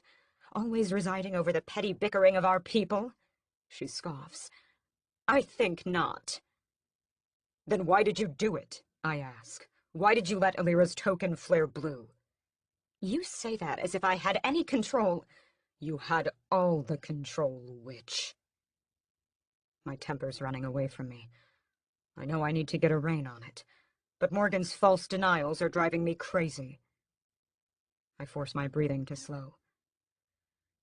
You had all the control, I repeat, because you are the one who distributed the tokens. You are the one who cast the spell on them that enables them to make their selection. And once that spell is cast, do you think I have any further influence? She chuckles. No. Once the spells are unleashed, they are out of my control. Blame the magic, if you will. Blame chance. Blame fate. But do not blame me. So what now? Do you just expect me to allow you to sacrifice Illyra? After what we went through to bring her here? After all the plans we've made? We've waited ages for her. You speak as if I have a choice. Morgan goes back to studying her reflection in the mirror. The law is clear. Illyra must be made an example of. Chapter 32. Illyra. After the commotion at the fire, Morgan's guards dragged me away to a new series of dark underground caves. They threw me into a tiny cell, slammed the door, and left me here without a word of explanation. I've been here for hours and hours and hours. The tunnels we made our way through were pitch black. Vampires can see in the dark. They have no need for light. Myself, on the other hand, well, terrified doesn't even begin to explain my mental state. The irony of being locked underground is not lost on me. Last time I was in a similar position, the hunt was in full swing. I still remember the terrible screaming. This time, I'm the one who's to be hunted at the next full moon. At least, that's what my understanding of it is. There's obviously a lot which I still don't know. Would they really throw me to the wolves after making me feel so special? Maybe all of it was a sham. Maybe all the preparations that were being made were just a way of fattening me up before the feast. Maybe. The rattle of the lock catches my attention. I shy back. There's nowhere to hide. Whoever's here has definitely come for me. The cell door creaks open. A small flickering flame from a Zippo comes to life. And then a torch is lit, and the light shows... Philip! I exclaim. I don't think I've ever been more glad to see a vampire in my life. I'm here to rescue you, he announces grandly. Then some of the smoke from the torch goes up his windpipe, and he starts to cough quite violently, ruining the heroic effect. But my joy is immediate. I fly into his arms and embrace him in a hug. I'm so glad to see you, I admit. Yes, well, he straightens his glasses. I wasn't there, but Raoul told me what happened. It isn't right. Would they really do it? I ask. Would they make me the sole human prey in the hunt? The other vampires would have a field day with you, Philip says. You can't possibly know how sweet your blood smells. I'm afraid you'll never know, because there's never been another like you. But why? I insist. What's so special about my blood? It might have something to do with the spark, Philip ventures, but the reason is irrelevant. The effect you exert on others of my kind is not. What's the plan, then? I ask. What do we do now? And why? I stop to think. Why do you go against your own mother for me? He hesitates, clearly nervous. That's another first. I didn't think there could be such a thing as a nervous vampire. It was Raoul's idea, he admits. I'm just the accomplice. He's causing a distraction above ground. While that's going on, I'm supposed to whisk you to safety. He clears his throat. Through the belly of the catacombs. Is that bad? I wonder. Oh, no, he said dryly. Not bad at all. Unless, of course, you happen to be frightened of legions of the convicted who've been locked down there without a drop of blood for, let's say, 200 years? A shiver crawls down my spine. I swallow. Chapter 33. Raoul. I lay down the last of the tinder, carefully hidden around the base of the final human home. Then I straighten, and walk away without so much as a glance back. I spot Jacob waiting for me in the trees. His wife Patricia is on the other side of the village, waiting for our signal. The two vampires look greatly restored after having their share of blood. I mutter a quick thank you for the circumstance that brought them to me. Were it not for their help, this whole mission would be impossible. I have friends among the other vampires, of course, but none whose loyalty can be as certain as that of these two. They owe their lives to me, after all. I catch April's eye and give her a quick nod. The girl has steely determination plastered all over her face. When the fires start, she's the one who's going to run into the village and raise the alarm. I look back at the quiet village. Soon, it'll all go up in flames. If there's one thing certain to destroy a vampire, it's fire. Our kind will do all that they can to avoid the deadly flames. However, once the conflagration rises, its size and scope will draw all of them to put it out. I only hope there won't be many human casualties in the fire. I made sure to leave them scattered escape routes throughout the village. Not too obvious, because I don't want this linked back to me. I want to make this look as natural as possible, but not too difficult to see in the panic, either. "Are you sure about this, my prince?" Jacob asks me, when I join him in our hideout. "Yes," I say. There is not a shred of hesitation in my answer. Mother started her games with a draft bonfire. Well, the best way to fight fire is with fire. Chapter 34. Elira. Wait. Philip holds an arm out and stops me in my tracks. Wait. I think I hear someone up ahead. My breath catches, and I stop. I strain my ears for any sound. I hear nothing. Never mind, Philip says after a tense moment. It's nothing. Maybe a bat. I exhale. We've been navigating the underground tunnels for what feels like days. Philip asked me if he could put the torch out. He said it hurt his eyesight more than it helped mine. I didn't like the idea of being cast in total darkness, but I liked the idea of being discovered even less. So I agreed. "Let's go," he says. I cling to his arm. He murmurs directions under his breath. There's a downslope here. We're turning left now. Watch out, the ground is rocky. And so on and so forth. I follow him without a single word of protest. Somehow, 2 of the 3 vampires who were responsible for my abduction have now crossed over to my side. Who'd have thought that would happen when I woke up in the atrium? But I can't keep quiet forever. Uncertainty is eating me up inside. Eventually, I whisper, "Where are we going? Where are you leading me?" "I'm taking you out of the Haven," Philip says. "We have to go beneath the wards erected above us. It's the only way to bypass them." For a moment, I'm too stunned to offer a credible response. "You're actually helping me escape this place? Not just the dungeon?" "It wouldn't do you much good if I took you out of your cell and brought you back amongst vampires, would it?" he asks. "Besides," he tugs me forward, "this was all Raoul's idea, like I said." I can't help the smile that comes from his words. It may have been Raoul's idea, but Philip wouldn't be cooperating without his consent. "Thank you," I say. "From the bottom of my heart. Thank you." "Don't thank me yet," Philip warns. "We still haven't reached the most treacherous part. The convicted are going to be our greatest challenge." I stop short. "You mean, I thought you were leading us around them."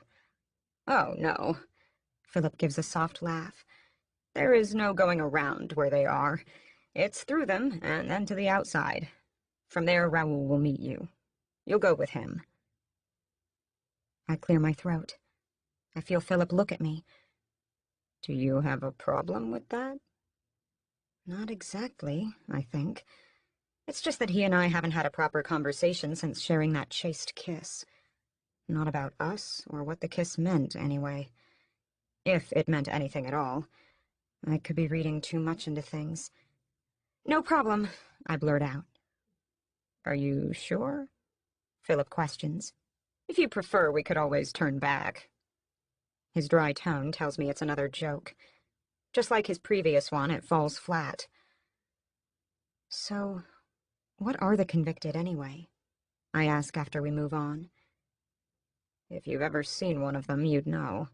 They're these creatures who—" "I have seen them," I interrupt. "One attacked me during the hunt. Your brother saved me from it." Philip spins around. "What?" he exclaims. "April and I were being held underground. A tall man in a red coat appeared. He had no teeth, only fangs. And his tongue. I think his tongue was cut out." "Cut out and denied from growing back by Mother's spell," Philip murmurs. "I had no idea that happened to you. Raoul saved you? But how could the convicted have reached you? I know where you were kept. There's no way." He trails off. "Unless," he said. "Unless somebody released him. Well, released it. Those creatures have no gender. Another thing that Mother takes away." I swallow in discomfort. Were once vampires," Philip says. "They were the ones found guilty of crimes against others of our kind. That is why they suffer the worst punishment. Their tongues are removed. They are given no blood.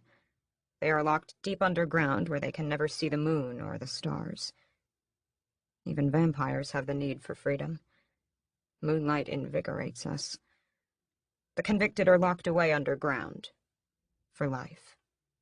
Until they meet their end." "I thought vampires are immortal," I ask. "In a way. Our spirits linger, but our bodies can decompose. It takes years, decades, centuries of absolute misery. We don't do anything to their teeth. They fall out on their own to make room for their fangs. Fangs which continue to grow longer and longer because they're starved for blood. They lose all of their humanity down there. They become horrible, awful creatures, driven only by their basest instinct. The one for blood." "You torture them," I breathe. "Not directly," Philip says, But it's not a pleasant existence, to say the least. Maybe you would have been able to influence things, had this latest wrinkle not occurred.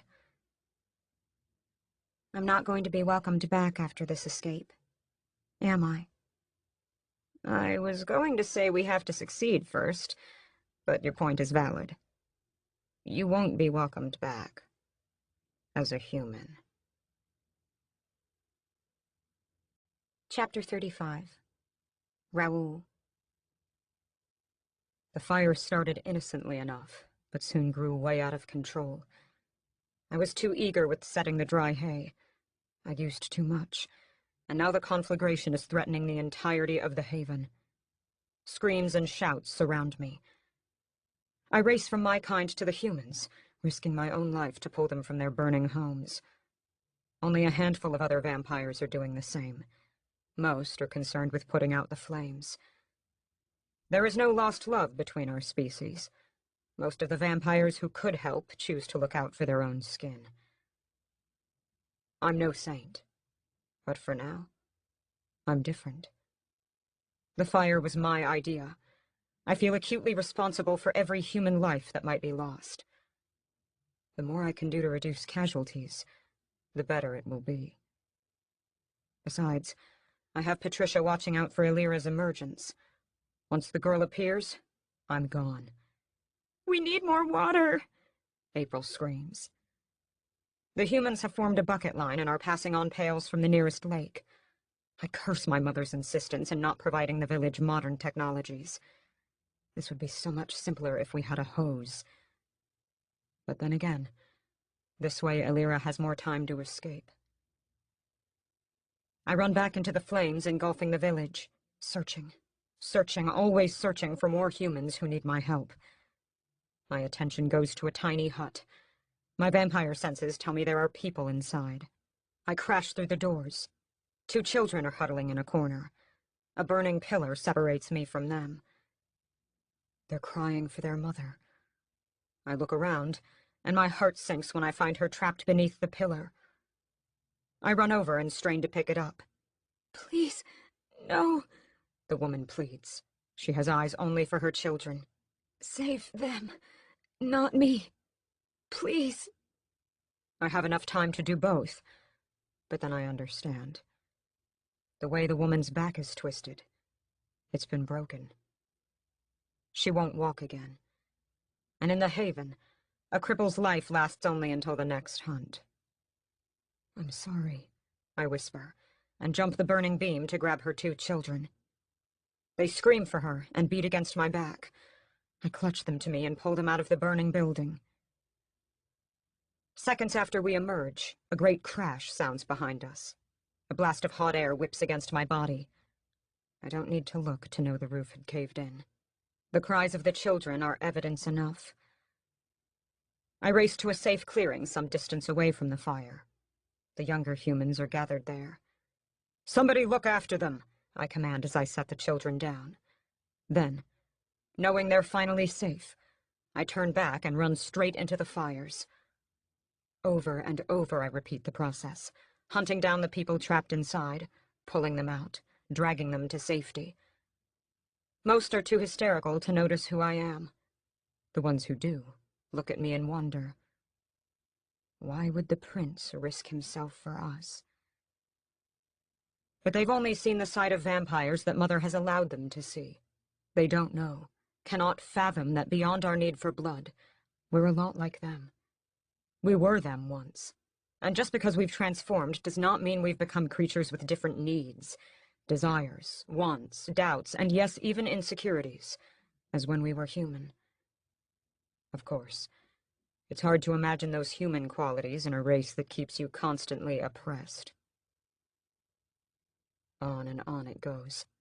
I catch glimpses of other vampires darting through the flames. I wish I could say they were there rescuing the trapped humans, but I know better than that. The truth is, most are probably taking advantage of the confusion to feed. I run back to the outskirts. I call for my mother, the queen. I don't spot her anywhere, but surely she knows what's happening. "Where is the queen?" I demand of the vampire nearest to me. "Where is your monarch? She hasn't been seen, my lord, he answers quickly. It's just been us. And her guards, have they come? He shakes his head. No. I curse. I should have known better than to expect Mother to risk her personal guard for the sake of the villagers. But if they're not here, it means she could have sent them to ensure Illyra doesn't escape. I curse again. I just pray Philip has enough luck on his side. Raoul! Raoul! April is screaming my name. I run to her. She's taking care of the children that have been separated from their parents. What is it? Raoul, you have to go. Her eyes latch onto mine. You've wasted too much time. Most of the villagers are safe. We'll get the rest. Go. I know she's speaking the truth, but my conscience won't let me just abandon the humans I've condemned. Patricia? I ask. Jacob? Where are they? Already gone. They're waiting for you. We'll manage.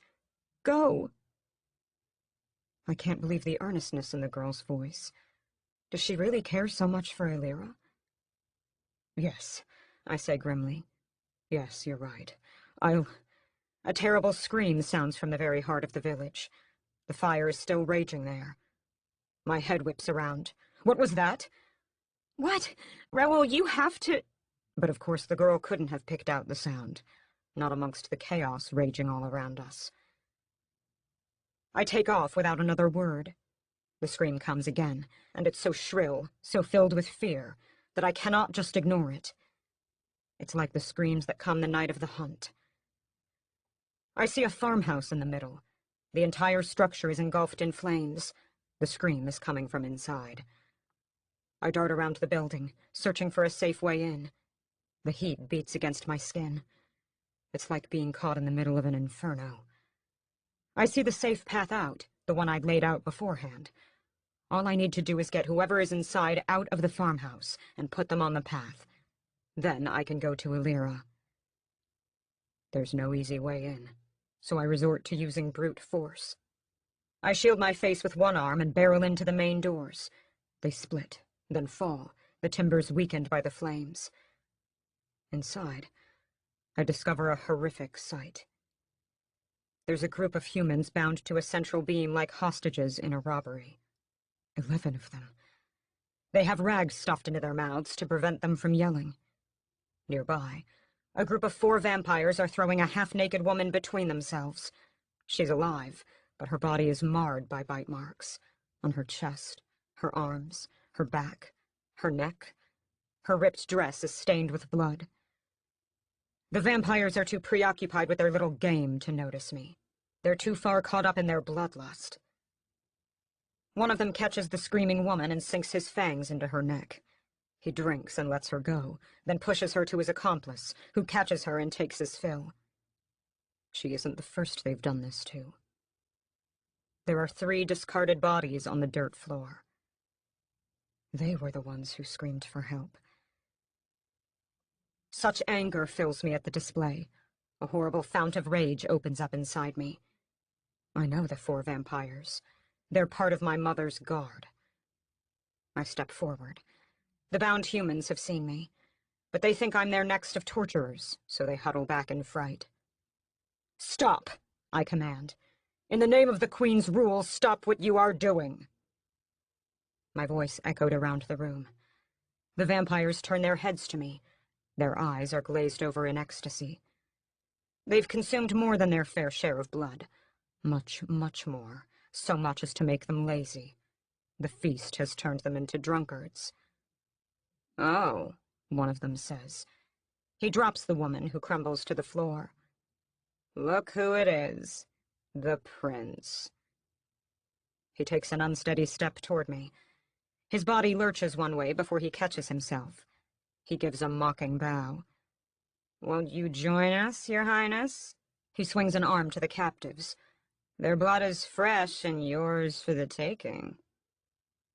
I know this man specifically. He's Andre, one of James's closest confidants, and also his gambling pal. You know the law, I snarl. I take an aggressive step toward him. No humans are to be taken except in the hunt, or by special decree. Decree? Decree, you say? His three friends stare at me, their jaws slack like junkies who've just had their hit.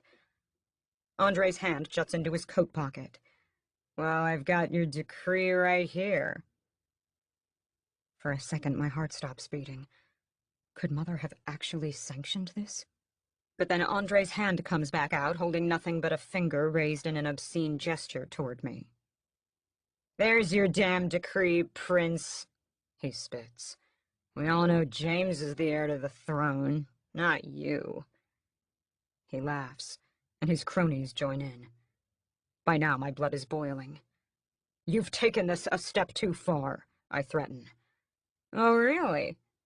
He motions for his friends to join him. They form a solid wall separating me from the humans.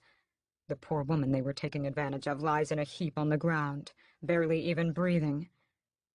And what are you going to do? Convict us?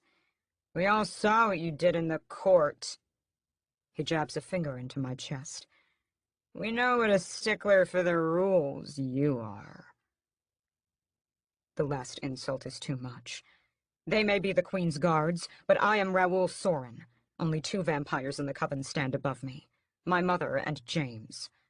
Only the former is stronger than I am. I'm going to say this one more time. My voice comes in a soft growl. Let the humans go. Andre puffs up. Is that a threat? You bet your bloodthirsty heart it is. I address the others from his gang. Let the humans go. Leave now, and no charges will be laid. Andre scoffs. And if we refuse, it's 4 against 1, Prince. If you refuse. My tone becomes dangerous. I will have no choice but to kill you. Andre's expression changes to one of shock, and then a split second later, stark anger. His face screws up, and his claws jut out as he lunges at me. But I'm faster than he is. I duck around and come up behind him, then strike him in the back of his neck. It's a debilitating blow. I feel his spine fracture beneath my hand. He goes down, but then the others are on me. They crash into me, snarling, swiping, biting, fangs and claws out. For a moment, I'm at the bottom of the heap. Then, with a savage roar, I surge up and throw the 3 vampires off. They recover fast. Now they know I'm a threat. My eyes flash to the humans, who are paralyzed by fear and shock, and wonder. They're astounded that I would stand up for them, just like the villagers who recognized me earlier were astounded I was risking my life to get them to safety. The vampire on my right throws himself at me. His claws scrape along my chest, cutting through the clothes and gouging deep into my skin. But his attack leaves his throat exposed. I roll with him, using his momentum to carry us to the side. My hand clasps onto his Adam's apple, and I crush his windpipe.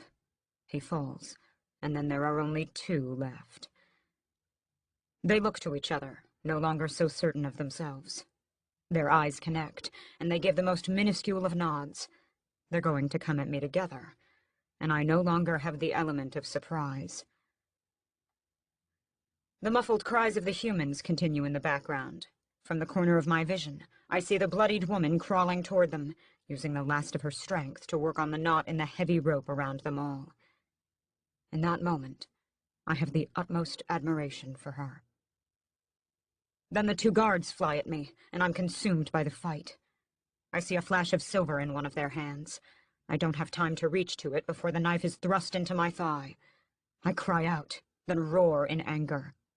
I rip the weapon free, twist, and impale it into the vampire's heart. He didn't expect me to move so fast. His eyes widen in shock, and then he collapses. Now it's just me and one other. The cut along my chest is already closing, but the healing process is making me thirst for blood. The scent of blood from the woman, even from the human corpses, becomes incredibly tantalizing. I was able to ignore it before, but now... My drop of focus gives the last guard the opening he needs. He ducks his shoulder and slams into me, catching me in the midriff. We crash into a burning wooden beam. The impact makes it crack and splinter. I hear a heavy groan. and then part of the roof collapses beyond us.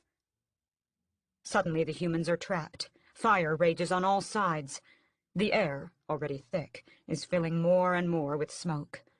Some of it escapes from the new hole in the ceiling, but most of it builds and builds from the burning timber close to the ground. I fend off the vampire's claws and struggle against him. He smells the human blood, too, but now his eyes are set on a much more lucrative feast. The blood of his prince. He pulls back his lips, and his fangs extend. I catch him by his jaw just inches from my neck. The venom drips from the points. It takes all my fading strength to keep him off me. My mind is still being pulled in two directions, with the bloodlust on one side and the need to fight on the other. His jaw snaps, and his hands grip my shoulders. His claws sink into me. I scream in pain. I focus only on keeping him off. Suddenly, there's a cry of euphoria and a rush of movement on the other side of the farm. The woman's managed to set the humans free. They don't have an escape, but they still lumber away from the fight, away from the blasting fire.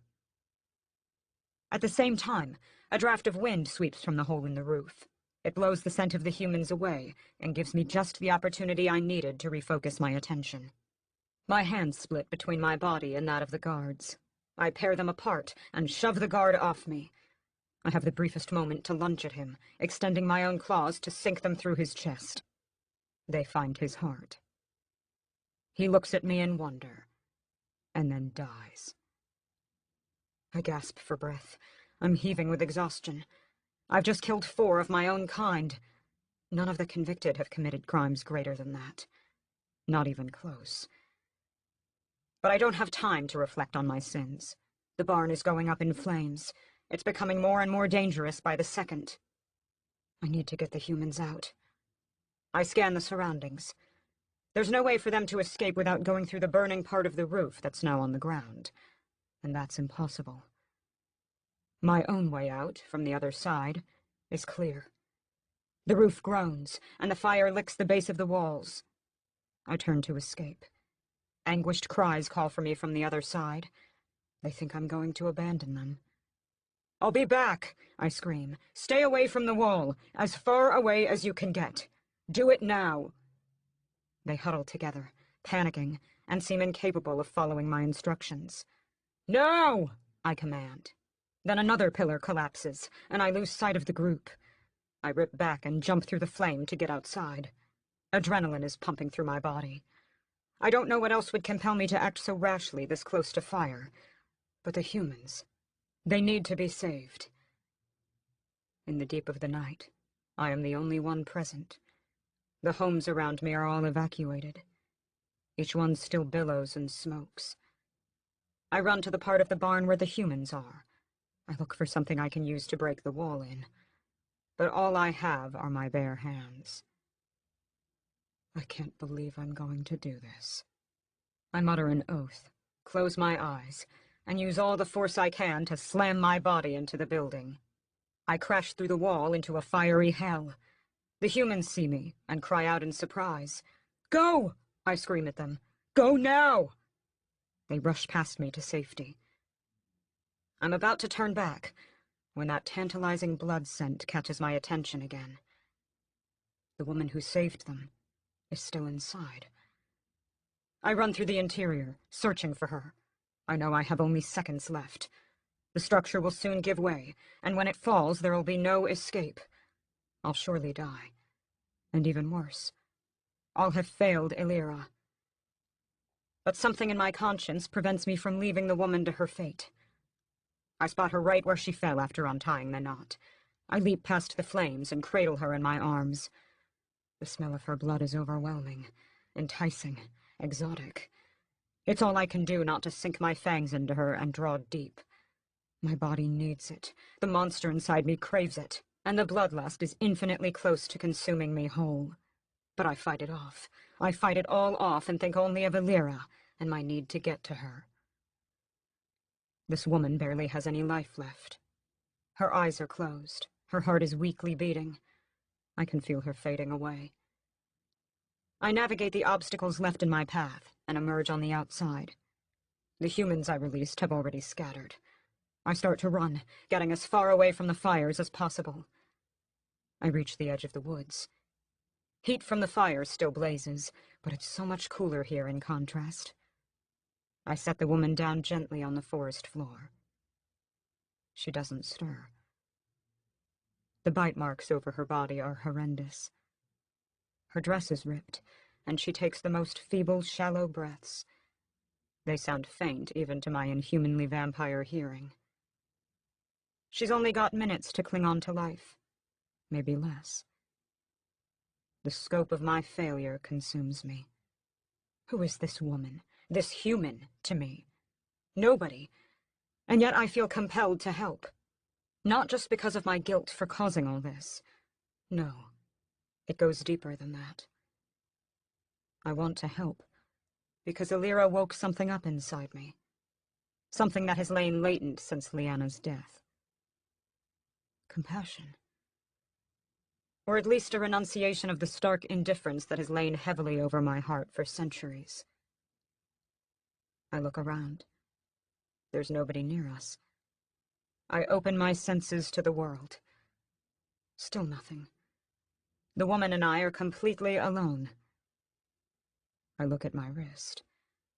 I see the vein pulsing on the underside. There is only one thing that will grant the woman life. One thing that has been forbidden by the highest rescript of the Heaven's law. I have no choice. I bring my wrist to my mouth. My fangs extend. I puncture the skin. A fount of blood flows out. I press it to the woman's lips. Drink, I tell her. I tilt her head back. Drink and be well. The first drop hits her tongue. Her body seizes. I pinch her nose to get her to swallow. It's a vile trick that I'm doing, but it truly is the only way. When the first bit of blood reaches the back of her throat, she gasps. She starts to cough. I continue to press my wrist to her. She needs all the blood she can get. Her system will reject it at the start. But when the healing starts, she won't be able to get enough. That will be the most dangerous part for both of us. Little by little, she draws it in. Her heartbeat strengthens. Her breathing steadies. A flush enters her cheeks. And then slowly, the wounds on her body begin to close. Suddenly, her eyes pop open. Her hands jut out, and she grabs my arm. She starts to suck for all she's worth. I feel her draining me, and I let her, but the balance has to be absolutely precise. She's had enough. I rip my arm free. She snarls, consumed by a distant version of the bloodlust we vampires feel. I pin her down, and she fights for more. Her body's been revitalized, but her mind is not currently hers. She's operating on base instinct, the instinct that my blood has engaged in her. No, I say. No, there is no more. Her lips draw back in anger. If she'd been converted, her fangs would have flashed. But she's only human, and currently harmless. The danger comes from within me. Because now, with her body healing, and my body drained, the dynamic has shifted. I need her blood. I need it badly. She reeks of it. Hot, full, florid, fresh. My own instincts are fighting with me to draw on her. She's whole. She's available. She's caught beneath me. And the way she's struggling against my hold makes it so much more enticing. She is prey caught in the hunter's snare. Every time she thrashes about, I'm only reminded more of her vitality and of my own need to steal it from her. With a grunt, I push off. I'm on my feet in an instant and fly back against the nearest tree. My nostrils flare. Every cell in my body is crying out to take the woman's life. Every cell. And then she looks at me and blinks a few times in recognition, and she starts to cry. I grip the tree trunk. I can't let go for fear that if I do, I'll lose control and pounce on her. What? Why are you crying? I force the words out, each one needed to distract me from what I really want to do. You she says. It's you. They said you'd come. I shake my head. That doesn't make any sense. Who said I'd come? The other vampires. They used me. They said I was bait to bring you there. The other vampires are dead, I tell her firmly. She gasps. What? I killed them. I saw what they were doing to you. She looks down at herself. She shakes her head in remembrance. But I'm alive? How? I fed you my blood, I rasp. I draw my fingers in deeper so I don't break away. You humans don't know this, but a vampire's blood can heal. Mine most of all. Why would you do that? She's composed herself enough so the tears are no longer flowing. You would have died without it. You would kill 4 vampires? Just to rescue 1 human? I owed it to you. You freed the rest. But they got out safely. I finish for her. You know where you are? You know the path back? She looks around, considers, and nods. I can find my way. Then go, I say. Go before I do something I'll regret. Like what? She begins. Go, I roar. She stumbles up. I cannot contain the bloodlust for much longer. Now, I scream. She cries out, frightened, and then runs past me. Only when her footsteps fade completely from hearing do I ease my death grip from the tree and stagger toward the rendezvous point with Philip and Illyra. Chapter 36. Illyra. I creep after Philip, his cold hand clasped around my warm one like a lifeline. He's forbidden me from speaking. He's taken us deeper and deeper into the earth, where he said we were closing in on our escape route, the one that takes us through the den of the convicted. After we travel down for what seems an age, we reach an enormous iron gate. There are torches lit around it. Philip holds a finger to his lips to signal for silence and points me to stay. Then he approaches it on his own. No sooner does he come within 5 feet of it than the low, horrible moan of a convicted comes from the other side. I can barely stop from crying out in pain as I clasp my hand over my ears. The first moan is followed by a second, then a third, and suddenly, all 3 convicted appear on the other side, hands stretching out through the bars, grasping for Philip. He jumps back to me. Needless to say, we can't take that route, so he leads me another way, telling me there are a variety of other passages we can try. He doesn't sound exactly certain when he admits that, so it doesn't do wonders for my confidence. Suddenly, he stops. I'm so absorbed in my thoughts that I bump into him.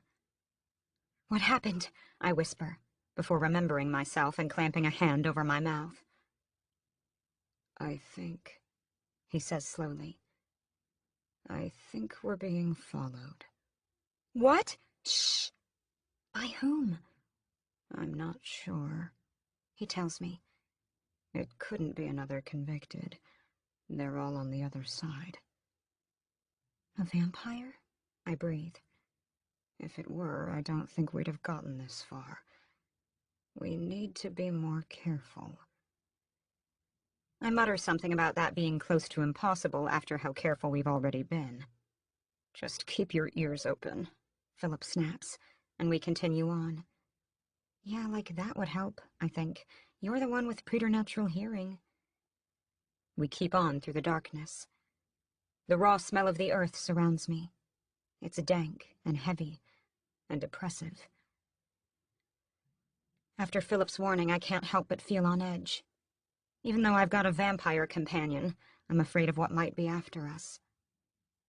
We reach a small tunnel. We'll have to go through, Philip says. Careful. I know you can't see. You need to crawl. Okay, I nod. I feel the shape of the entrance with my hands. Its top is only halfway up to my waist. Otherwise, it's barely wider than my shoulders. Are we close? What's on the other side? The anticipation is killing me. The den, Philip tells me. Come on. I swallow my fear, drop to my knees, and crawl in. My body scrapes against the rock. There's a tiny stream of water running along the ground. My hands splash in it and get dirty. Far ahead, I see a dim blue light. My breath catches, and my heart begins beating with hope. Philip moves faster, and it's such a relief to be able to finally see the outline of his body and know that he is in fact there in front of me. But as we keep going, I find there is no opening. There is no source of light. Suddenly, I remember what I was told about the transformation. The eyes are the first to change. I let on a tiny cry of alarm. Philip jerks his head back. What? I think I can see you. I blink, and he becomes clearer to me in the black. Oh, yes, I definitely see you. The transformation, he murmurs. I swallow. What's going to happen to me? For now, that is it. But we need to move faster. Raoul wants you to be clear out of the haven when it begins.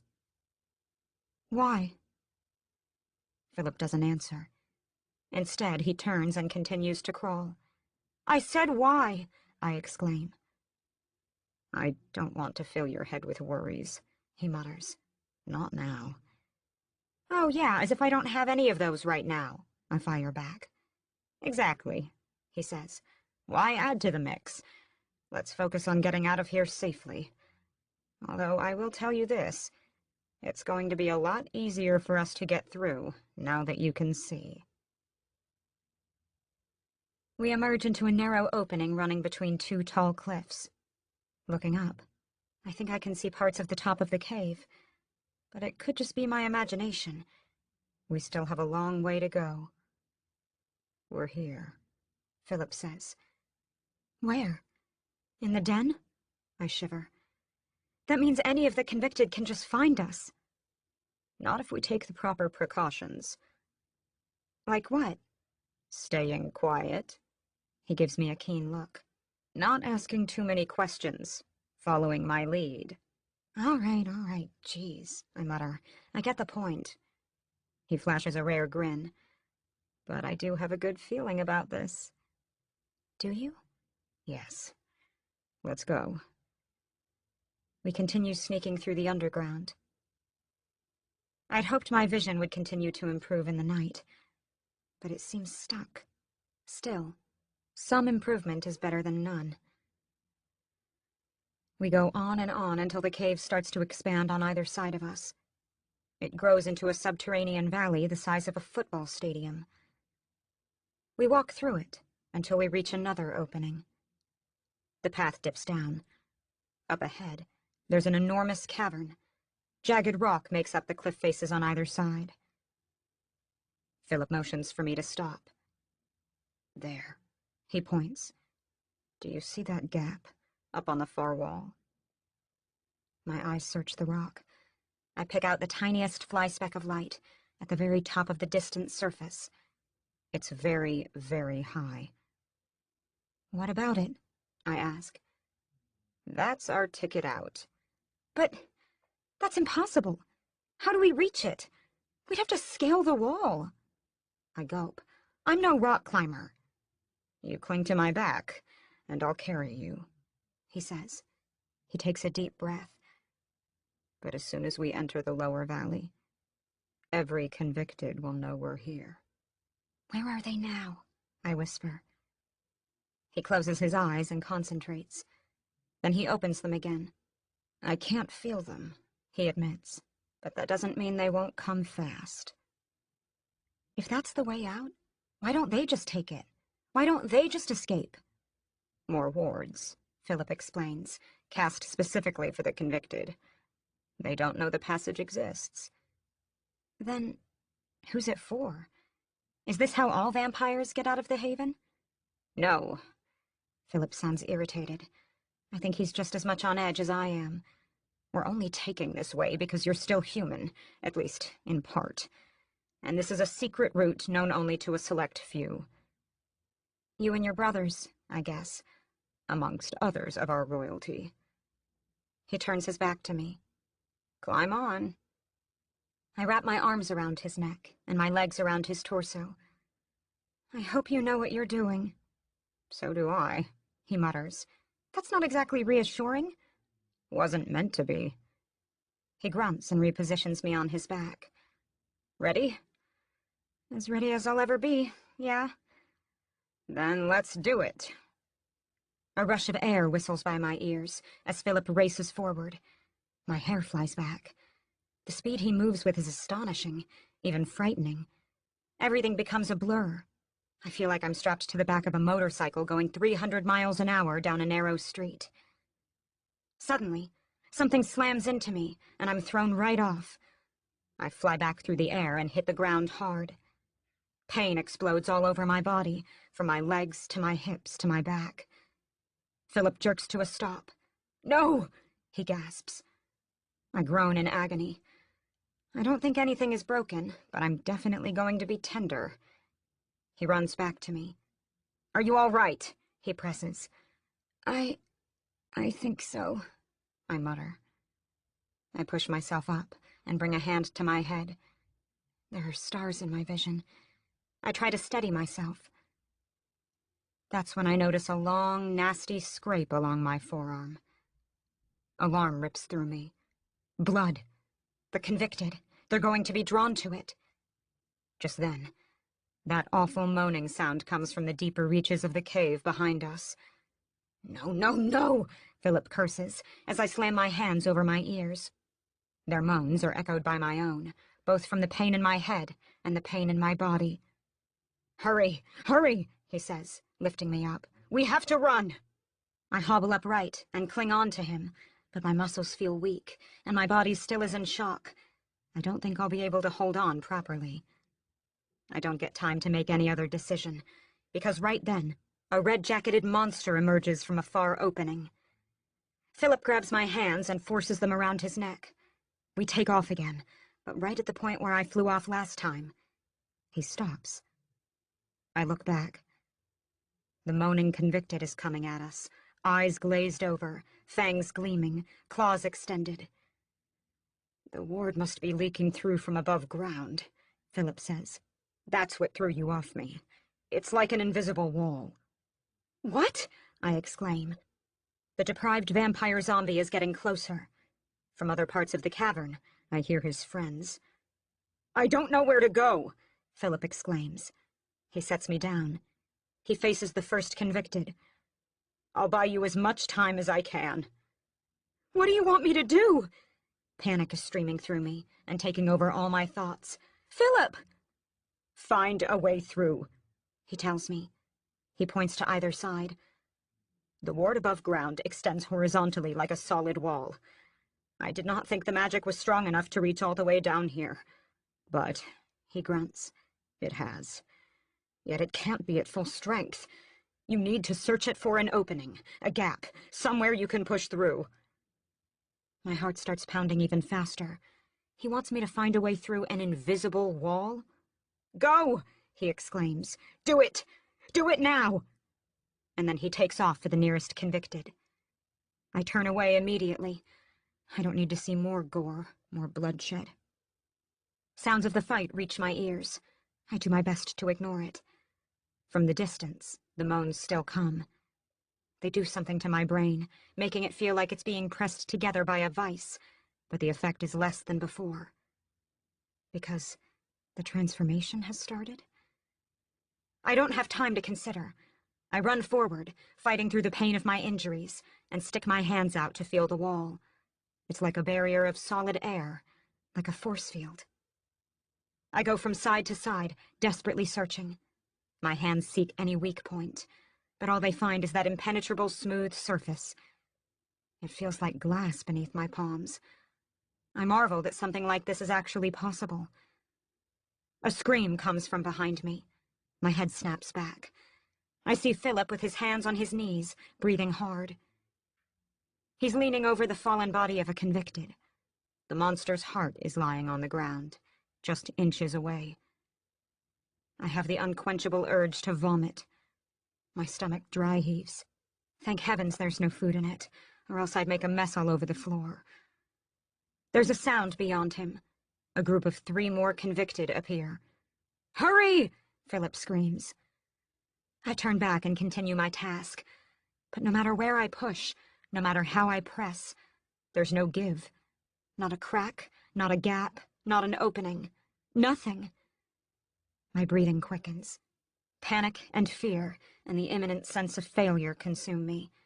Desperately I run this way, then that, feeling at the invisible wall with my hands. There's no way, I think. There's no way through. I chance a glance back. The horde of 3 is getting closer. Philip picks up the heart and chucks it at them. Immediately they clamor for it, hungry and thirsting for blood. They start to fight amongst themselves, scratching and clawing and pushing one another out of the way. "Anything?" Philip yells. "No!" I exclaim. Darkness starts to well in from the corners of my vision. It's the darkness of despair. How can this be happening? We're so close. We've almost made it. I can see our escape just ahead of us. Philip runs to me. "I can't fight all 3, he says. He looks back the way we came. Our only chance now is if we make a run for it. The convicted are consumed in their battle for the heart. I'm sure it's only a temporary distraction. When they realize again that they have 2 victims in easy vicinity, it'll all be over." "What about the hunt?" I say. "If we go back—" "I'm not leading you back to the Haven. We'll look for another way out." My eyes go to the gap in the cliff so close to us. There is no other way out. My anguish threatens to sink me. I feel like I'm on the verge of hysteria, facing certain death. "You said it yourself. This is the secret route." "Yes, but—" Suddenly, he cuts off. He looks up. "Raoul!" he exclaims. "What?" Then I look at the opening, and sure enough, I see his familiar male form. "What's he doing here?" "He's come for us." Raoul is at the opening. He hangs on to the edge of the cliff and drops down. His body flows through the air like an Olympic diver's. I gasp, but he lands softly enough. As soon as he's there, he urges us forward. "Come on! What are you doing? Hurry!" "The ward is up!" Philip yells. "Illyra can't get through!" I feel so helpless, so utterly useless, so frighteningly dependent. "No!" Raoul runs to us. My stupid heart skips a beat when he gets close. He passes through the wall as if it doesn't exist, which, for him, it doesn't. He clasps his brother by the arms, then he turns to me. There's a split-second hesitation, and then he embraces me tightly. "I'm so glad you're alive," he whispers in my ear. He is? "Why do you smell like smoke?" I ask. "Long story." He lets go and looks at the 3 convicted. "Are there more?" "Not yet," Philip says. Raoul nods. "You help Illyra. I'll take care of them." And then, without waiting for our consent, he launches himself right at the pack. Philip looks from me to his brother. "He wants me to help, but I can't sense the ward," he begins. "I know." A sinking feeling rises in my gut. It's all on me. But maybe I can help. He hooks an arm under my shoulder and lifts me off my feet. "Put your hand out," he tells me. "I'll run back and forth, and you can look for an opening that way. If any of the convicted get through Raoul, I can outrun them." "What about Raoul?" I want to say. But then his roar rocks the cave. I look and see him standing in the middle of 3 mangled bodies. All of the convicted are dead. He races to us. "More are coming," he says. "I can hear them." Philip nods. "So can I." "How did you do that?" I blurt out. "How did you kill them so fast?" Raoul grunts. "They're weak." His eyes look haunted. I want him to extrapolate on that. but I know he won't. Then he realizes something. You can see them? He asks, a note of alarm in his voice. Her transformation has begun, Philip explains. Then the ward shouldn't be stopping her, Raoul says, right? It will while she's partially human, Philip says. Raoul slams a fist into his open hand in frustration. A chorus of low, distant moans sounds from the far distant reaches behind us. We all whip around. They're almost here, Philip says. How many are there? I gasp. Raoul looks at his brother. Dozens, he says. He looks at me. And I won't be able to fight all of them off. Chapter 37. Raoul. I stand with my feet spread wide, facing the opening from which the convicted will attack. I'm under no illusions that I can win this fight. The first 3 I fought were stupid and distracted by their inner battle over the heart. Alira's blood scent is strong in the air. It's tantalizingly human. It calls to me, and the call is only magnified to the poor monsters sentenced to waste their lives underground. It occurs to me that I am bound to become one of them, after the murder of 4 of my kind. Time for those worries later. Right now, the priority is Alira. She's rushing back and forth along the invisible wall with Philip. I curse myself for my stupidity. I should have brought someone else here first, some other human, who could have served as a test run for this. But I acted on impulse. All I knew was that I had to get Alira out. I couldn't let her die in the hunt. Except now, because of my own stupidity, she might die at the hands of these vampire ghouls. Well, not if I can stop it. I don't care what happens to me. My life in the Haven is already forfeit. But if I can give Alira the tiniest scrap of extra time... I glance back at her. She doesn't know I'm looking. For a split second, I get a vision of Lyanna. My heart beats 3 times faster. It's ludicrous, the extent of control she exhibits over me. And she doesn't even know a tenth of it. A scraping sounds from the front. I turn my attention forward. The first of the convicted is there. Instinct takes me. I fly over the ground and attack the monster. His flesh is weak. It doesn't take long for me to find the opening I need to rip his heart out. I crush it to make sure he won't revive, and throw the body down the tunnel. The convicted rarely turn upon each other, but if the kill is certain... Well, I've already guaranteed that. Hopefully this new quarry can distract the rest of them from Alira's blood. I hear a cheer of excitement behind me. Raoul! I whip back and discover Alira calling me closer. I rush to her. Philip is at her side. We found it, she exclaims. What? An opening? Yes, but we need your help. Anything. Philip's lips tighten to form a thin line. What is it? I ask him. What's wrong? Nothing, he says too quickly. Philip, I know you. Tell me what's wrong. It's not precisely an opening, he admits. Alira thinks she senses a weakness in the ward. Yes, right here, she exclaims. She sticks her arms out. She looks like a mime pretending to be trapped in a glass box. It is weaker. Look. She pushes, and with a grunt, one of her arms falls through. She pulls it back out. But I don't have enough strength to break through myself. You want me to do what exactly? Get me through. It'll crush her, Philip says. Not if we move with great speed. She backs away. We need as much propulsion as we can get. She looks at me. Carry me. Get a running start. Take me through the ward with you. But we have to go right here. She outlines the spot again. Alira, if you're wrong, you'll be crushed. My ears pick up the fast-approaching mass of convicted. I shake my head. I won't do it. It's the only way, she says. Don't think. Just do it. If something happens to you... It's going to happen anyway with those half-dead vampires coming at us. She leans into my arms. Now do it. I can't lie. Her spunk is undeniable, as is her courage. I don't know how she's changed so much in her short time in the Haven, but she's grown, gotten bolder. Other girls might wilt in her position. Not Illyra. She reminds me of Lyanna more and more. I nod. Philip? Be careful with her, he says. She is special. Her cheeks color slightly at the compliment. Okay. I pick her up and back away. It's all I can do not to focus on the young, infinitely alluring woman in my arms.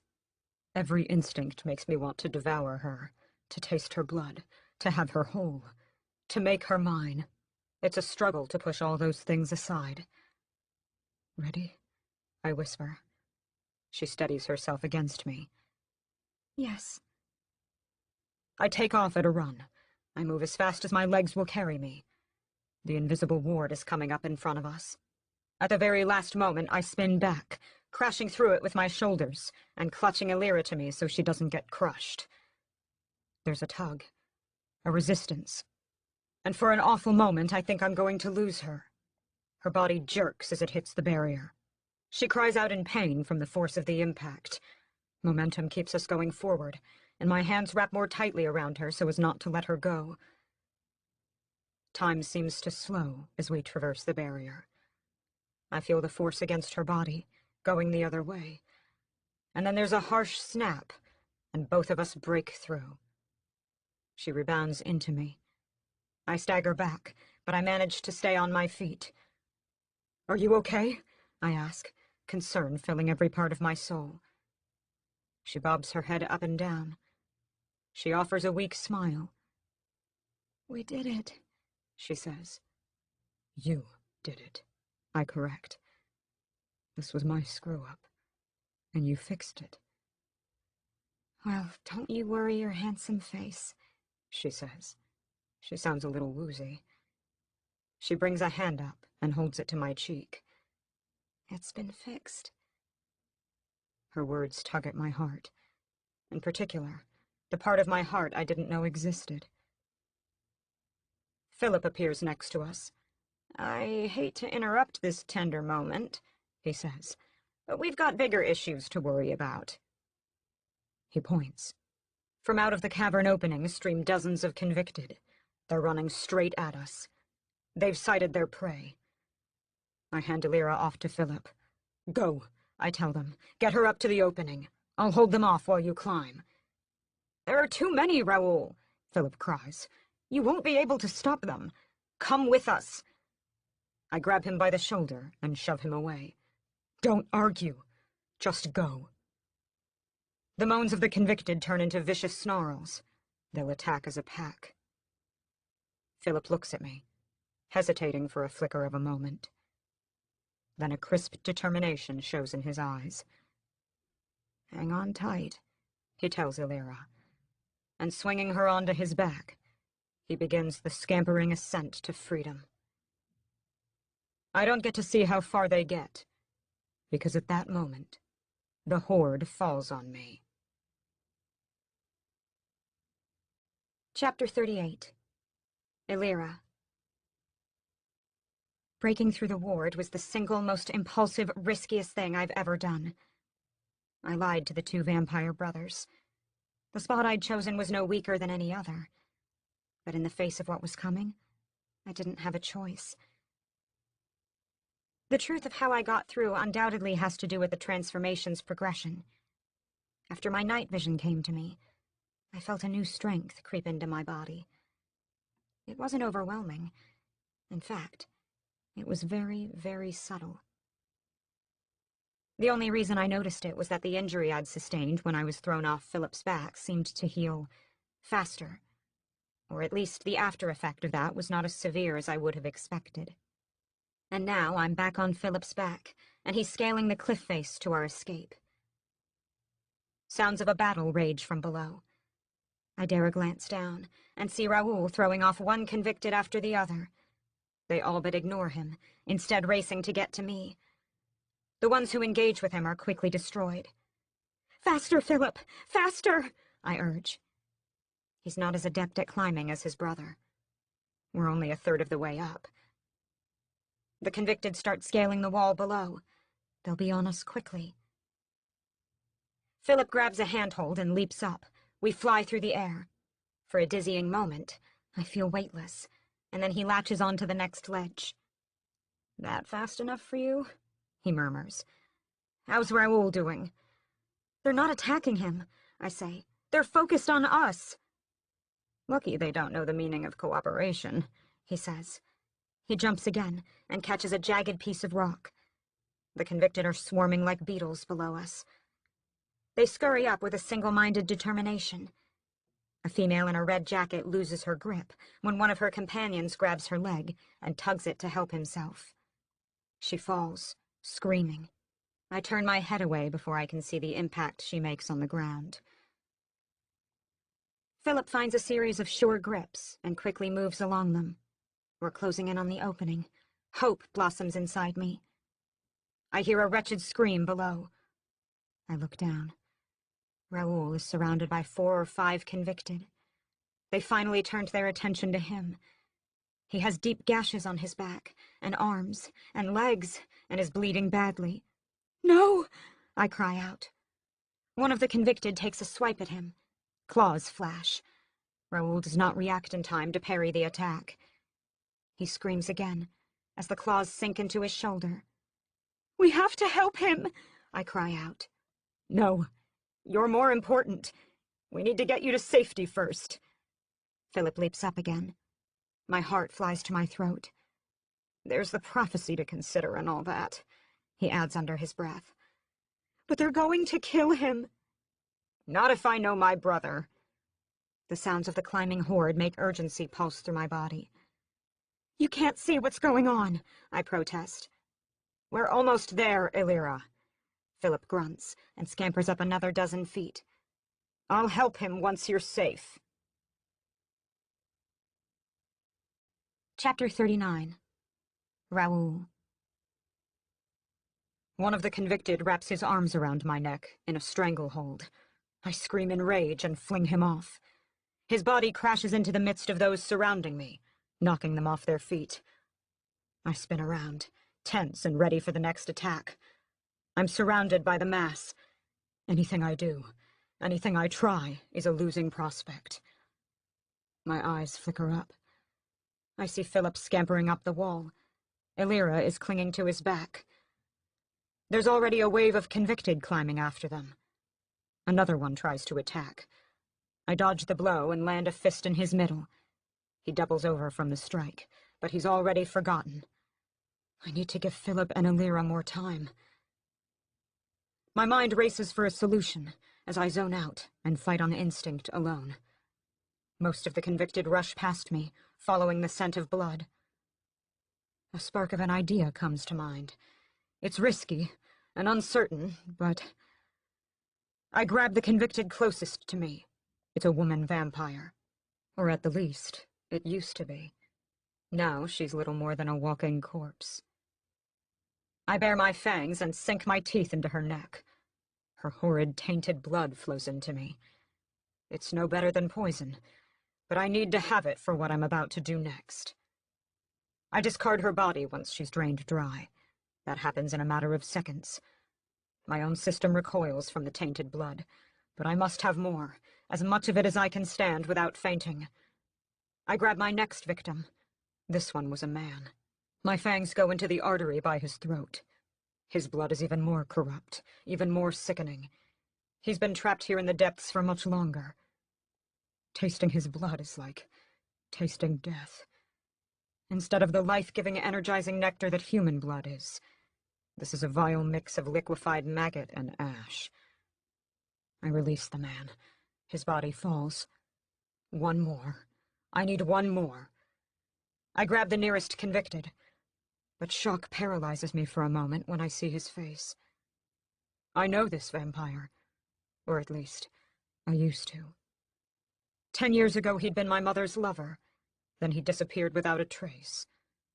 The story was he went rogue, and left the safety of our coven to strike out on his own. My surprise leaves me vulnerable. The split second is enough for my opponent to strike at me. He's stronger than the other convicted. He's only been here a decade. The deprivation has not yet affected him as it has the rest. His claws rip into my torso. I scream at the sudden influx of pain. The blood of the other convicted that is in my body shatters all the defenses I have against such pain. My blood-curdling yell attracts the attention of those nearby. Before I know it, I'm surrounded by 4 of the convicted who all have their focus on me. One attacks me from behind. I sense it, and I can move out of the way to dodge the strike. But I don't. Claws sharp as a rake rip over my back. The tainted blood inside me bursts out. Another one swipes at my legs. I jump back and shift my body, but not to avoid him. I do it to make sure the attack connects. This is my maniacal, borderline suicidal plan. In seconds, I'm covered in my own blood. The pain is horrible, but the smell is overwhelming. It's made all the more potent by the dirtied blood flowing through me. It reaches the convicted climbing after Elira and Philip. It stops them in their tracks. For a moment, it confuses them. And then all their attention shifts to me. I feel a momentary sense of triumph as the ones closest to my brother and the girl turn away and start climbing down. Human blood is sweet to them, yes, but the raw strength of mine, after it's been amplified by my 2 feedings, is the stronger bait. And then the entire horde closes in on me, and my world goes black. Chapter 40. Elira. My breath catches as the gap to the convicted below us lessens. Philip is climbing as fast as he can, but he's carrying an extra weight, and the monsters are driven by the scent of blood. Suddenly, the opening appears before us. Light from the starry night sky outside filters in. Philip shoves me through. "Go!" he says. "Go now! He doesn't get to finish. One of the convicted grabs his ankle and jerks him off his feet. "No, Philip!" I cry out. I grab for him, but he disappears over the edge. The snarling beasts are so close that I know I only have seconds. Even if they can't see the opening, common sense tells me they'll be able to find it by following the scent of my blood. And I don't know if the ward is a physical barrier or merely an illusion for them. I feel like such a coward, and I hate myself for it. But there's nothing I can do to help the brothers who rescued me. So I turn, and biting down a cry, lurch into an awkward run to get away. Chapter 41. Philip. As soon as I get Elira through the opening, I stop and look down. I know what my brother has done. He sacrificed himself to give her a chance. I couldn't let her know that's the only reason she got out unscathed. There's a dog pile of the convicted right below me. More are streaming in from the sides. My gut clenches. Raoul is underneath. Please don't let me be too late, I pray. A hand tugs on my foot. That's all the incitation I need. I turn, push off the ledge, and plunge straight down. I land into the roiling mass of bodies. The fight has become an absolute melee. Convicted are fighting with convicted. There's blood everywhere. They're tearing each other to pieces, to shreds. I battle through the bodies looking for my brother. "Raoul!" I scream. "Raoul! Raoul!" A convicted attacks me. For the first time in centuries, I release the precise hold I have over my vampire instincts, and fight back. He rips at me, and I parry him and hit him back. My clawed hand connects with his face. Red lines of blood erupt around his deathly pale skin. One more swipe, and my other hand separates his head from his body. Exhilaration takes me. I feel alive. I'm alive as I've never been before. I'm strengthened by an overwhelming sense of pride and purpose. I have to save Raoul. Finally, it's my turn to show my strength. It's my turn to prove my worth, my turn to demonstrate that I'm just as worthy of being a prince as either of my brothers. Another convicted attacks me. I dance with him. From the corner of my eye, I see a bloodied body lying limp on the floor. It's Raoul. A savage hatred overtakes me. I've always been one for peace, but the nature of these creatures, attacking without mercy, without reason, repels me. I let go of my conscious mind and let my body do what it was designed to do. Kill. One after another of the convicted falls at my hands. But there are too many. I try to get to my brother, but I cannot. For a second, I glimpse an opening, an escape, my path to safety. Yet I will never abandon Raoul. So I turn away from the temptation. Raoul and I are both going to die here. I know it. I know that this is where it all ends, where the tale of the two youngest Sorin brothers comes to a close. James will inherit command. He'll marry Alira and wrestle the throne from her hands, and all that we've done will have been for naught. So be it. I'd rather die with my brother than be called a coward. Suddenly, a great pillar of flame cuts a sweeping line just above my head. I have no idea what's going on. I drop down. The convicted scream and scatter once they feel the heat. They fear fire even more than regular vampires do. In their state, they are creatures with only the most primitive minds. Their instincts are amplified, so their fear is made even greater. The line of fire sweeps overhead again. It's close enough to burn some of the taller ones, or the ones unfortunate enough to have been thrown up in the brawl. The horrid reek of burning flesh mingles with their pained screeches. I press myself closer to the ground and crawl toward my brother. I feel the heat of the sweeping flame. I don't have time to think of it or consider its source. All I know is that I have to get to Raoul. After a few seconds, I reach him. My hand falls upon his wrist. I search desperately for a pulse. All my concentration goes to that last bit of hope, the tiny flutter that might tell me my brother is still alive. There. I feel it. It's faint and oh so weak, but he's hanging on. Barely. The screams of the convicted continue as they flee. They're getting farther and farther away. I chance a look up, in the direction of the fire's source. And there, at the mouth of the nearest cave, I find my mother, wielding a long walking staff made of polished emerald.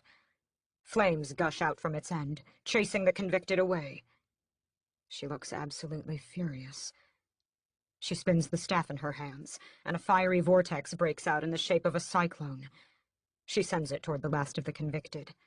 She summons another one, and sends a second wave. Again and again she calls forth the destructive fiery tornadoes, and uses them to clear a space for the three of us. When the last of the convicted is gone, Mother's knees buckle. She catches herself on the staff. I jerk up in alarm, but I don't go toward her. I'm afraid if I release Raoul, it will be his end. "Feed him, you fool!"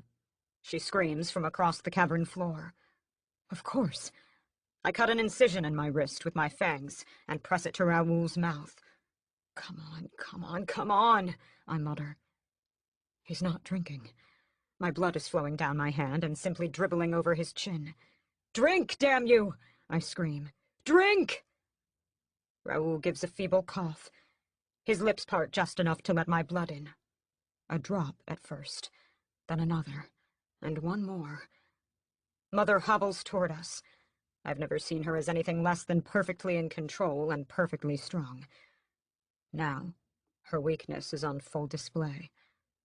I don't know how her magic works, but the spells she cast have obviously taken their toll. "Come on, Raoul. Come on," I say. He is still not drinking fast enough. His heartbeat is frighteningly feeble. The pulse is no stronger than the distant ticking of a clock. Mother reaches us. "What are you doing?" she exclaims. She sees Raoul's mangled form. "Oh, Lord, what's been done?" "He won't drink," I say. "He must. Oh, Raoul, Raoul, Raoul." She throws herself at him and sobs against his chest. "Don't leave me. No, don't leave us. Please don't go." I've never seen her so distraught. Her body shakes with her despairing cries. Determination grips me. Raoul must drink. I force my wrist into his mouth and open his jaw so that every bit of my blood gets taken in. He coughs again. Then his body jerks, and he twists to the side to spit all that I've given him out. "What's happening?" I gasp. "He's rejecting your blood," she says. "Then give him yours," Mother gasps. "I would," she says, sounding scandalized. "Oh, trust me, Philip, I would. But it would weaken me so. And I don't have enough, not after that exertion. We would both die." I stare at her, awash in disbelief. She wouldn't do it for her son? She begins to cry again. But then realization hits, and my mind connects the dots. "Get away from him!" I scream. I pick Raoul up and rush him to the far wall. The look I saw in her eyes when she denied her son her blood. It was like that of a jilted lover. And I understand. She was using her magic to make Raoul spit out my blood. As soon as we're away, I press my bleeding wrist back to his lips. To my immense relief, Raoul begins to suckle on the flow. Morgan stares at us both with undisguised hatred, but it lasts only the moment necessary for my blood to infuse with Raoul's and bring him back to consciousness. He opens his eyes, and Mother surges up and exclaims, "It's a miracle!" I shield my older brother from her with my body. I keep my wrist at his mouth. "Drink," I tell him. "As much as you need, you drink." While Raoul recovers, I keep a wary eye on our mother. She smiles at me like a cat. "Enough," Raoul finally says, pushing my arm away. His voice shakes, and he hangs on to me for support, but I know his stubborn pride won't let him take in more. "Where is Elira?" he begins. "Where is—" He cuts off when his eyes land on our mother. "What's she doing here?" he hisses. "She," Morgan pronounces grandly, "saved both your sorry hides. She is the reason you two are still alive." She gives a little laugh. "You are lucky I had the foresight to extend the ward underground." Raoul jerks to me. "She knows?" "Of course I know," she says. "Did you think I could really let our future princess out of my sight without marking her? Oh, I have a heart. I gave her some semblance of privacy. But the moment her body came in contact with my ward, I knew exactly where she was." She begins a slow, calculated walk toward us. "You see, my sweet," she addresses Raoul, "I would never enter Elira in the hunt. Not truly. What happened at the draft was nothing more than a way for me to see where your loyalty lies." She wipes at a non-existent tear. "How it breaks my heart that it is not with your family." I step forward, ready to defend my brother. Raoul is... "Oh, Philip, did you think I was talking to you? No, no. Now the two powerful vampires are speaking. Don't forget your rank." The reproach stings. I know that logically it shouldn't affect me, but that vampire hierarchy of deference to those stronger than you is an instinct ground deeper than all the rest. "Philip has equal right to speak as I do," Raoul says. Mother smiles sadly. "Always the dreamer you are." "So what now?" Raoul says. "You played your little trick. You've had your fun. But guess what? Elira still got away." Mother laughs.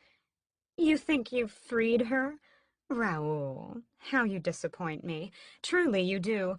You know who she is, and you know how much of a draw she will be to the vampire who first drew her blood." "James," Raoul and I say in the same breath. "Yes, James. And you just let the human girl out into the world, outside of my protection. Who do you think will come for her? Who do you think will be drawn back when he senses her emergence into the unprotected sphere?" She smiles sweetly. "You are a fool, Raoul. A good-hearted man, perhaps, but a fool nonetheless. You are an idealist." He pushes off from me.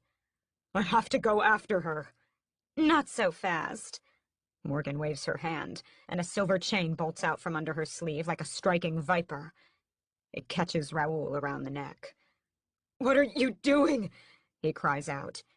He fights it, but silver is our weakness. It is the only material we cannot break. Why, sentencing you, of course, for treason against your queen, for endangering the whole of our coven with your rash stupidity. But, Elira... Philip will go after her. Won't you, weakest? I flinch. She hasn't called me that since the earliest days of the Haven.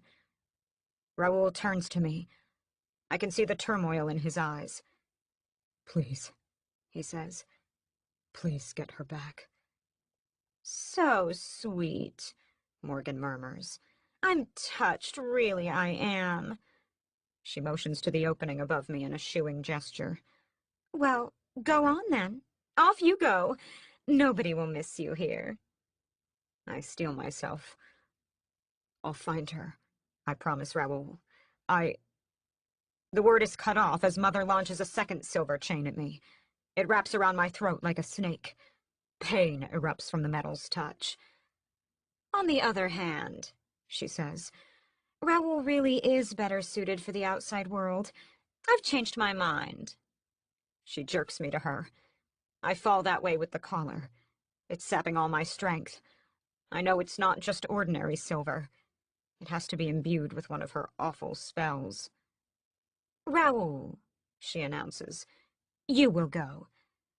But if you don't bring Elira back before the next full moon... The chain tightens around my throat. Your brother will die. Chapter 42. Elira. I break through into the cool night air on the other side of the tunnel. I strain my ears for any hint of pursuit. I hear nothing. No screams, no sounds of battle. Absolutely nothing. I didn't realize it when I was running, but apparently the ward that seals the convicted also blocks all sound. I collapse against a nearby tree. I try hard to catch my breath. I feel exhausted, and yet at the same time exhilarated and alive. A few minutes pass. I feel a bit more stable. Then realization sinks in. I've just escaped the Haven. Holy crap! The magnitude of that staggers me. Did I really for a few moments actually consider going back and helping the two creatures who'd captured me? I mean, yes, they helped me out. But if it wasn't for them, none of this ever would have happened. I wouldn't have needed to escape.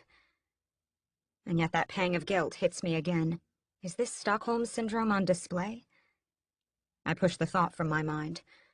I've gotten out of the Haven. I never thought it possible, not truly, so I never thought of what I would do next. I do know one thing, though. The longer I stay here, the worse my odds are of really getting away. Morgan might have already discovered my absence.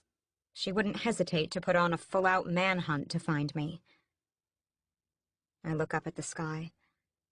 I'm in luck that it's still night on this side of the ward.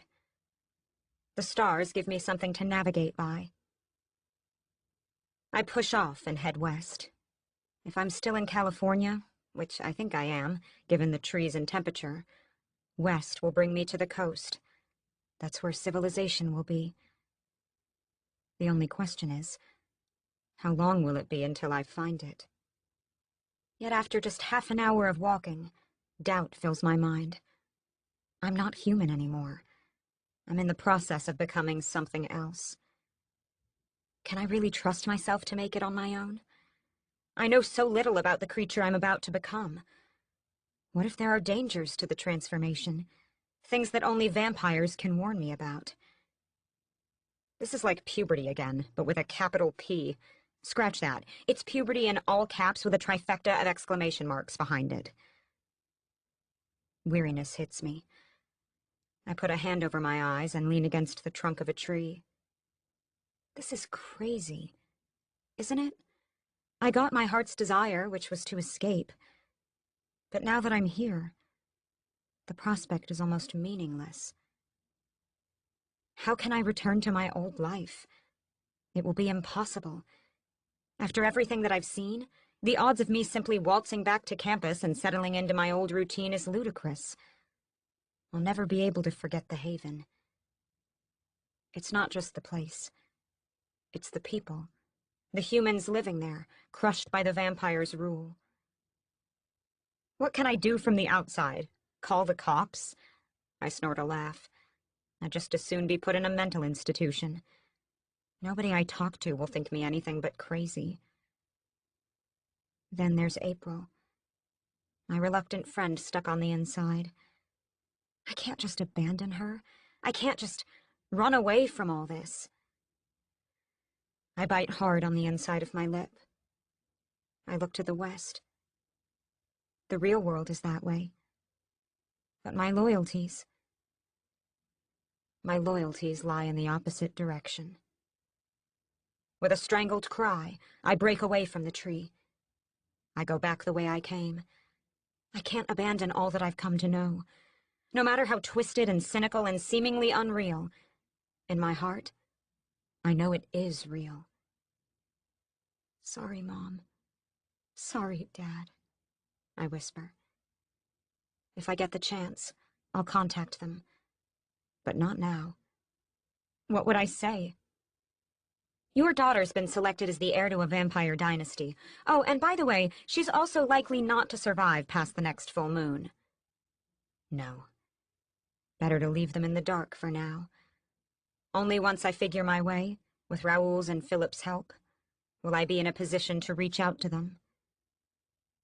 I just hope I manage to reach that position first. Chapter 43. Illyra. I can't find my way back. I can't find my way back. I got twisted around when I tripped and fell over a root, and now all the trees look familiar, identical, and dark clouds cover the sky, and they block the moon and the stars, and I have no idea where I'm going, and I'm lost, and... I cut off my thoughts before they can descend into deeper panic. I need to reunite with Raoul and Philip. They'll know what to do. They'll know where to go from here. A branch snaps somewhere in the dark.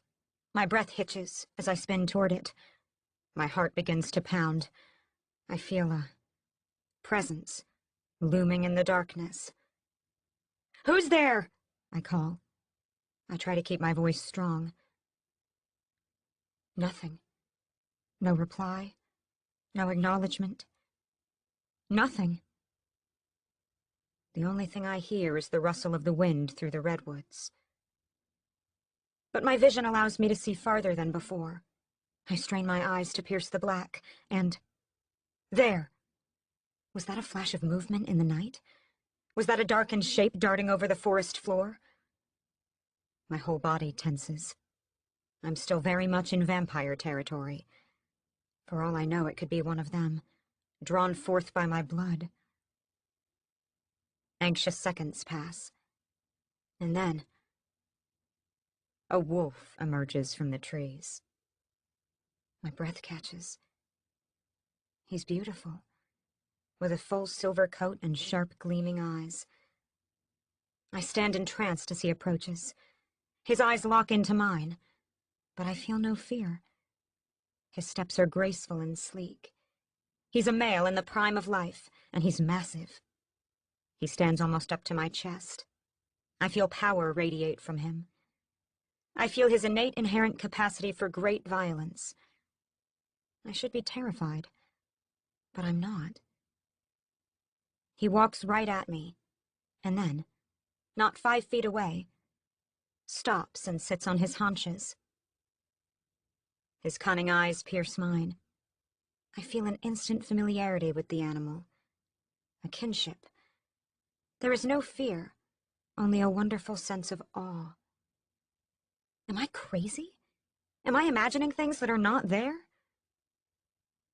But if the wolf posed any danger to me, I would know it. Both of us remain very still, lost in the moment, admiring each other. Then some kind of rodent runs through the bush, and the wolf spins and darts off. He's gone as fast as a silver bullet. The trance is broken, and anxiety replaces my calm. I'm all alone again. At least, until I find my way back. I start in a direction at random. Anything's better than standing still. But I don't get more than 10 feet when a hand clamps over my mouth. I give a muffled scream. Something sharp jabs into my neck. "Not so fast, my darling." A dark, familiar voice whispers in my ear. I try to struggle, but all my muscles are going lax. The tranquilizer kicks in, and I lose consciousness. I wake up with my arms and legs bound to a seat in a private plane. Panic shoots through me. There's a gag in my mouth that prevents me from screaming. Not that I would try. The sight in front of me is more than enough to silence my tongue. James. He's wearing a dapper black suit, sitting casually with his legs crossed. He appears almost bored as his eyes glaze over me. I jerk my wrists against the bonds. There's no give. I'm locked in tight. "Silver." James points a casual finger at my restraints as he rolls his head side to side and yawns. "In the middle of the rope, you see. I wouldn't be so cruel as to let it touch your skin. That would prove very painful for a half-vampire like you."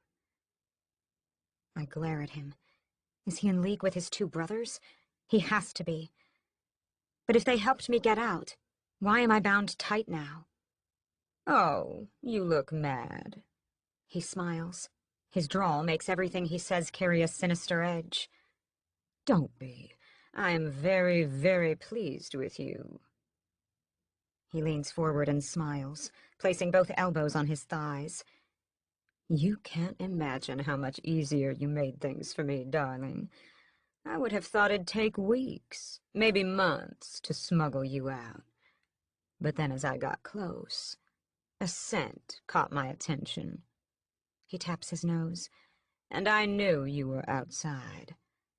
However did you do it, I wonder, and with such fortuitous timing?" He gives a languid stretch. I continue to glare at him. Does he really not know why I was out of the Haven? Or is he just toying with me? All my instincts point to the latter. "Where's Raoul?" I try to say. He betrayed me. I just know it. And to think, for a time I was starting to imagine having feelings for him. "What's that?" He brings a hand to his ear. "You must be clearer. I really cannot understand you." "Raoul! Raoul! Raoul!" I say, the gag muffling all my words. James spreads his hands. "I'm sorry, doll, but I just can't understand you." He shrugs. "Too bad." "Raoul!" I all but scream. "Here's an idea. What if I remove that horrible rag covering your mouth, and we can speak like civilized humans, His eyes sparkle. Or should I say, vampires?" He reaches over and unties the rag. As soon as he does, I spit in his face. He looks shocked. For a split second, he doesn't react. Then anger flashes, distorting his handsome features, and he slaps me. My head snaps to the side. I taste blood from my cheek. Before I know it, James has my chin in a vice-like grip. He forces my face to him. "That," he growls dangerously, "was a very stupid move. You do something like that again." His eyes drop to my neck. "And you risk inciting my anger. You've been warned." He lets go. His eyes continue to hone into me as he returns to his seat. He takes a white handkerchief out from one pocket and wipes the spit from his face. "Now," he says, putting it away, "can I trust you to be civil? I know it's a tall task for a teenage girl, but just humor me and make the effort, will you? I keep my lips sealed and match his stare, one for one. Silence won't get you very far, he says. He gestures around the cabin. Aren't you curious where we are? Where we're going? I say nothing. He sighs. I'll tell you then. Right now, we're about halfway across the Pacific. We'll be making a short stop in eastern Russia before continuing on our way. On our way where? I ask grudgingly. Oh, but that's the surprise. He positively beams. And you, my pure, sweet, soon-to-be vampire, are the ultimate prize. Chapter 44. Raoul. As soon as Mother drags Philip away, I scale the cliff and emerge outside. I wish I could say I couldn't believe she would hold her own son hostage, but I know her better than that. The 600 years of her rule have been defined by such pockets of insanity. She's almost cost us the entire safety of the Haven with her capricious nature multiple times, particularly in the early years. Most recently, I thought she'd settled down, but it looks like I was wrong. I would have gone after Philip the moment she took him away if I had even the slightest chance of succeeding. But Morgan is the strongest vampire in the Coven, and her strength is magnified by the magic she wields. Couple that with her silent, icy rage for having lost Illyra, along with my own sapped strength, and I wouldn't have stood a chance. She'd have destroyed us both, or worse, severed our souls and bound them into her perverse paintings. So the only thing I could do was what she demanded of me. Like a coward, I had to leave my youngest brother. But I won't fail you, Philip, I promised through gritted teeth. Or you, Illyra. I reach the end of the tunnel and come out amongst the trees. There's a breeze in the air that blows away from the secret entrance. I inhale deep, searching for Illyra's all-consuming scent, and feel nothing. I grunt in frustration. After all I've gone through, my body does not feel like my own. The fire, the fight with the guards, feeding the human woman my own blood, then racing away at one fraction of my strength and taking on the convicted, and then feeding on their horrible blood. The only reason I'm standing is because of Philip's infusion of his own blood. Even so, my system hasn't had time to clear the tainted blood, so everything I do now, everything I can do, is at 1/10 of my usual capacities. 1/10, or worse. I don't have time to rest, however. The land around the Haven is teeming with carnivorous creatures. Wild cougars and wolves and black bears stalk the woods. That was one of my mother's very first spells, cast at the foundation of the Haven. It lured all animal predators to us. Before she learned the secrets of the wards, our humans were penned inside by the knowledge that should they try to escape, they'd find merciless, hungry rogue predators on the other side. Animals who would tear them limb from limb without a second's pause.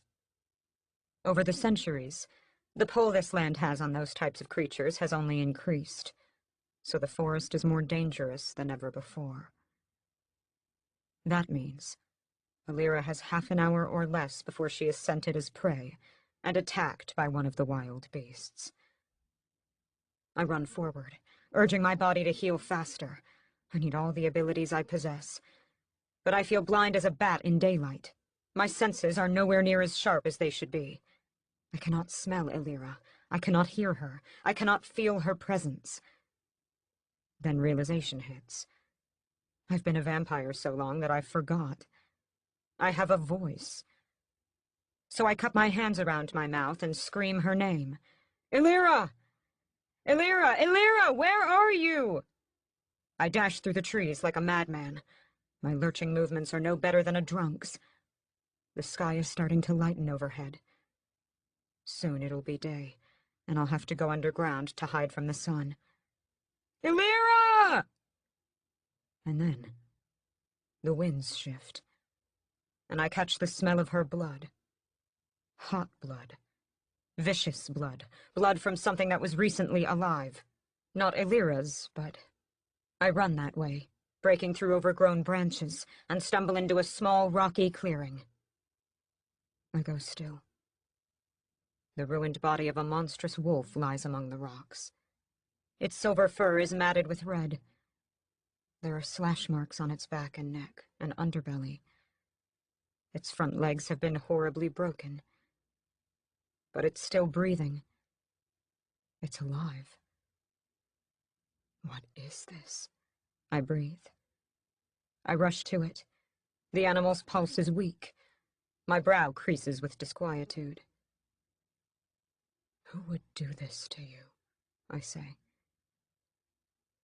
Then I catch the faintest whiff of somebody else's blood. I recognize it immediately. It's my brother's. James was here. I give a savage roar. Only James would delight in torture like this. I hate that the animal has suffered for so long. Quickly, I grip the wolf's head and give one final sharp twist to put it out of its misery. But why was James here? Why was he back? Why? And how? His diplomatic mission should have taken weeks. An awful understanding washes over me. If James was here, and Illyra was outside, alone and unprotected, he would have gotten to her. The weight of my failure crashes into me. Of course I can't sense Illyra. She's no longer here. Rage boils up inside. James can't have taken her to the Haven, or I would have run into them. Then, where? I don't know. But as I rise, a new determination grips me. One that washes away the anguish and the fear. I vow then and there that I will find Illyra. I will go to the ends of the world to get her back. Because my brother has taken something from me that isn't his. Because no matter who bit her first, the girl is mine. I feel the possessiveness in the deepest part of my soul. I haven't felt that since Lyanna. Never thought I would feel it again. But with Illyra gone, and worse, with Illyra threatened, well, that part of me has awakened again. Chapter 45. James. I don't know what stroke of luck brought Illyra to me, but when the gods grant a boon, you do not snuff your nose at it. I snort a laugh. Gods. There are no gods, only children of the night, only creatures of pure blackness, only us. I walk into the cockpit and take control of the plane. There's a special UV filter on the glass that protects me from the worst of the sun. It's nowhere near 100%. Nothing can fully protect us from those painful rays except a complete barrier. But it's the only thing that makes flying like this bearable. Of course, I could simply hire a pilot, but I always like doing things myself. When Mother sent me away to negotiate with Father's coven, and to kill him, I thought her insane. But I also saw it as an opportunity for me. Peace between the covens might be impossible, but peace was never what I had in mind. Power was. I walk for miles past the outskirts of the abandoned city, not once daring to use my speed. I know I'm being watched. I feel it in my bones. My father's coven is ruled strictly and governed with military zest. Precision and security is of the utmost importance to him. Nothing happens within 100 leagues of his home without his knowing. I force my gait to be casual. I want to appear at ease. Even if I'm going into the one place in the world no vampire has ever emerged from after entering. In the distance, across the sands, I spot 2 lone figures. They stand and watch me. Sentries, sent out as my welcome. One is a vampire almost as old as I am. The other... A wave of shock washes through me when I feel the other's power. He's more than just old. He is ancient. Older than any vampire I have ever come across, or known could exist. Even from this far I can feel his strength, radiating out toward me like a warning beacon, telling me not to approach. I force a crooked smile and pick my pace up just a little. One vampire who is my match, another who is many times stronger. Back in the Haven, all others of our coven would tremble in fear before such a foe, and these are just the two spared to greet me. I keep walking until I'm within arm's reach of them. The Ancient One nods. I grin at him. Suddenly, an invisible force strikes me in the chest. I'm sent sprawling. I come to a stop in the sand and look up. The Ancient One mimics my grin. He used the mind gift against me. I marvel. It's a telekinetic force that only develops in the strongest of our kind. All I can do with it is roll a marble around on a table, or flip the page of a book, or maybe make a paperclip levitate for the briefest moment. And he used it to knock me down. I've never been one to bend the knee, but for this vampire, I have no choice. I bow my head in the ageless symbol of respect. Before I know what's happening, the two vampires grab my arms and cuff me. I don't fight. For one, because I wouldn't stand a chance. Two, because I'm not here as a threat. The silver bracelets burn into my wrists. I grit my teeth and ignore the sensation. It's ridiculous how something so brittle can restrain creatures as powerful as we are. I'm pulled to my feet roughly. I have half a mind to tell them who I am, but I'm sure they already know. Announcing my lineage will only make me seem weak. This way, the younger of the two says. Your father is waiting. Just as I thought. We walk a distance into seemingly vacant sands. But at a certain point, we cross a threshold. The air shimmers, and the ancient ruins of a forgotten city are revealed. The architecture is a strange mix of Roman and Arabic styles. There are half-collapsed columns next to beautiful monasteries and temples. Everything is made of a material the color of sand. I don't know what it's called. I've never been one to study such things. I'm led down a twisting path through the city. There's not a single soul around us. Some of the structures have been completely restored, while others lie in crumbled ruins. There's no sense of guidance to it that I can decipher. We reach a temple entrance. Wide stairs lead into the earth. I take one look up at the night sky and mutter a prayer hoping I'll see it again. Here. The younger vampire shoves something at me. I look. It's a sack. The outside is inlaid with fine threads of silver, while the inside is covered in soft velvet. The elder takes it by the silver side. It doesn't appear to inflict him any pain. For your eyes and ears, he says, and slips it over my head. Immediately I'm cut off from all perception. The silver blocks my hearing, my vision, even my sense of direction. Strong arms take me from behind and guide me down the steps. I cannot tell how long we journey for. The velvet layer on the inside saves me from the pain, but the silver on the outside inflicts a sensation like the most terrible headache. My thoughts become slow and sluggish. I can hardly distinguish who I am. An indeterminable amount of time later, my blindfold is cast off. I gape. I'm in the middle of an enormous circle of snarling, hissing, malevolent vampires. My mind grapples with how many there are. Thousands. 2,000, 3,000, maybe more. And their strength, it's astounding. It pulses into me from all sides like with the irrepressible force of an ocean tide. I don't sense a single vampire in their midst weaker than I am. For the first time in centuries, I feel a very real frisson of fear. A door opens and slams shut. At the sound, all the vampires fall silent. Heavy, plodding footsteps come from the distance. The king approaches. Moments later, a passage opens in the bodies.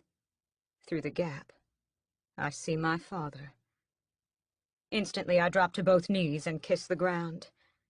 It's a supplicating gesture, but I have no choice. My father's strength is 2 times that of the ancient one I'd met outside. How? I wonder. My mind works furiously to come up with an answer. How could they all be so strong? I wait there, trembling for him to come. I hold literally no power here. I have absolutely no sway. Blood ties will only bring me so far, as they fade to insignificance in the face of raw strength. I feel 2 heavy hands grasp me by the shoulder. "Rise, son," my father says. "Rise and witness the beauty of my rule." I look up and catch his eyes. Then I gasp and avert my gaze. He has more than the telltale vampire ring of black around his irises. He has these black floating specks that swim across the whites of his eyes. They look like signs of corruption, of him giving completely into the darkness. But I don't know. I don't know, and it throws me off and ruins my confidence. I thrive on power, on the knowledge that I am the best. Here, I am nothing. I have not felt like nothing since before my transformation began. He pulls me to him and embraces me. A low monosyllabic chanting starts around us. Father lets me go. "It is good to see you after all these years." "Likewise, Father," I muster. The chanting grows louder. It unnerves me. "Are you impressed?" he asks. He gestures around him. The old chains and rings and bracelets that cover his hands and forearms and wrists clink together as he does. "These vampires are all loyal to me. All but one is younger than you." I only just managed to stop my jaw from dropping. "You have met that one already," Logan says. "It is his knowledge, coupled with my strength, that gives the crypts its power." "It is wondrous," I say. My father stands a fraction of an inch taller. He's just as vain as I am. "Yes," he agrees. "It is."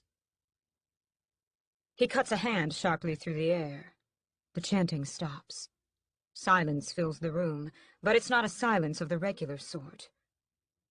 Past it, in the background, is a reverberating hum that seems to come from the walls themselves.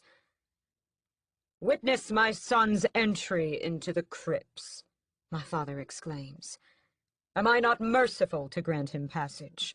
Am I not just to give him the fairness of a trial?" A cheer erupts from the vampires surrounding us. My father holds his arms up and does a slow turn to take the applause in.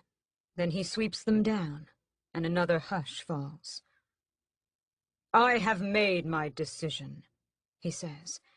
He takes me by the shoulder. His grip holds me firmly in place.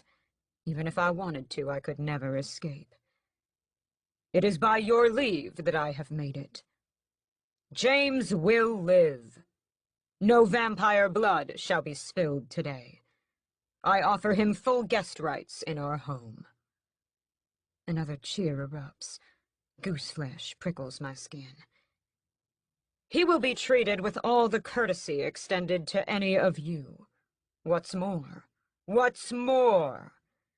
I hereby grant him leave to freely enter and exit the crypts. No vampire has been given that in 200 years. It is a gift worth the entire world." One more raucous cheer swells up. It's all I can do to take it in. "Yes, yes," my father says, satiating in the adoration. "You are all my children. But he is my son. He grasps my hand and thrusts it up. He could be your prince, if only... My father's grip tightens on my palm. I suck in a pained breath. Any more pressure and he'd break all the small bones of my hand. If only he did not come here to kill me. With a snarl, he throws me to the ground. I land hard. The crowd hisses angrily. Before I can react, my father is on me, pinning me to the stone floor like a bug. "What say you?" he demands of his subjects. He takes out a long, studded dagger and aims it at my heart. After I have shown him such mercy, after I have been so valiant and fair, he betrays me so. The dagger flashes downward. My hands catch his wrist, but I'm weak as a toddler against his unbound strength. I can do nothing to protect myself. The tip stops against my shirt. My father applies the faintest bit of pressure. It spears through my jacket and presses into my skin. Do I do it? His head swings wildly around him, the black flecks litter in his eyes. Do I kill my own son because of what we know? Because of what he came here to do? Father, no, I say. I was sent, yes, but... He backhands me. He does it with the most casual of gestures, but it makes my neck snap violently to the side. I did not ask you, he growls. I bite down an angry retort and meet his murderous glare. Do it, then, I hiss. Mercy! Somebody cries out.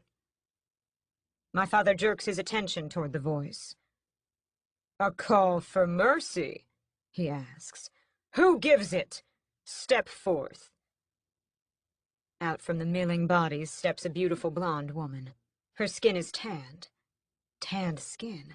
On a vampire? I've never seen the like. That's not all. Her eyes are green and soft, yet there's an edge to them that I'm immediately drawn to. A challenge that says she's not one to back down. State your case, my father says. Show him mercy, my king. She goes to one knee and plants a fist in the ground.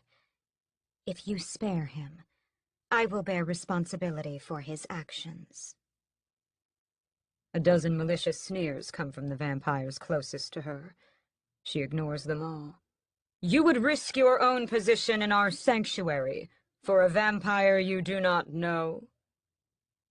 I know he is your son, she says, and I know how great a leader you have been to us. My father's dagger eases off, a tad. Go on. It would be a waste to kill him, my king. Lend him to me. I will take him under my protection. He has... She licks her lips. Potential. My father looks around. Do any others feel the same way? Does anyone else stand for my son? The silence that comes is deafening. Logan looks to me and leaps off. He offers me his hand. I grudgingly accept. He pulls me to my feet. Very well, he says. All the gifts I bestowed upon you with guest rights still stand. When in the crypts, you will be under Victoria's care. See that you represent her well. He strikes his hands together. The ceremony is done. You may now return to your lives.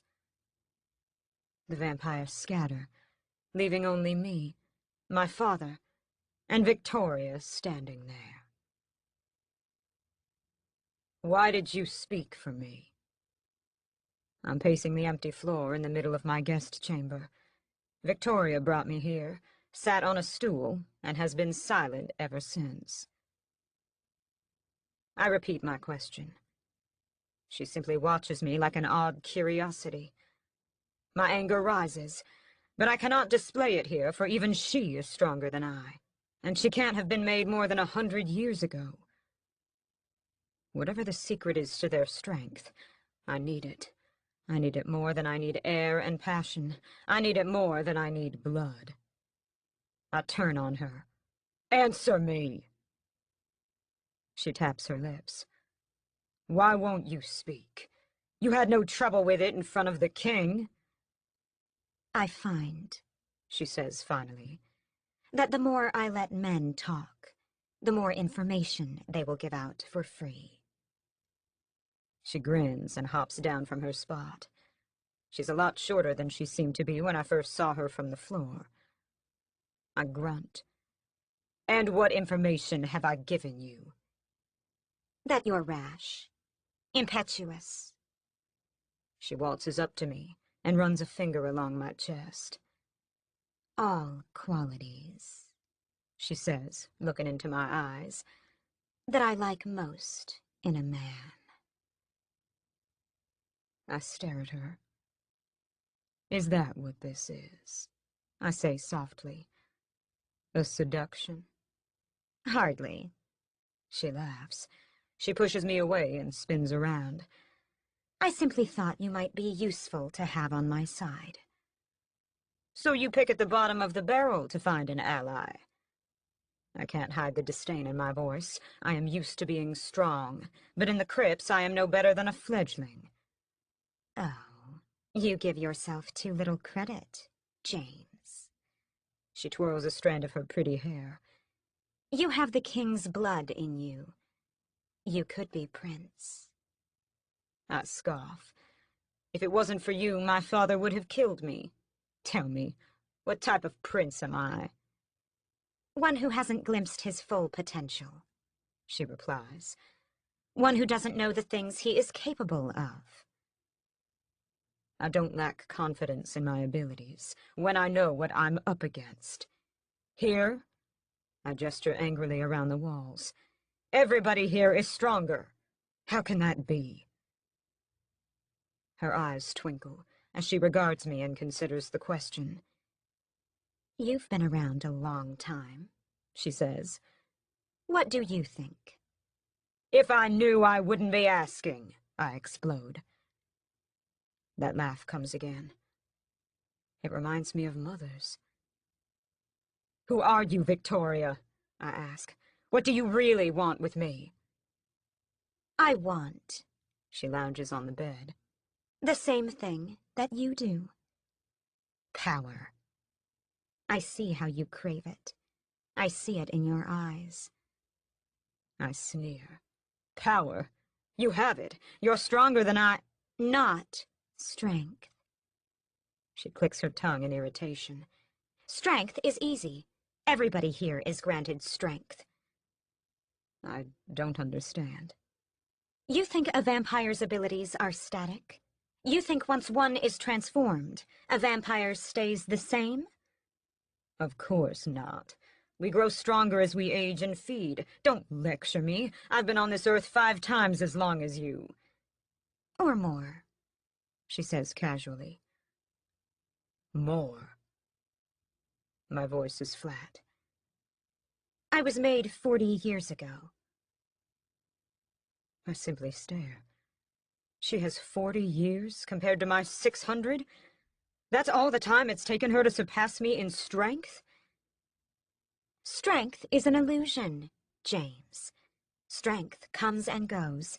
It can increase, just as it can fade. But power lasts forever. Forgive me, I say sourly, if I don't see the distinction. You have power, She says. She points to me. You may not know it, but it's there, lying latent in you, like a great beast waiting to be awakened. It comes from your bloodline. She flips her hair back. Possess only strength. What you see with me is what you get. And it's a damn lot more than me, I think. I can tell you the secret, She says sweetly. I know it's eating away at you. How can a vampire so much younger be so much stronger? The question is clear on your face. Our powers grow as we age and drink blood, I repeat. There's no way to expedite the process. She smiles. And yet here you are. And here I am. And the contrast between our abilities is simply staggering. My jaw tightens. How, then? I say. The blood of the ancient. I advance on her. Tell me. You met him. You felt him. You know his strength. Yes, I say, but he would not spread his blood amongst all of this coven. What vampire would share? There are too many here. He would be a shell. No, I shake my head. He could not have given it away. Not like that. Are you truly so limited in your beliefs? She asks. That you think there is only one way of transferring strength? My head snaps to her. What do you mean? There is a chalice, she explains, rimmed with 18 rubies. It is an ancient artifact, guarded jealously by your father. It is what lets him rule. How do you know this? I ask. There's little of the crypts I don't know, she answers obscurely. Who are you? I ask her again. Someone with ambition, she tells me. Someone a lot like you. Fine. She won't give me a better answer, and I'm in no position to press. So this chalice, what does it do? One drop of the ancient's blood, placed inside the rim, multiplies and expands to be enough to feed our whole coven, she says.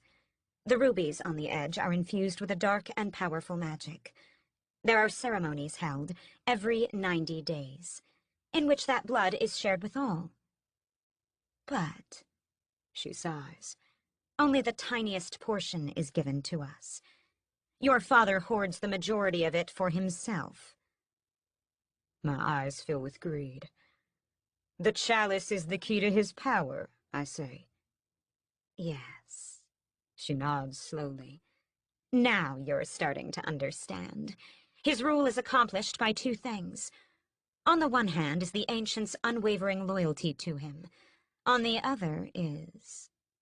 The magic chalice, I say. My excitement is growing. What more do you know of it? Does it enhance anybody's blood? What if a vampire drinks more than is distributed by the ceremony? Well then, such a vampire becomes even stronger, she says. She comes to me. The potential of such a vampire becomes limitless. My mind swims with the possibilities. If I controlled the chalice... We, she corrects. I nod impatiently. If we were to control it... Then we would rival any who walk this earth, she says. I start pacing briskly about the room. My strides are long and sharp to go along with my thoughts. The strength the chalice gives. It's temporary? I ask. That is why the ceremonies take place again and again. Am I right? Or does every drink build on the previous one? Temporary, she agrees. You want to know why none who enter the crypts ever leave? Why they all have such loyalty to the king? It's because he has them all addicted. Who would turn away? But you're different, I say. Why? What's made you so? Her eyes take on a shadowy look. This and that, she says softly. This and that, I repeat flatly. Yes, she snaps. This and that. I stop in front of her. She stares up at me, defiance clear in her eyes. I want to kiss her. I don't, of course. The natural hierarchy of power stands in the way of that. But if I had a sip from the chalice, if I could have even the briefest understanding of that strength... You don't share the other's loyalty? No.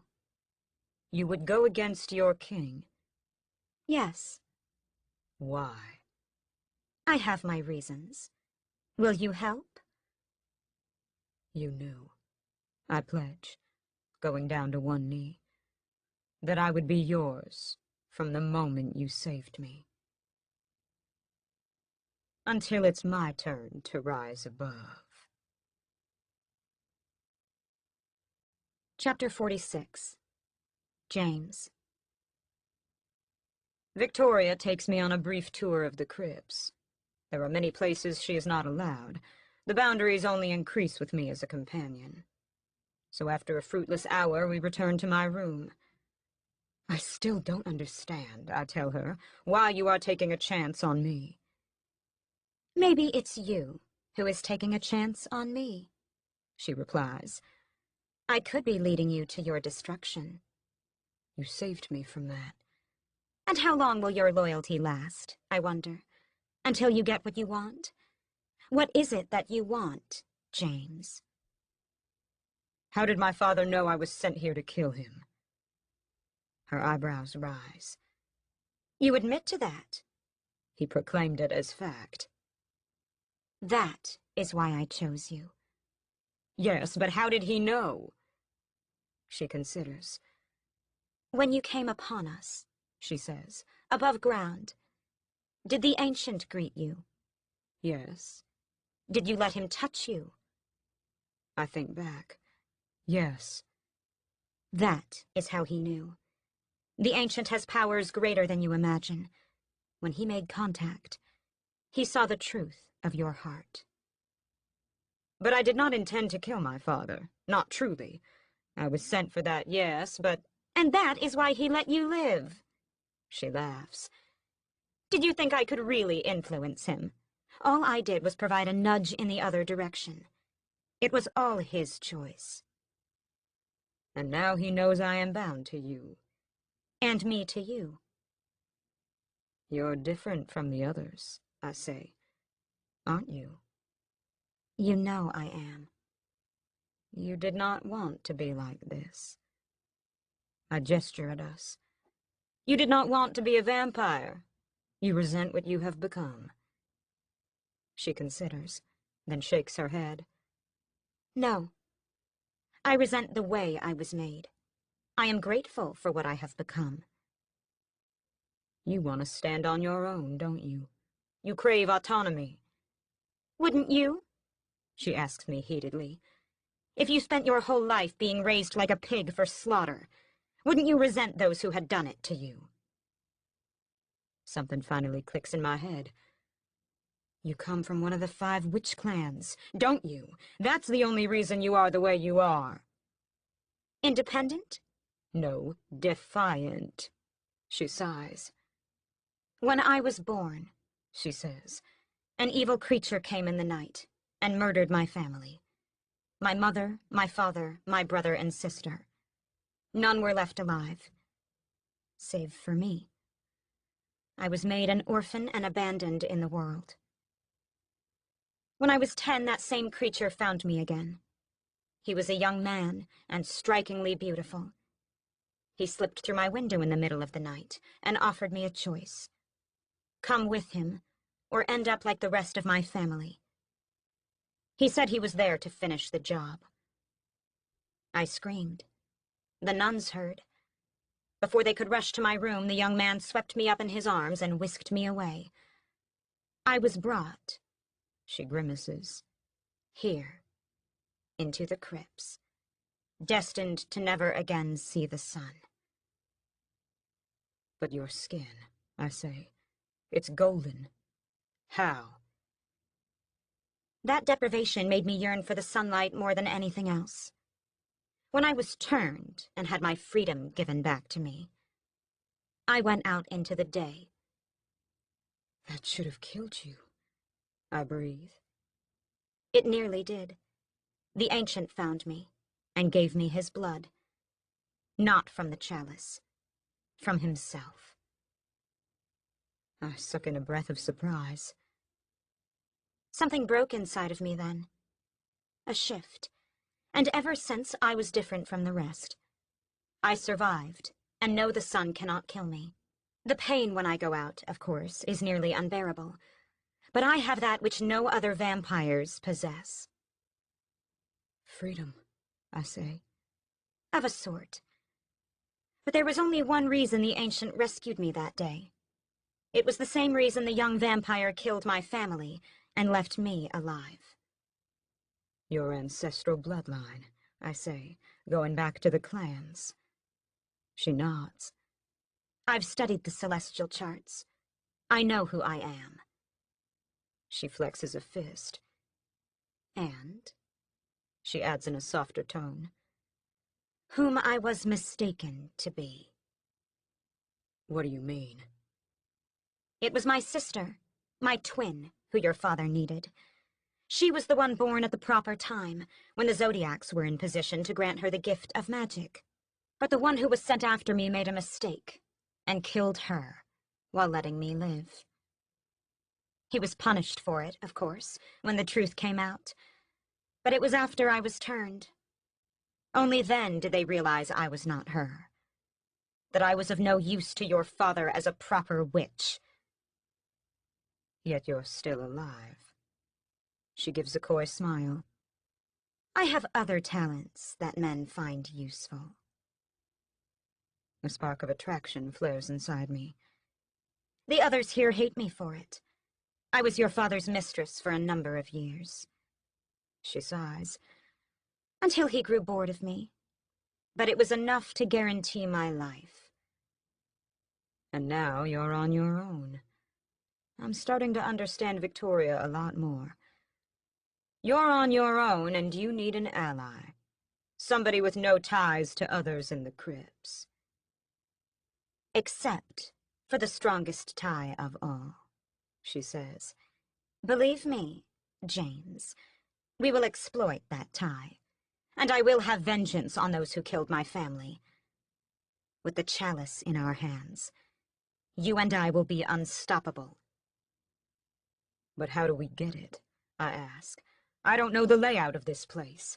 I am blind to the currents of power. You are the king's son, she says, and I am his former lover. We will find a way.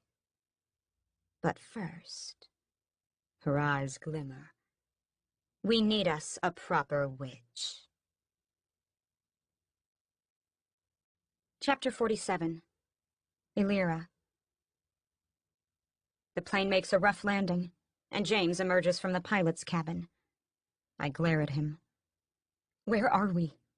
What do you want with me? He leans back and crosses his arms. Your cooperation, he says. Like I would ever help you.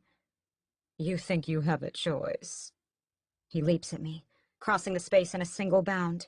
He pins me to the back of the seat. You think you have any say in what happens to you? He wants me to be scared. In truth, I feel terrified, but I would never let him know. I meet his eyes and lift my chin. You're not going to kill me, I declare. If you were, I'd already be dead. He laughs. Is that your greatest concern? He grabs my hair by the roots and jerks my head to one side. A long expanse of my neck is exposed. I feel extra vulnerable. He brings his lips to my ear. Illyria, he whispers. You must know, there are fates worse than death. He circles the spot where he once bit me with his fingers. Once, he continues, not so very long ago, I would have given anything to have you in my grasp. To have you alone with me like this, so that I could do absolutely anything I wanted. He tightens his fist in my hair, and I flinch in pain. To you. He lets go and steps away. But situations change. Circumstances change. Destinies and needs and wants all shift and shimmer, like leaves dancing in the wind. How poetic, I deadpan. He flashes an evil smile. It's not my intention to impress you with poetry. All I need to do is keep you alive, until the transformation truly begins. Where are we? I repeat. A safe place. You could say we're near a sanctuary. He rips my bonds off and plucks me up, then pushes me in front of him and painfully pins my arms behind me. Let's go. I'm led off the plane into a private airfield that is absolutely pitch black. There are no lights anywhere. It looks like an abandoned military base. There's a shack in the distance that he brings me to. The inside is small and cramped. A tiny bed sits in one corner, and a broken chair is on the other side. James shoves me through the door. He tries the lock, but it's rusted. It snaps under his strength. He shrugs. I don't think you're dumb enough to run, he tells me. If you try, you know what will happen. So don't. He slams the door shut and leaves me in the dark. Luckily, I can see. I go to the window and watch him as he begins to refuel the plane. He told me before we were making a stop in Russia. Is this it? What's our final destination? I shiver. I thought escaping the Haven would free me. I had no idea what was waiting for me next. James returns after an hour. He stands near the door with his arms crossed. I sit still on the bed. I can feel a vibration in the air. There's some type of resonance between us, almost like a thrumming. I'm unsure what to make of it, or what could be the cause. Stop that, he snarls. I give a stare. What? You know what. Don't test me. He sounds testy. I'm not doing anything, I protest. Like hell you aren't. He takes a menacing step forward. You're playing your tricks on me, witch, as if you think I don't realize. A massive crash sounds in the distance. Both our heads whip to it. What was that? I gasp. James runs to the window. A low rumble fills the air, but this one is coming from outside. That, he growls, is your ill-timed rescue party. He seizes me by the neck and hauls me out the door. Chapter 48. Raoul. Mother proves to be a willing ally when her interests align with mine. I run to her as soon as I discover that Alira's been taken and James is back. I thought I'd have to convince her to lend me her help, but when she understood what had happened, she quickly consents. She ignores the issue of holding Philip hostage as if it didn't exist, however. She gives me a GPS tracker bewitched to show Alira's location. I get the distinct impression that casting that spell on it takes nearly all of her remaining strength. As soon as I have it, I'm off to the nearest airfield to get the fastest jet I can find. James wasn't the only one of the Sorin brothers to learn how to fly. Mother also did me another favor right before I left. She gave me a small, precious stone she picked from the cliffs, enchanted with the wards that keep the Haven hidden from the world. She said the stone would extend the ward's protection, namely invisibility, to anything within a 50-foot radius of it, for as long as the magic lasted inside. I asked her how long that would be.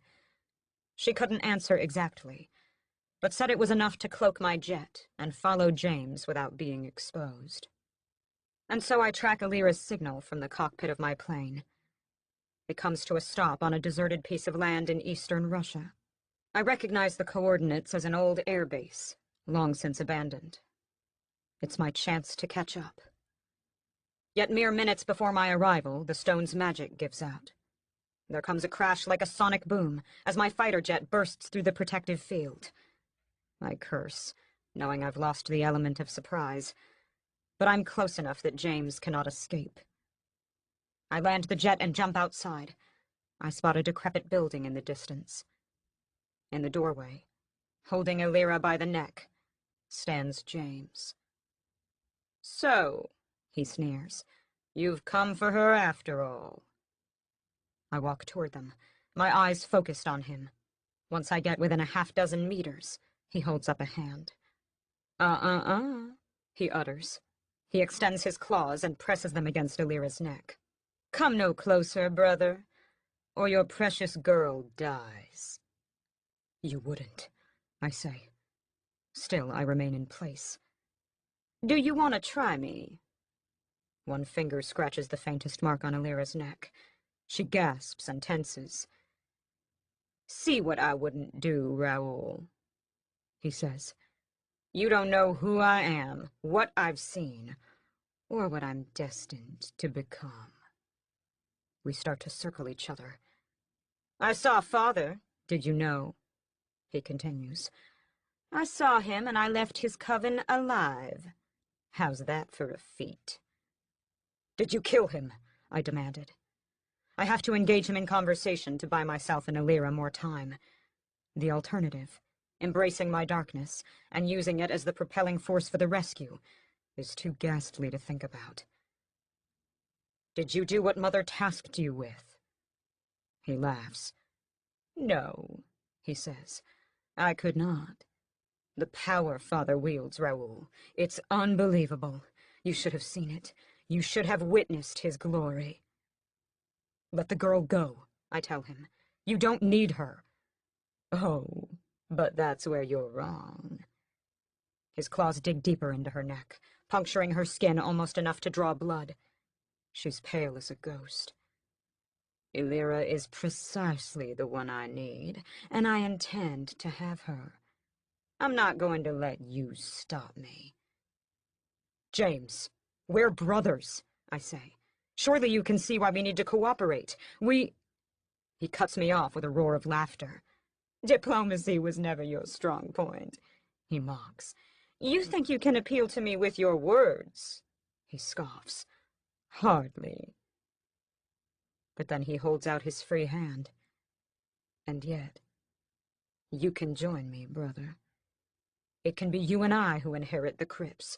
Forget the Haven. There is nothing there for us. You and I can rise and rule together. Together, we can control the greatest coven in the world. We continue circling one another, like two cats in a scrapyard. Alira is the unwitting prize. You would have me, I say, not bothering to conceal my incredulity. I doubt that. You love no one but yourself, James. You would betray your own family to get a step up. Oh, but you know me too well. He smiles sadly. And yet you still think you can wrest Alira from me? What do you want with her? I demand. The same thing everyone wants, it seems. The distance between us is getting smaller. I want her for her gifts. I catch her eye. For a scant second, I see the utmost fear in them. And then that fear is pushed down deep and replaced by a steely courage. I marvel at her ability to remain so strong, to have so much resilience. You know who she is to Mother, I say. You know that our queen would do anything to get her back. Our queen sends you. You, and you alone. Where is her royal guard? Why do they not accompany you? Why are they not here for her rescue? He laughs. No, Raoul, what I think is that it's you who wants Alira for himself. You've been addicted to her scent since I brought her to us from her university. You risk angering the most powerful vampire in existence, I warn. Wait until you see Mother's true wrath. James laughs again. Mother? You think Mother is the most powerful alive? You know she is, I growl, and she has magic. The same magic that keeps her bound in the Haven, James erupts. The same magic that keeps her prisoner inside its walls. My eyes narrow. You did not know? James seems genuinely surprised. Why else would she be so desperate for a successor? He thrusts Alira forward. Why else would she treasure this dumb, vapid, useless teen girl so? The anger inside me rises at every insult he flings Alira's way. I have to keep it under control, together with the darkness, or else... You think Mother wants to give up her rule, Raoul? If so, you are more a fool than I knew. She will keep control of the Haven and use Alira as a mere surrogate. She will chain her inside the castle and draw on her powers while she lives free. You claim you care for Illyra, and yet you would subject her to such a future? What I offer her. He brings his mouth closer to her ear and wraps an arm around her body to tug her into him. What I offer you, my dear, he whispers to her, is freedom. Freedom from the hell you would find with Raoul. Freedom from the slavery Mother would put you through. But ultimately, it's all your choice. Everything happens at once. James releases Illyra and pushes her forward. At the same time, an enormous spotlight flares to life and hits me like a laser beam.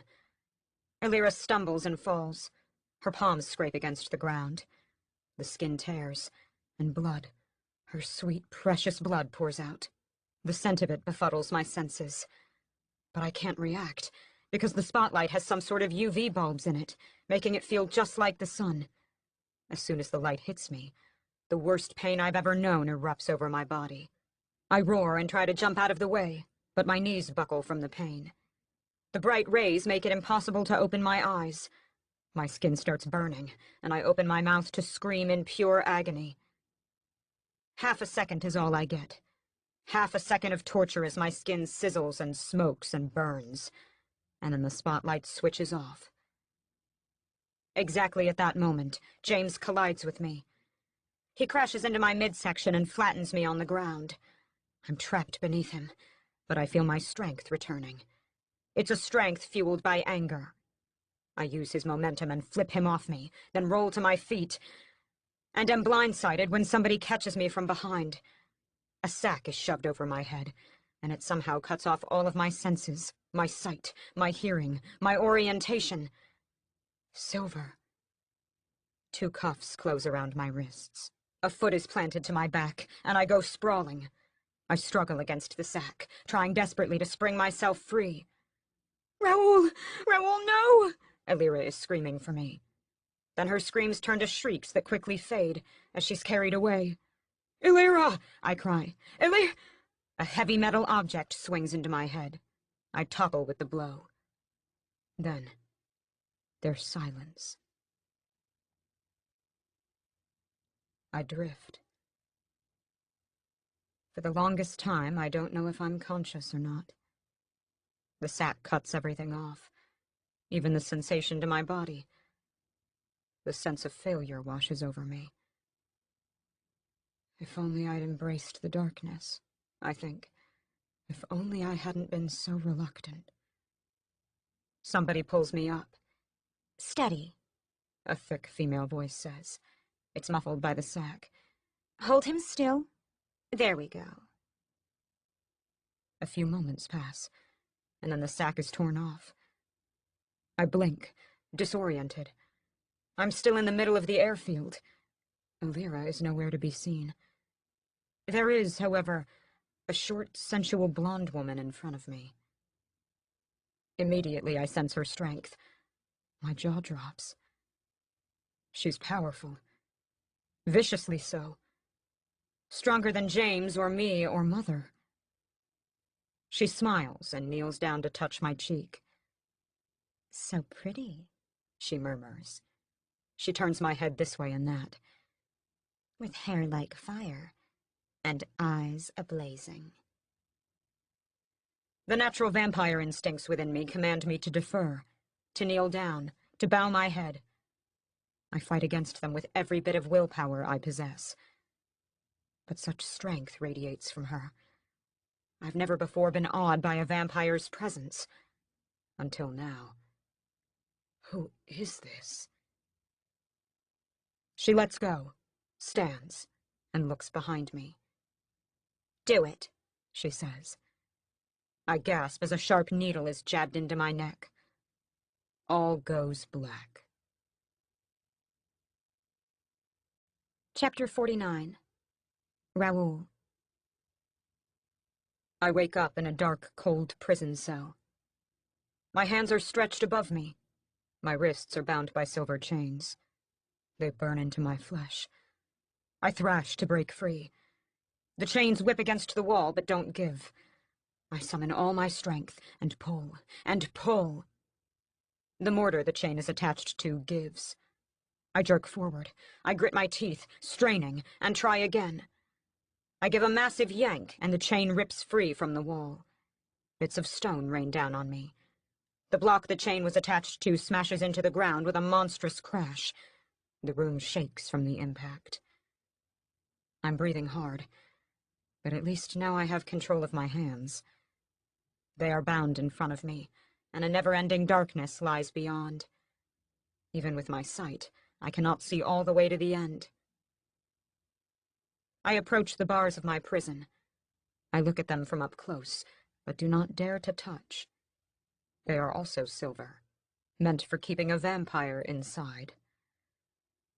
I do a quick scan of the room, searching the walls for a weakness. I find nothing. I'm not surprised, but I am curious where I am. Are these the holding cells of the crypts? What else could they be? Unless I'm in some other coven. A coven that petite blonde vampire belongs to. Alarm seizes me. Illyra! Where is she? I yell her name. My voice echoes in darkness, and then fades. Nobody answers my call. I wait a long time. I'd managed to break the chains from the wall, but what else can I apply my strength to? I can't dig my way out, cannot break through those impenetrable silver bars. Distant footsteps catch my attention. Slowly, they get closer and closer. I stare out into the black, expecting to find my brother. Instead, I see the blonde. She grins and cocks her head to one side. Sticks and stones may break your bones, but rock will never hurt you. She laughs. Good thing silver is a universal weakness. Who are you? What do you want? I take an angry step forward, fighting against the sphere of influence her strength exerts over me. Where is Illyra? The girl is safe enough. Don't you fret. It's you we're concerned about. I say nothing. She sighs. Your father would be pleased to see you. In fact, I think he'd be fascinated that I managed to bring 2 of his sons to him. Too bad. He doesn't know a thing about your arrival. So I am in the crypts. It's too bad I didn't meet you first. You are the more handsome of the pair. How long are you going to keep me here? Straight to the point. Huh. She flips her hair back. You aren't the tiniest bit taken in by me. A little bit of flirtation is always fun. She trails off. But I forget. You only have eyes for the girl. I heard how loud you screamed for her. Oh, how touching it was. Really, it broke my heart. She puts her hands over her chest. Let's just hope she feels the same way about you. The woman steps to the side and punches in a code on the lockpad. Immediately, the silver bars slide up. I'm free. Do I dare make a break for it? I look into the darkness again. I can try, but I'm sure she'll catch me. I have a definitive impression of her strength, her speed, an intuitive awareness of all her powers. If I run, she would catch me, and it would only anger her. So instead, I take a step to her. What now? She smirks and picks up the chain holding my wrists. She doesn't even flinch as the silver touches her skin. I'm going to bring you to Illyra now, she says. And we'll see the extent of your devotion. Chapter 50. Illyra. I come to in a dank and frigid place deep beneath the earth. Immediately, I sense a presence nearby. I open my eyes and see James. He's leering at me from across the room. Finally, he says. I was beginning to wonder how long it would take you to rise. He strolls toward me. I shy back, then remember my resolve and steady myself. He touches my cheek. then traces the back of his fingers down my neck. "Sleeping Beauty," he murmurs. I want to recoil, but I won't give him the pleasure of seeing how he affects me. Suddenly, all the memories of the fight come back. "Raoul!" I gasp. "What did you do to him? What—" "My brother's in good hands," James says. There's a note of bitterness in his voice. "I must say I find it disheartening you inquire about him and not me." "You're a monster," I spit. "Oh, and you will be one too quite soon, my dear." I try to move my arms, but they're bound behind me tight. "What is this place?"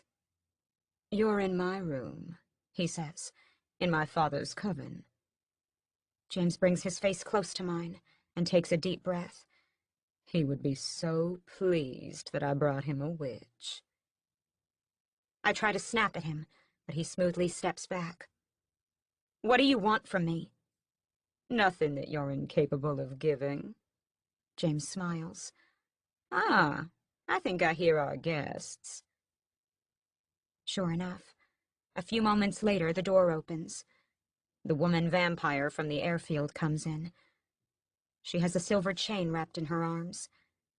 She gives it a tug, and Raoul stumbles in, growling at her in anger. Then he sees me. "Illyra!" he exclaims.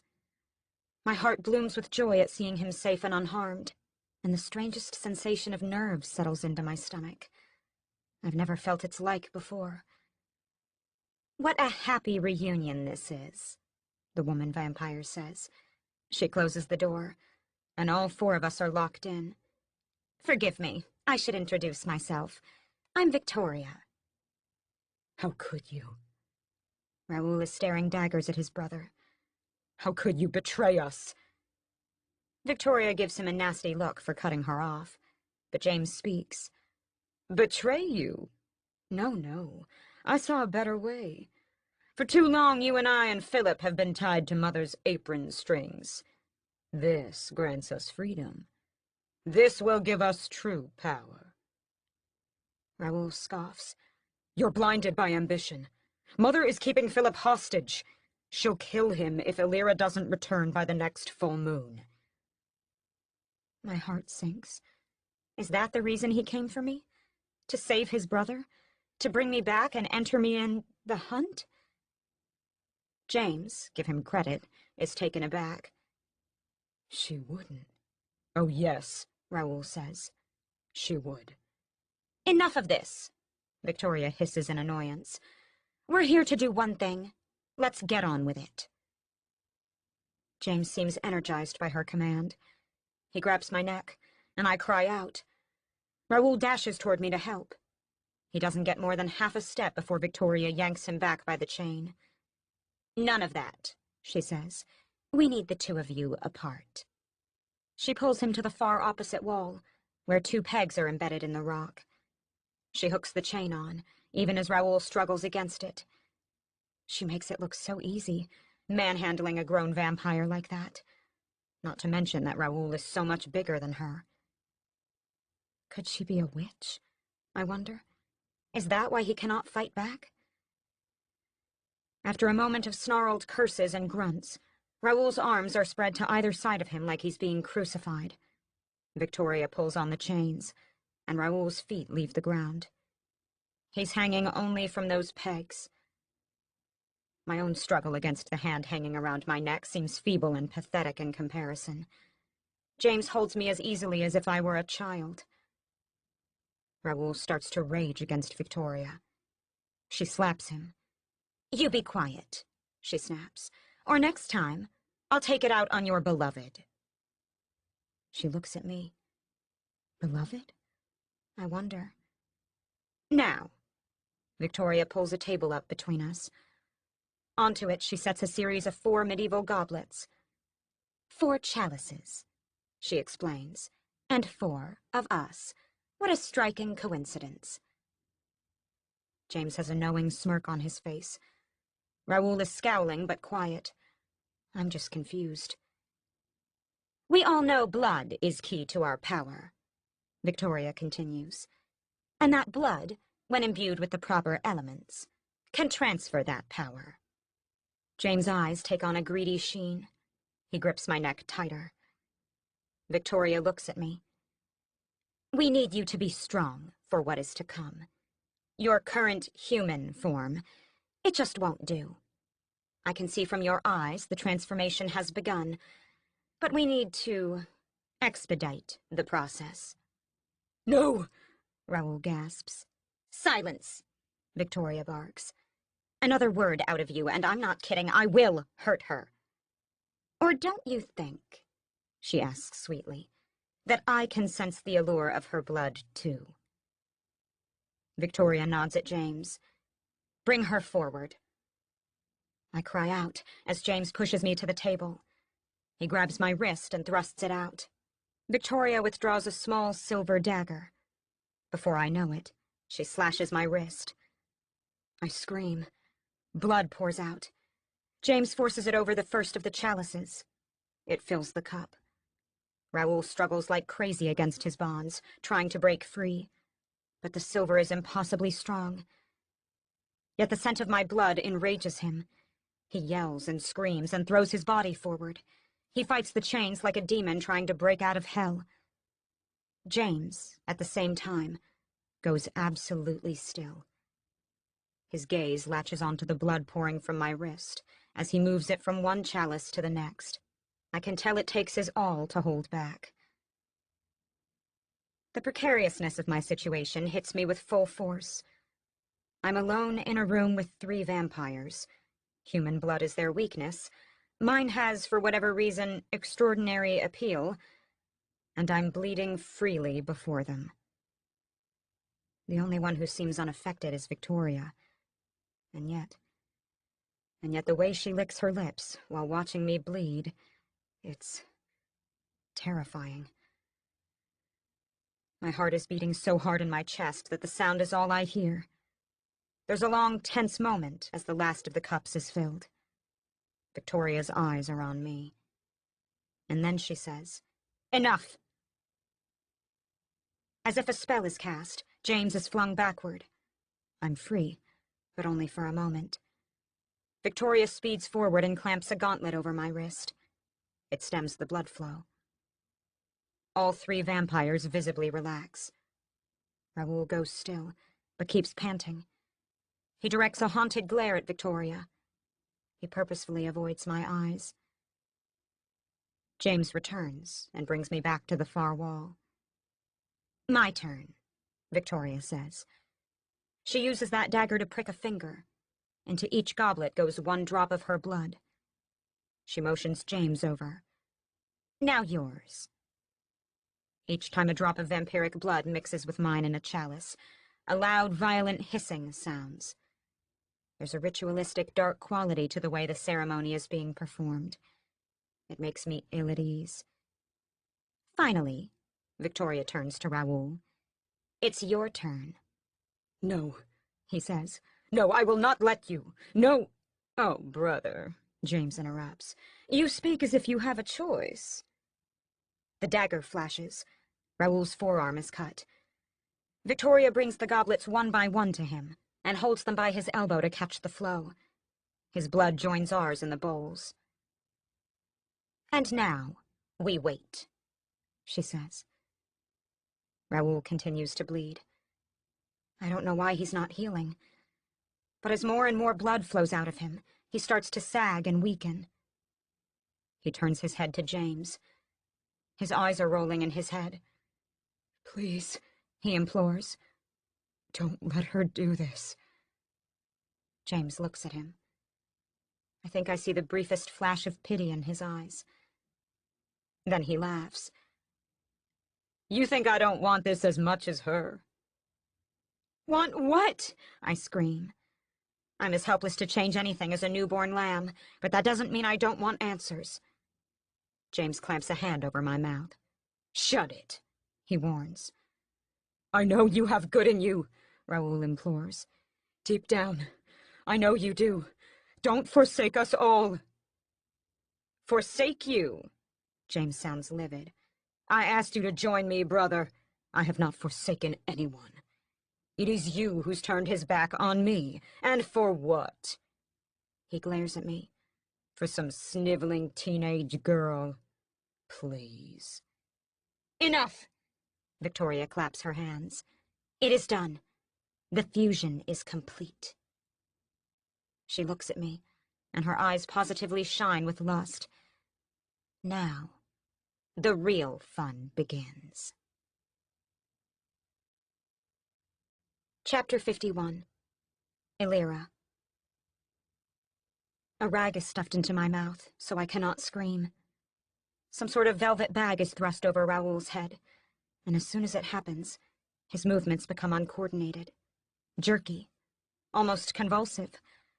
I want to yell for him, but before I get the chance, the same sort of bag is thrown over my head. Immediately, the strangest sensation takes me. It's like I'm caught between two reverberating speakers operating at different frequencies. It's jarring, and I want to fight it, but I'm helpless to do anything. James grabs me by the arm and marches me out of the room. I can only vaguely tell where we're going. The sense of direction I usually have is somehow blurred. It's hazy. We walk for I don't know how long. Even sounds are muffled. I don't think we come across anybody else. Eventually, we stop. The cover over my head is cast off, and I find us in an enormous treasure vault. My eyes pop out of my head. There are piles upon piles of gleaming gold coins around us. They're stacked shoulder-high by the walls. In their midst, I see rubies and diamonds and all types of precious stones. The riches spill out onto the floor. There isn't a square inch that isn't covered with wealth. There's a fire burning on the other side of one of the great piles. It makes shadows flicker and dance over everything. It gives the vault a menacing air, almost like we're inside a dragon's den. Victoria clears a space in front of us. Raoul sits slumped on the ground, the sack still over his head. His limbs twitch. Once, twice, 3 times. Then he goes still for a moment, and then starts convulsing again. I can't take it. He's obviously in pain. "What are you doing to him?" I try to say. The rag muffles all words. James shares a look with Victoria. She nods. He takes the nasty cloth out of my mouth. But, he says precisely, putting a finger against my lips before I can speak. If you so much as think of screaming, you and my brother will both be punished. Understand? I move my head up and down, burning with hatred for the vampire, him and his evil companion. When I was first caught, I thought all vampires were evil. But now, as I stand on the verge of becoming one of them, I'm starting to figure out that is not the case. Evil is not absolute. It's not black and white. Raoul and Philip, for example, are far less evil than their older brother, or Victoria. What's wrong with him? I demand, when James pulls his finger back. He shrugs casually. Silver meshing in the fabric. He motions above his head to mimic the sack. Silver screws with a vampire's mind and senses. I look down at the one that was over my head. Ah, yes, little one. He acknowledges. You are vulnerable, too. The effects are not as strong. Yet. He glances at Victoria, who's laid out the 4 chalices in a circle on the floor. Right in the middle is an enormous red ruby. But they will be soon. What do you mean? I gasp. We're going to expedite your transformation, Victoria says.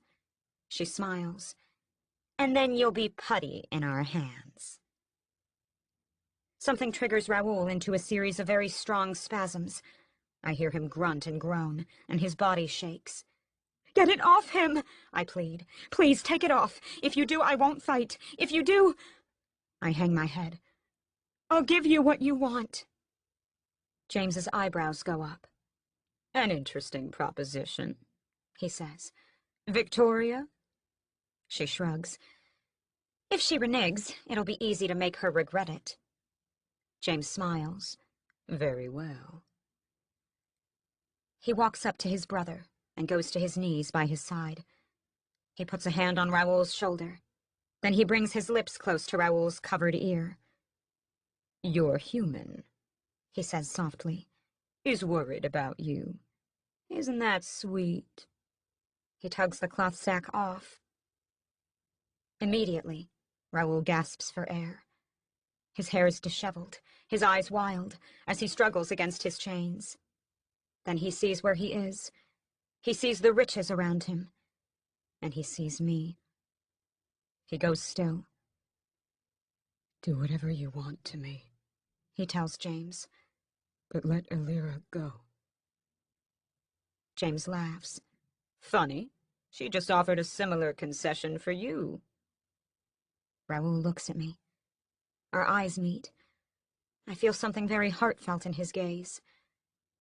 We're not going to let her go, Victoria says, but we will make her one of us. And when she is, she smiles cruelly, she will be no more than a pawn, ready to do anything I say. We say, James corrects. Victoria touches his cheek. No, dearest, she tells him. I say. The rule of power still stands. I can feel James's agitation at being addressed so, but he keeps his lips sealed. Victoria turns to me. You said you'd do anything, didn't you? Then step forward. You must be the first to drink our blood. Victoria yanks me by the shirt. I stumble but do not fall. She shoves me to my knees before the arrangement of chalices. Raoul's protests continue in the background. No, don't do this, no, no. Shut him up, Victoria snarls. James thrusts the bag back over his head. I cry out, You promised! You too, girl! Victoria grabs my hair. If you value your own life, you will drink. She shoves a chalice into my hands. Now do it! I look at the revolting fluid sloshing around inside. Raoul's screams sound through the sack. Elira, no! Elira, don't! You have no choice, Victoria hisses. Do it now, before I force you to it. I'm shaking all over.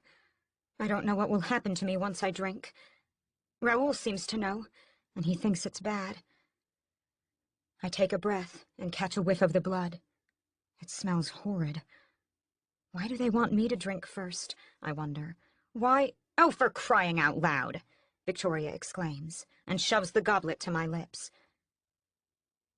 As soon as the blood passes my tongue, a force takes me. My eyes go wide. A roaring desire explodes inside me to have more. I clutch at the chalice and take deep, gulping swallows. The blood goes down my throat and burns like acid.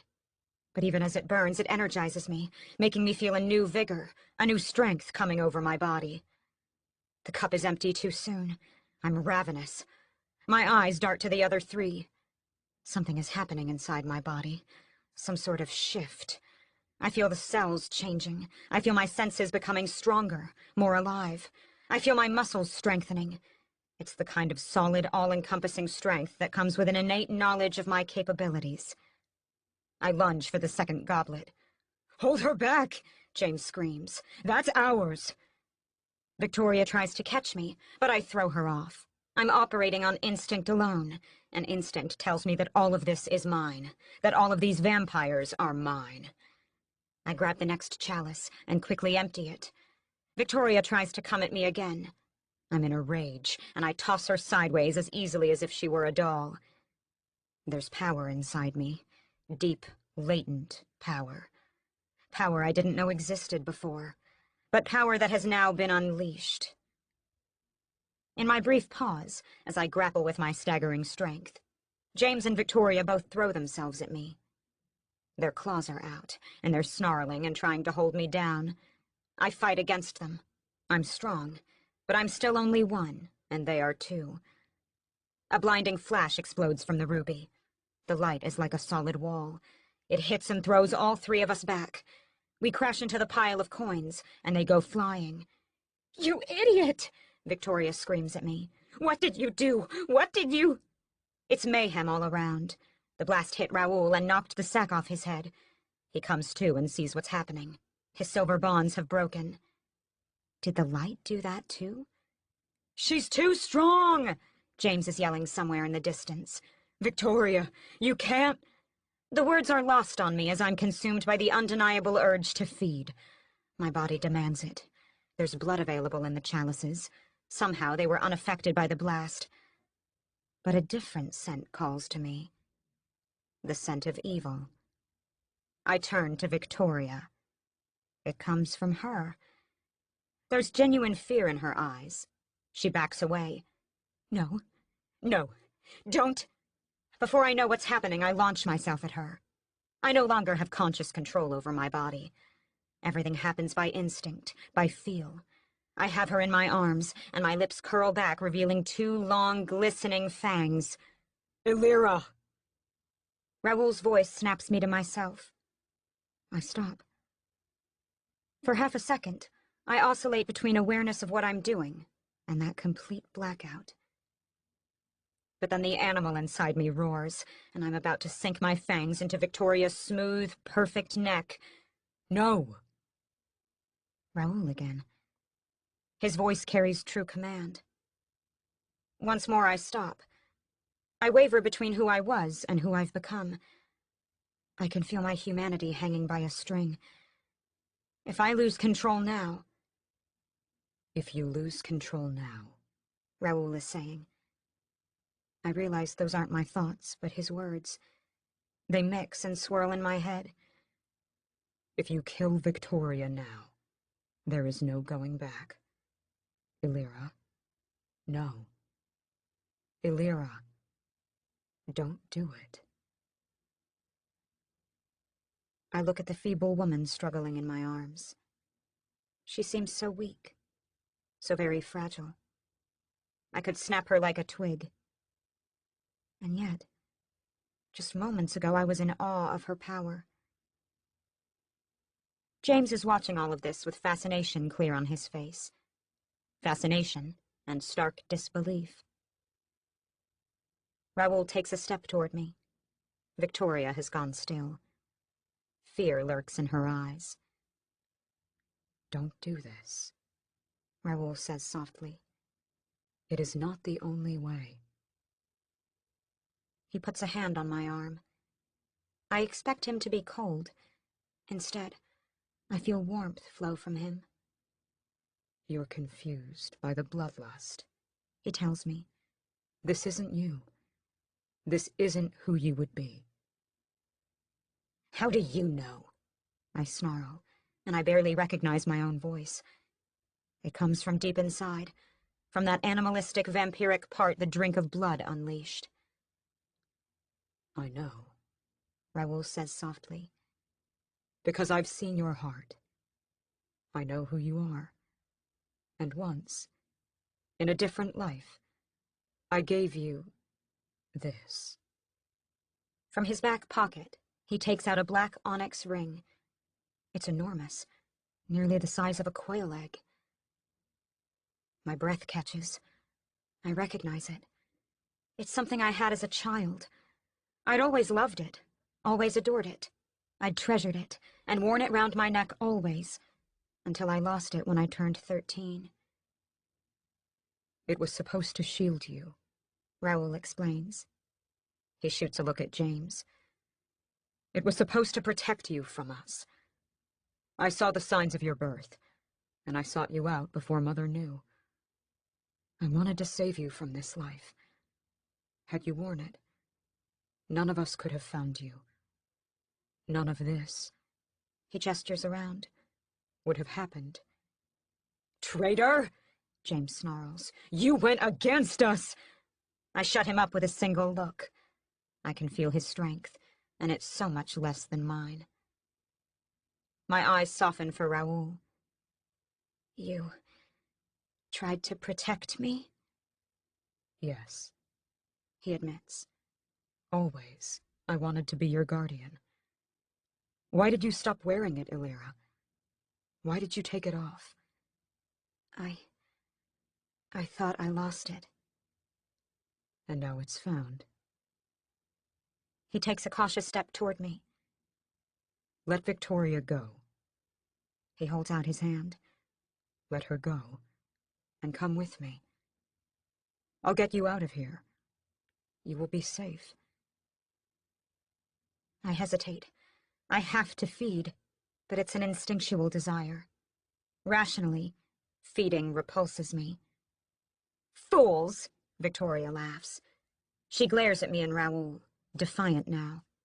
You think she can ever be safe? She's a witch, and now amongst the most powerful vampires alive. She turns her head up to me. Do it. Feed on me. Kill me. Take my blood. No, Raoul says. Come to me, Illyra. Take your ring. It can't protect you from us anymore, but it will help. I'm torn. Never before have I so desired two polar opposite things. Victoria's taunts continue unabated. Raoul's hand is held out for me. I look at the vampire in my grasp. I can end her. I know I can. I have the power. I have the strength. Please, Raoul says. don't lose yourself. Please. With a staggered lurch, I let go of Victoria and grab Raoul's hand. He pulls me into him. He holds me tight.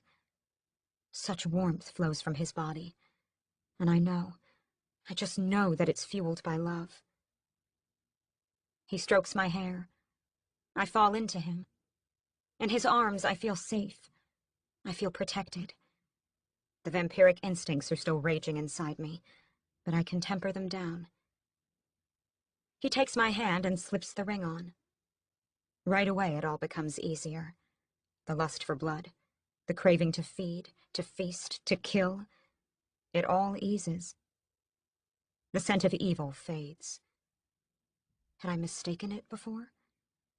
Was I projecting it onto Victoria, whereas in reality it did not exist? I look into Raoul's eyes. He's staring at me as if he's found a long-lost lover. You are the same, He whispers. and I've been waiting so long for you. And then he moves his head down, and his lips touch mine. And all my inhibition fades, all my uncertainties vanish, as I share in that life-giving kiss. Chapter 52. Raoul. I let Illyra go. She stares up at me, looking so sweet and endearing, with her lips red and puffy from our kiss. But I can't imagine how I've managed to resist her for this long. She is the one. I've fought it before, fought the knowledge buried deep inside me. But she is my love, reincarnated in this life just as the celestial charts predicted. I'd saved Lyanna from her fate. She would have been my mother's pawn if Morgan knew the truth of her birth. I tried to do the same with Illyra. But some things are not meant to be.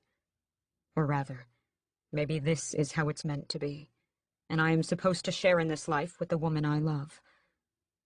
I don't know. Yet I'm sure Illyra has feelings for me. Maybe not to the extent of mine for her, but that's because she doesn't know yet. We have a lifetime to uncover them. What happens now? She asks me softly. She glances back at James and Victoria. They defer to you, I say. The vampire hierarchy makes it so. They won't do anything that you prohibit. Her eyes widen in wonder. But I suggest, I say, that we escape this place and go back to the Haven. What I said about Philip. Yes. She nods. I can see the gears turning in her head. Yes. I don't want anything to happen to him. Then there's April, and the others. James perks up at the mention of his human lover.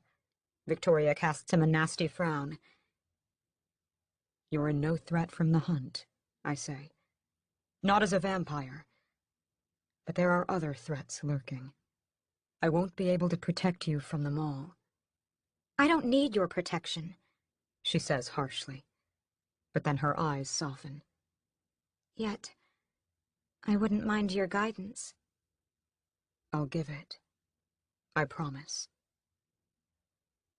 Then I bring her into my arms and kiss her once more. This has been The Vampire Gift 1, Wards of Night. Written by E.M. Knight. Narrated by Elizabeth Evans. Copyright 2016 by Edwards Publishing. Production copyright 2016 by Edwards Publishing.